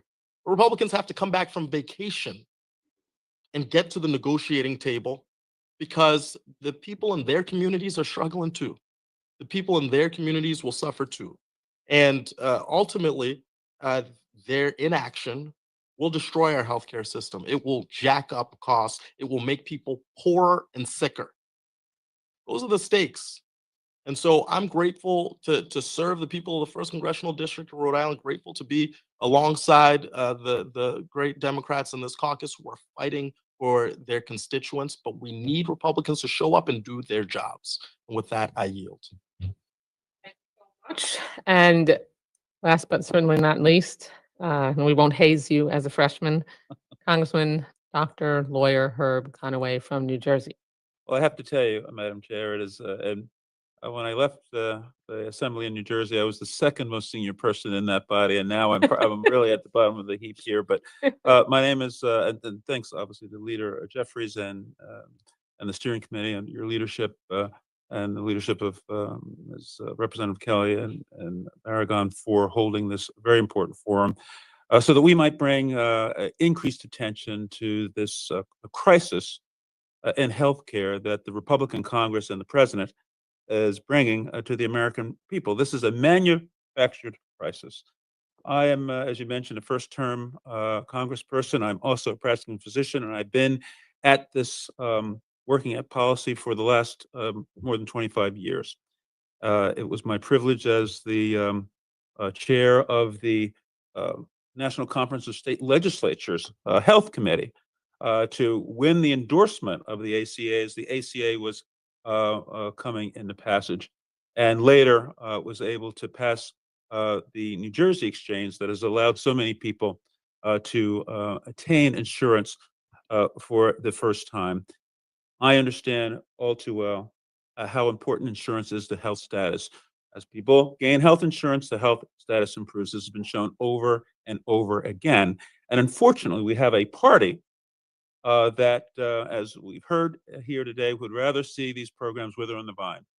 And they have, and it's interesting, and just highlighting as a corollary to what my colleague Gomez has said, it is interesting that while they control the entirety of the government, we've got this shutdown when that ordinarily happens in divided government, when you think there's going to be, when you know there's going to have to be negotiations across party. But here they control the entire thing, the entire government, and here they are not at work, while the American people are suffering under the uncertainty and the fear of what will happen as their health care is cut. The largest cut to health insurance and health access in the nation's history. Untold crisis, unnecessary crisis. And they spent the last 9 months of this administration doing nothing but raising the cost for working families across this country. Whether you talk about the tariffs, that are nothing but a sales tax on everything Americans buy, and the mismanagement of the economy, where now people across the world who are in the know, who have money, they're buying what? They're buying gold. When they used to put their money in the dollar, because that was a secure place to put your money. They're mismanaging the economy so much that now people are buying gold, and gold is through the roof. I just want to highlight a story and highlight a few things that are I think are very impactful and that the American people need to understand. I happened to have a Medicaid roundtable in my district a couple of months ago in the wake of the continuing resolution that came up in the spring. And I heard from constituents, regular folks who are on Medicaid. I heard from hospital administrators. I heard from people who are running nursing homes. And there was a story of a mother who came to speak about her child, who was born differently abled, but overcoming her challenges because of the ability of her family to access Medicaid for that child. Mom was able to go to work and continue providing for the family and keeping a roof over their head, and that child was able to progress through school, get into higher education, be able to have the medical support she needed to get through school, stay in school, and go on to higher education. Having the support to take up a part-time job while she was in school in a library, working there, and able to live independently in her home because of the support from the Medicaid program, which under these Republican cuts might very well be pulled away from them and upending certainly the life of this young woman and a family who supports that child in her progress through life, totally upending their life. I heard from hospital administrators who were concerned about their ability to keep programs in place at that hospital because of the cuts to Medicaid. Hospitals get revenue from those who have private insurance, commercial insurance, people who are working where their employers are providing for their insurance. They get revenue from the Medicare program, now being cut to the tune of $536 billion by this Republican government. They get revenue from the Medicaid program, nearly $1 trillion cut by the Republicans in this government. Republicans are not here working today. And so they wonder whether or not they can keep critical services going in their hospital. Not every service is a cardiac surgery service that makes money, or other cardiology services, but services that people need, pediatric services, birthing services. They're not high-end, high-dollar services, and we have seen over time that hospitals will often jettison those and other less profitable product lines just to keep the doors open and just to keep people employed. That's what they were facing. I heard from a nursing home administrator wondering whether or not they'll be able to keep the doors open of the nursing home, because what do they rely on? Where are seniors getting their care? People who have challenges in health.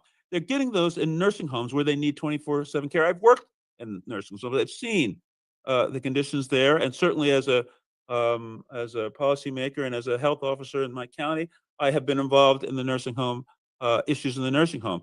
I understand what happens if now when a nursing home closes. I've seen it. How to get people housed. What do families do? Do I have to come home from work? Do I have to take over for that 24/7 care that was being provided by the nursing home? These are the challenges that people are facing all over the country, and it doesn't have to be. And it's being manufactured again by the Republican Party, who here is not at work. And what's even worse, and sadly, is they're not here at work because of the Epstein files. They know when Representative Grijalva comes in, one of the first acts as a congresswoman will be to go in and sign that discharge petition, and then we will pass it. We have a bipartisan majority that will allow us to get those Epstein files back, and that is the last thing these Republicans want to deal with. A couple of additional points and I'll yield back. I think it's important for people to understand that these disastrous cuts engendered by this big, cruel bill impacts everybody in the economy. It's not just a question about Democrats shilling for the poor and the dispossessed, shilling for the hard-pressed middle class. If you have insurance and you use that insurance to go to a hospital or to go to a nursing home, and the revenues to those institutions are cut by these cruel cuts, those institutions will either go out of business, or now you don't have a place to go if you need a nursing home. You don't have a hospital that might be near for you so that you can get emergency care if you need it. And indeed, you might be out of a job if those institutions close. And if you look at the closures that are occurring across the country, here in rural parts of the country, up in the northern Midwest, that's Trump country. These are people that voted for him, and it's not surprising that I guess Marjorie Taylor Greene, whatever she does, she reads polls, and she certainly understands the plight of her own children who are seeing their health premiums go up by 50%. Now, in New Jersey, 450,000 people are going to be impacted, and right now get a benefit on the exchange with the premium tax credits. 450,000 people in New Jersey. Medicaid impacts about 350,000 people in New Jersey. We go out for renewal here on November 1st. And as we know, these premium tax credits are going to end at the end of the year if we don't act, and these Republicans are not here acting with us to preserve those cuts. The average yearly cost of an individual in the exchange in New Jersey is going to go up by $1,200. The average cost for a family of four in New Jersey now on the exchange will go up by over $4,000. And this is on top of the increased expenses that come to families because of these ridiculous tariffs and this mismanagement of the economy, and the largest shift of wealth from the working people of this country to the wealthiest people in the world. That's what they have brought to the American people. And this is right on the ground impacting regular folks, and it doesn't have to be. The Republicans get back in here and get to work. We can solve this crisis for the American people. And I want to take on one other thing, a couple other things. One, and I've already mentioned this, so I'll just repeat it. When a hospital closes, when a nursing home closes, they're often the largest employers in their jurisdictions, and people are out of work, and that drives down local economy. And I want to take on a lie, a Republican lie that is just part and parcel of the same. We heard from the vice president. We've heard from Republicans that there are undocumented people sort of gaming the system and getting benefits under the Medicare and Medicaid program. That is an out and out lie. Undocumented individuals are not eligible to benefit under Medicare or Medicaid. Now, if you have an emergency, if you end up at an emergency room, no matter what you are, I'm a physician, we reach out with a helping hand. We don't ask people what your status is if you show up at the hospital. We don't say, are you a citizen? We don't say, do you have insurance or not? We reach out with a helping hand and we get you taken care of. And Ronald Reagan passed a law that said, if you show up in the hospital, your hospital, we're going to make you whole if you provide emergency treatment. So I just want the American people to know that they're lying about this question of whether or not undocumented persons in this country have access to these important programs. They do not. And so I urge Speaker Johnson, I urge my colleagues to come to Washington, join us here, and get back to work for the American people. Let's stop the cuts, let's lower the costs, and let's preserve and protect American healthcare. Thank you so much to our panelists, and appreciate all the perseverance on behalf of our colleagues who are determined to make sure that we get the stories out about how impacted our constituents are. Our last panelists will be Congresswoman Mary Gay Scanlon of Pennsylvania and Congresswoman Lizzie Fletcher of the great state of Texas. I am unclear. I think both the congresswomen have the same seniority, essentially elected in the same class. 6 weeks. Okay, well, I'll let you duke it out between you on who I call on, but Congresswoman Scanlon has been here for quite a while, so we'll start with you. Thank you. Madam Chair, thank you so much. And thank you to all of our colleagues for convening this important hearing to help all of us and the American people understand what is at stake right now for Americans' healthcare. Across America, the Republican healthcare crisis is not an abstract policy debate.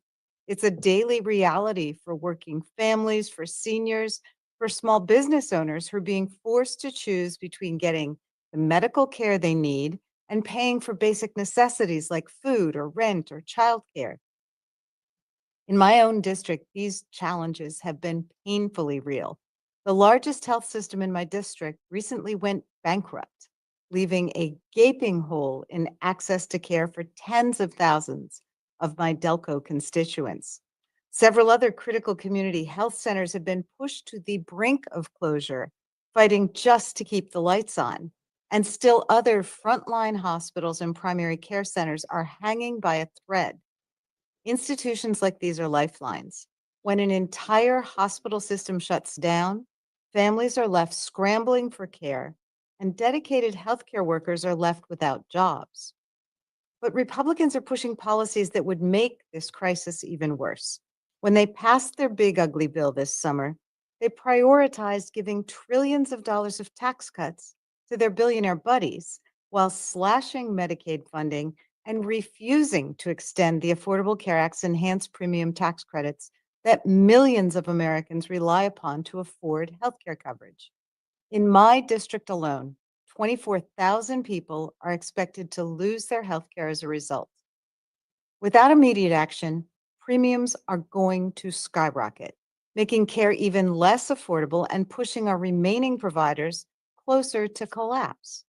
If hospitals and clinics in my community could barely stay afloat before the big ugly bill slashed their Medicaid funding, how will they survive with rising unreimbursed healthcare costs? My constituents have been reaching out to share their experiences and concerns.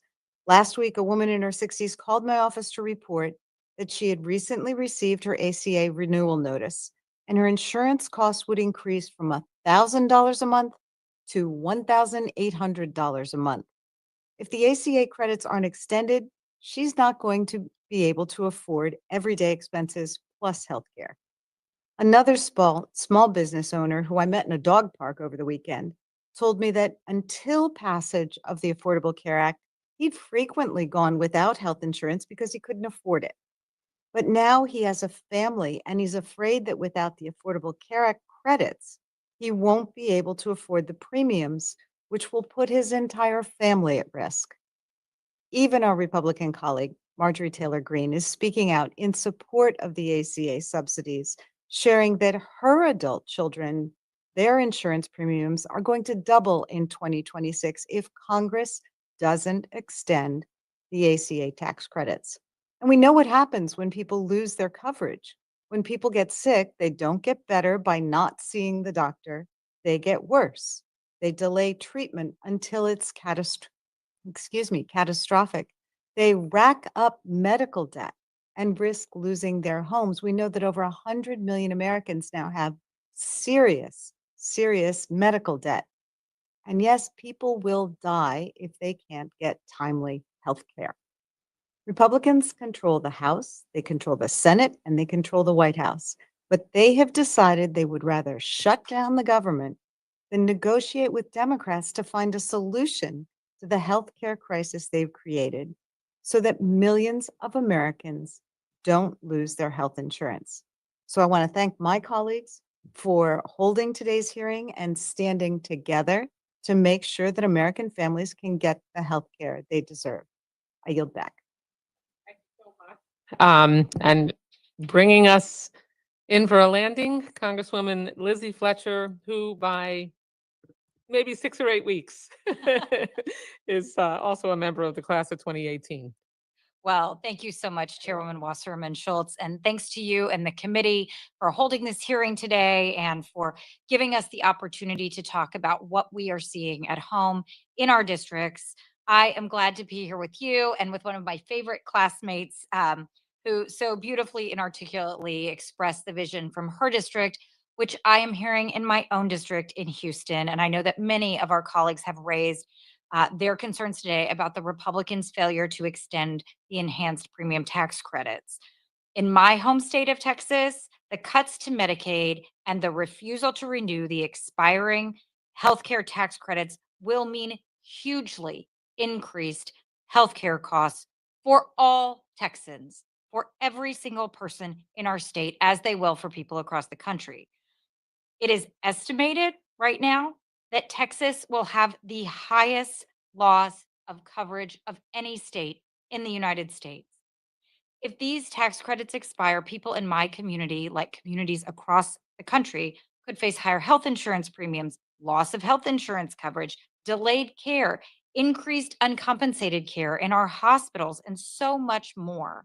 And many of the people that I represent have wanted to let people in Washington know how disastrous this will be for our community and for people across the country. And they have been coming to Capitol Hill for months and months since we were debating the big ugly bill, talking about how disastrous these policies are. And so I want to make sure that you hear from them today. And many of the people that I have the privilege of representing work in the Texas Medical Center, which is the largest medical center in the world. It is home to some of the greatest minds in medical research and medical care. It employs more than 100,000 people.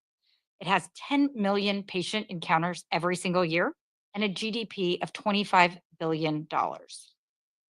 Last month, the Texas medical institutions gathered together, as well as the Greater Houston Partnership, which represents the business community in our 12 county region in Houston and Harris County.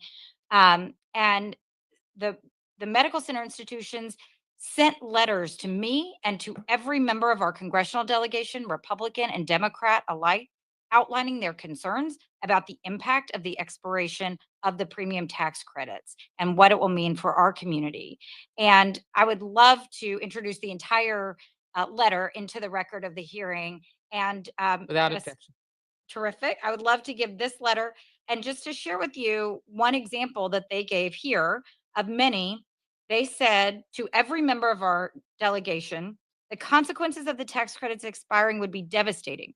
If Congress doesn't act, a Texas couple in their early 60s could see their annual premiums rise by more than $17,500, more than tripling their out-of-pocket costs and placing coverage out of reach.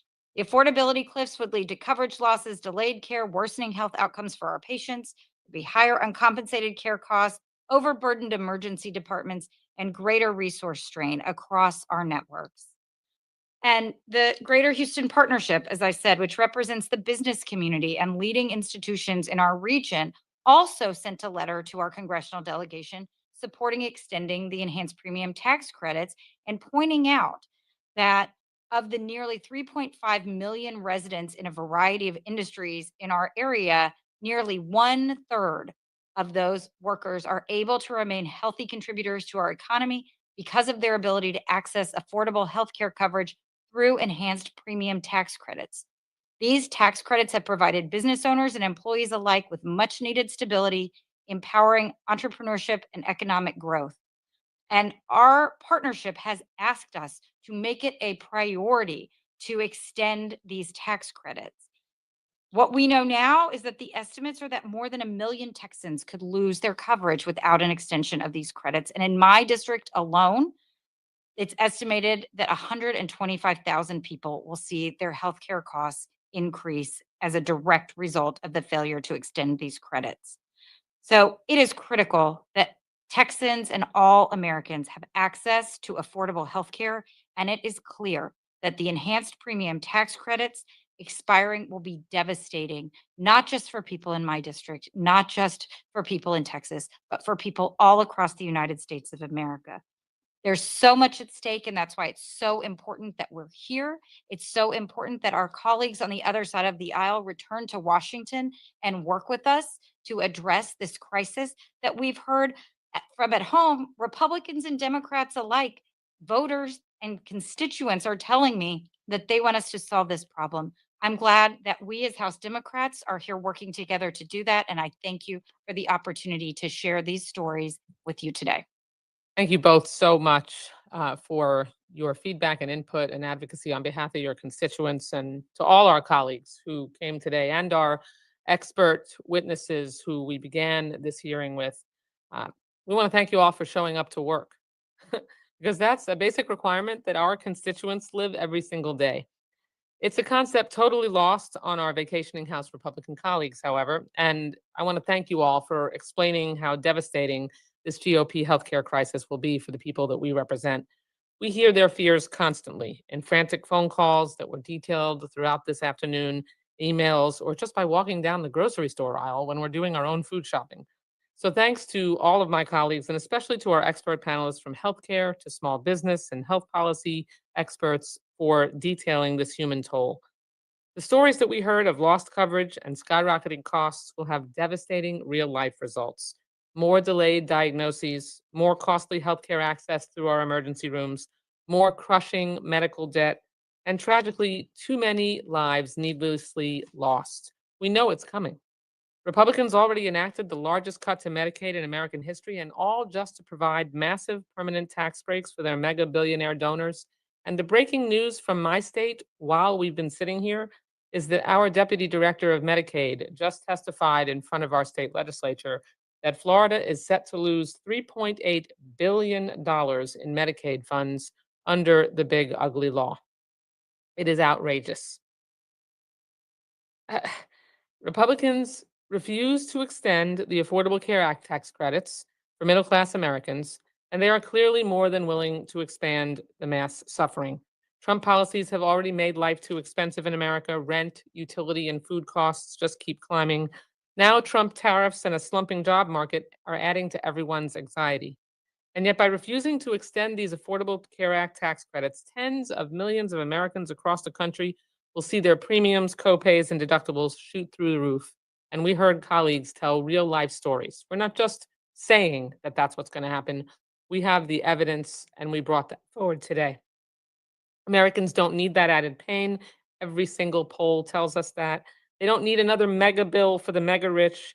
So Republicans need to end their paid vacation, and they need to sit down with Democrats to negotiate a spending deal that prevents this healthcare crisis from exploding, and one that reopens our government. Notices of healthcare price hikes are going out to Americans right now. My constituents share them with me. They can go to my Facebook page. I posted one of those notices today. Even as you heard, Marjorie Taylor Greene broke ranks and urged her Republican bosses to negotiate a solution to this crisis. And until that happens, House Democrats will continue to show up and do the work to cancel the cuts, lower costs, and save Americans' healthcare. Thank you all again. Democrats will keep working to solve this healthcare crisis that was manufactured by our Republican colleagues. With that, the Steering and Policy Committee of the House Democratic Caucus stands adjourned.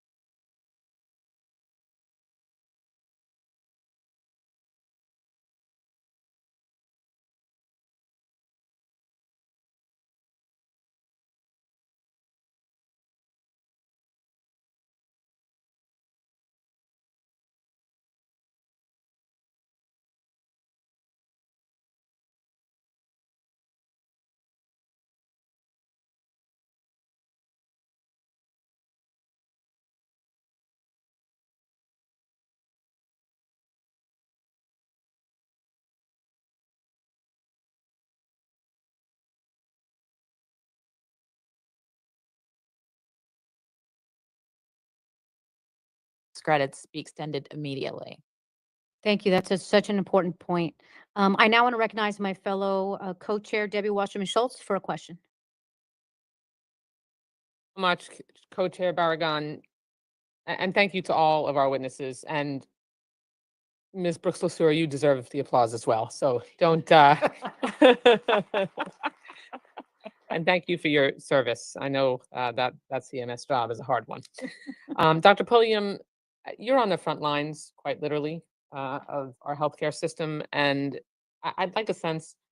Now, don't take this the wrong way, but you look like you may have been around prior to when we had more access to quality, affordable healthcare under the ACA. So, over the course of your career as an emergency room physician, can you talk about how our healthcare system has become increasingly under more and more stress, and particularly when patients can only use the emergency room as their primary access point for healthcare? What does that look like when they can't afford their insurance or their deductibles, and the first time they go for healthcare is when it's an emergency? Sure. So, a lot of parts to that question, but I think first and foremost, just to highlight, our system is under stress and stretched to the breaking point. It's hospitals across the nation facing nursing shortages. In communities, we are losing primary care doctors. We're losing specialists that patients need to see for their advanced conditions. Provider burnout, whether it's nurses, doctors, techs, is at an all-time high, and that's driving even more talented people out of the profession.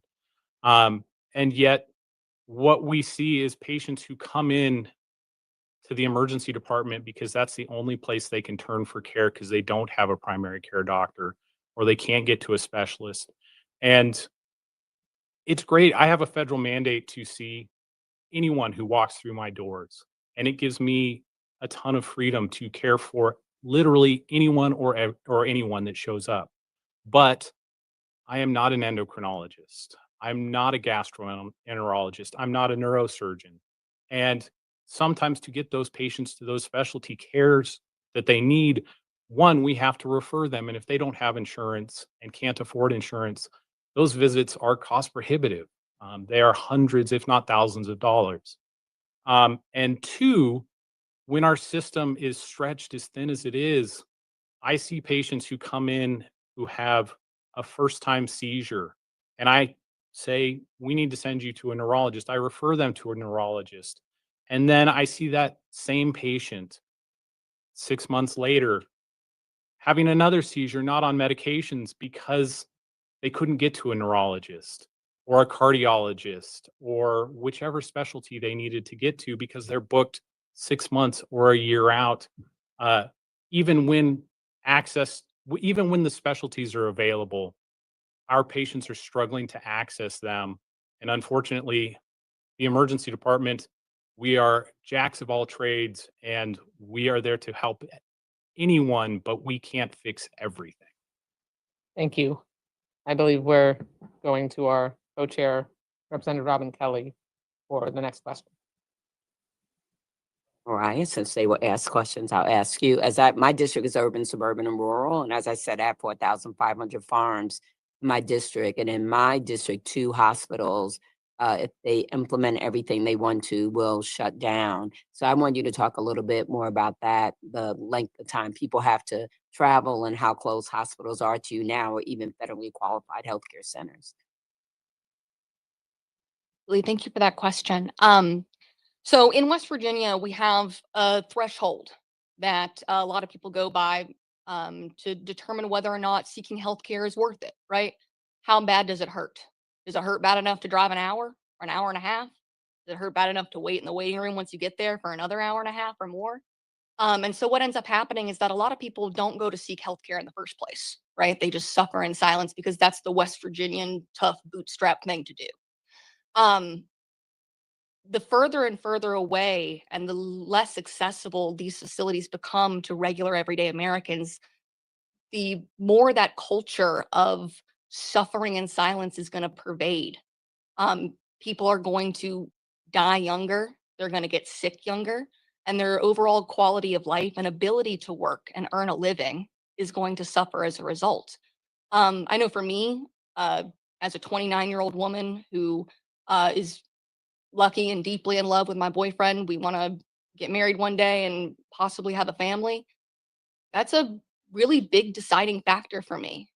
Do I want to risk getting pregnant in a state where reproductive health care is so dangerous and tenuous and risk the now 40 minutes, soon to be hour and a half long drive to the closest hospital if something does go wrong or when I eventually might need to deliver the child? Um, that's going to factor in heavily to whether or not we decide to grow our family in West Virginia, whether or not I can afford to continue to live in the state that I love so deeply. Because at the end of the day, it's going to come down to the pennies, right? And how bad does it hurt? I hope that answered your question. Thank you so much. Bonamici.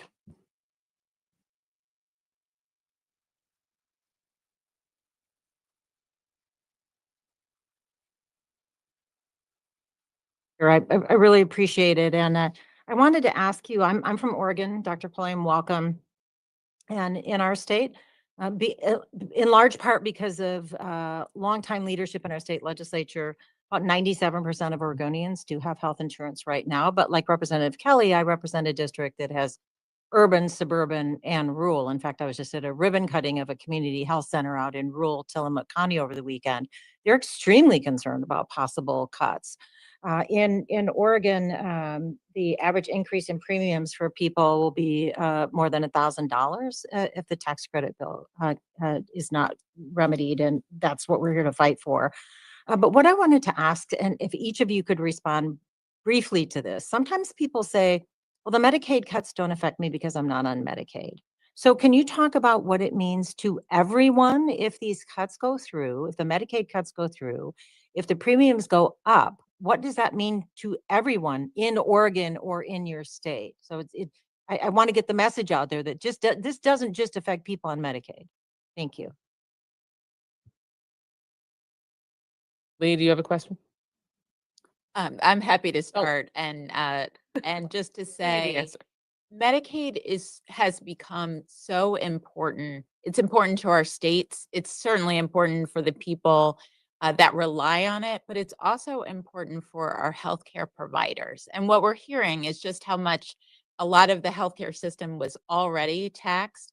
Medicaid was helping a great deal. Most of the rural hospitals in this country get a lot of their revenue from Medicare and Medicaid. And so the cuts to the program, whether it's fewer people being enrolled or whether it's states not being able to spend as much money, means that some of these facilities will not be able to stay open. And a lot of our country, already people have to travel for a distance to get their care. And so we're already seeing that hospitals are saying, hey, in 2 years, my revenue is going to go down. And that's why we're already seeing and hearing reports of provider systems not going ahead and investing in expansion, closing their doors, certain parts of their programs like labor and delivery, or closing their doors We altogether. just had a labor and delivery unit close in Seaside Hospital, which is on the coast in a pretty rural area. And the question is, well, where do you go now? Dr. Pulliam? Yeah, so, I can speak to this as an emergency physician, and it's not unique to any one hospital. Waiting rooms are full. Patients wait hours, sometimes 6, 8 hours to be seen in our ERs nationwide. Um, and if we are the only place that people can turn to get even the most basic care, we are thrilled to be able to care for them. But also, there are only so many doctors, there are only so many nurses, and those wait times are going to go up. Patients who are legitimately sick will be in the waiting room hoping that someone gets discharged or a bed becomes available. Um, to speak to, clinic closures, we have a large population of Medicaid patients in our valley in Southern Oregon where I work. And clinics rely on those patients. to keep their doors open and keep the lights on. And if those patients can't afford care even when they need it, those clinics will have less patients, not be able to sustain their operations and close. And so even patients who did have private insurance or are millionaires aren't going to be able to get into specialty care that they need, Right. because all of us are funding the healthcare system. We all need healthcare. It is a universal need. And clinics are there to care for everyone and expect to care for everyone. Thank you. Ms. Plant, did you want to add anything to that? I think that Dr. Pulliam really hit the nail on the head, and it's important that we all recognize that these cuts aren't going to trickle down and affect everybody. They're going to hit us like a tsunami. It's going to hurt really, really, really bad. Because if you go to a healthcare facility that accepts Medicaid, period, Medicaid helps fund your healthcare, because the doors aren't just going to close for poor people. They're not just going to close for the uninsured. They're not just going to close for people on Medicaid. They're going to close for all of us. And no matter how much you have in your bank account or how fat your wallet is, when you drive up to Welch Community Hospital and the doors are locked and the lights are off, you're up a creek. Literally, it's up a creek. Okay. Thank so you. I yield back. Thank you. And we'll just ask members to stick to one question, please. Representative Beatty.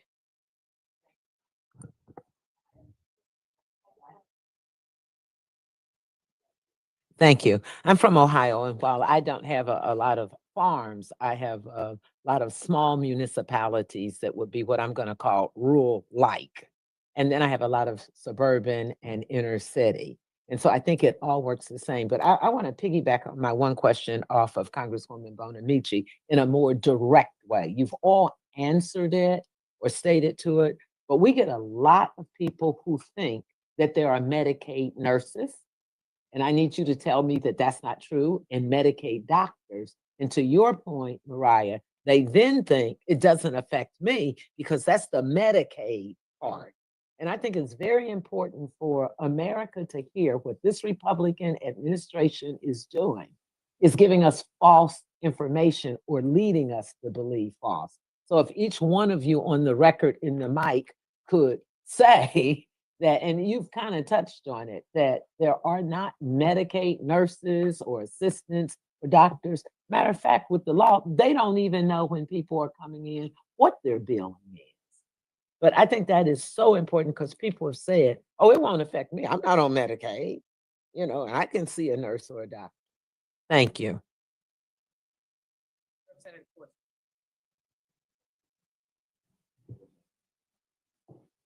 So yeah, as an ER doctor, again, I get to see anyone who walks through the door, regardless of what their insurance is, or even if they don't have insurance.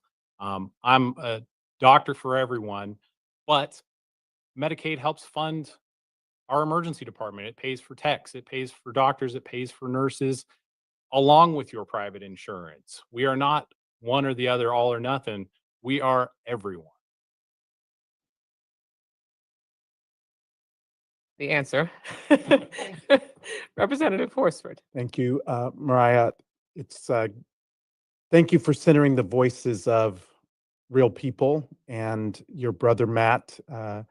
It's a blessing, I'm sure, that you are in his life and that you're providing him the care and attention that he needs. I wanted to ask you, as a small business owner, we're dealing with a lot of policies that are creating a lot of economic uncertainty for small businesses.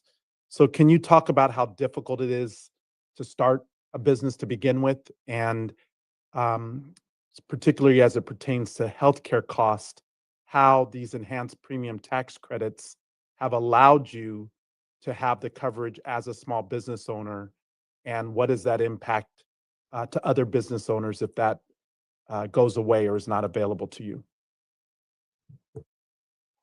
And thank you for that question. So for me, as a small business owner, which has been my dream my whole life, is to run an arts educational program for teens and tweens in Appalachia. And that's what I get to do for a living, is play pretend. It's so much fun. But we are currently experiencing a time where parents can no longer afford to send their kids to extracurricular activities that cost money. They can't afford to contribute towards costumes and sets. And so I'm seeing it on one side of my direct income is being hit by people not being able to access these little extras because the economy is already hitting them so hard. But then also from the other side of it, as a person who needs healthcare, who needs to be able to take my medication and get my glasses and all that good stuff, um, you know, $388 is the difference between, like I said, 2 car payments.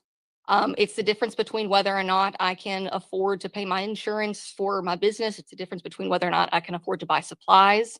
And it's making me ask that same question about the threshold. How bad does it hurt? Does it hurt bad enough to sacrifice this part of my budget in order to go and get care?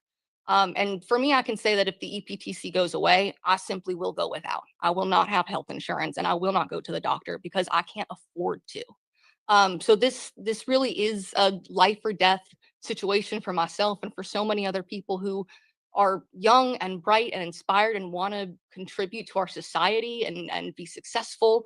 But it really feels like there are chains dragging us down, and that our state, our country, our government is not rooting for the small business owner, for the middle class American. And that's really where I'm feeling it is on both sides of my income and also the healthcare piece. Mark. So much. I just want to thank thank you, Mariah, Dr. Pulliam, for really just putting the human face on this and what this fight is about.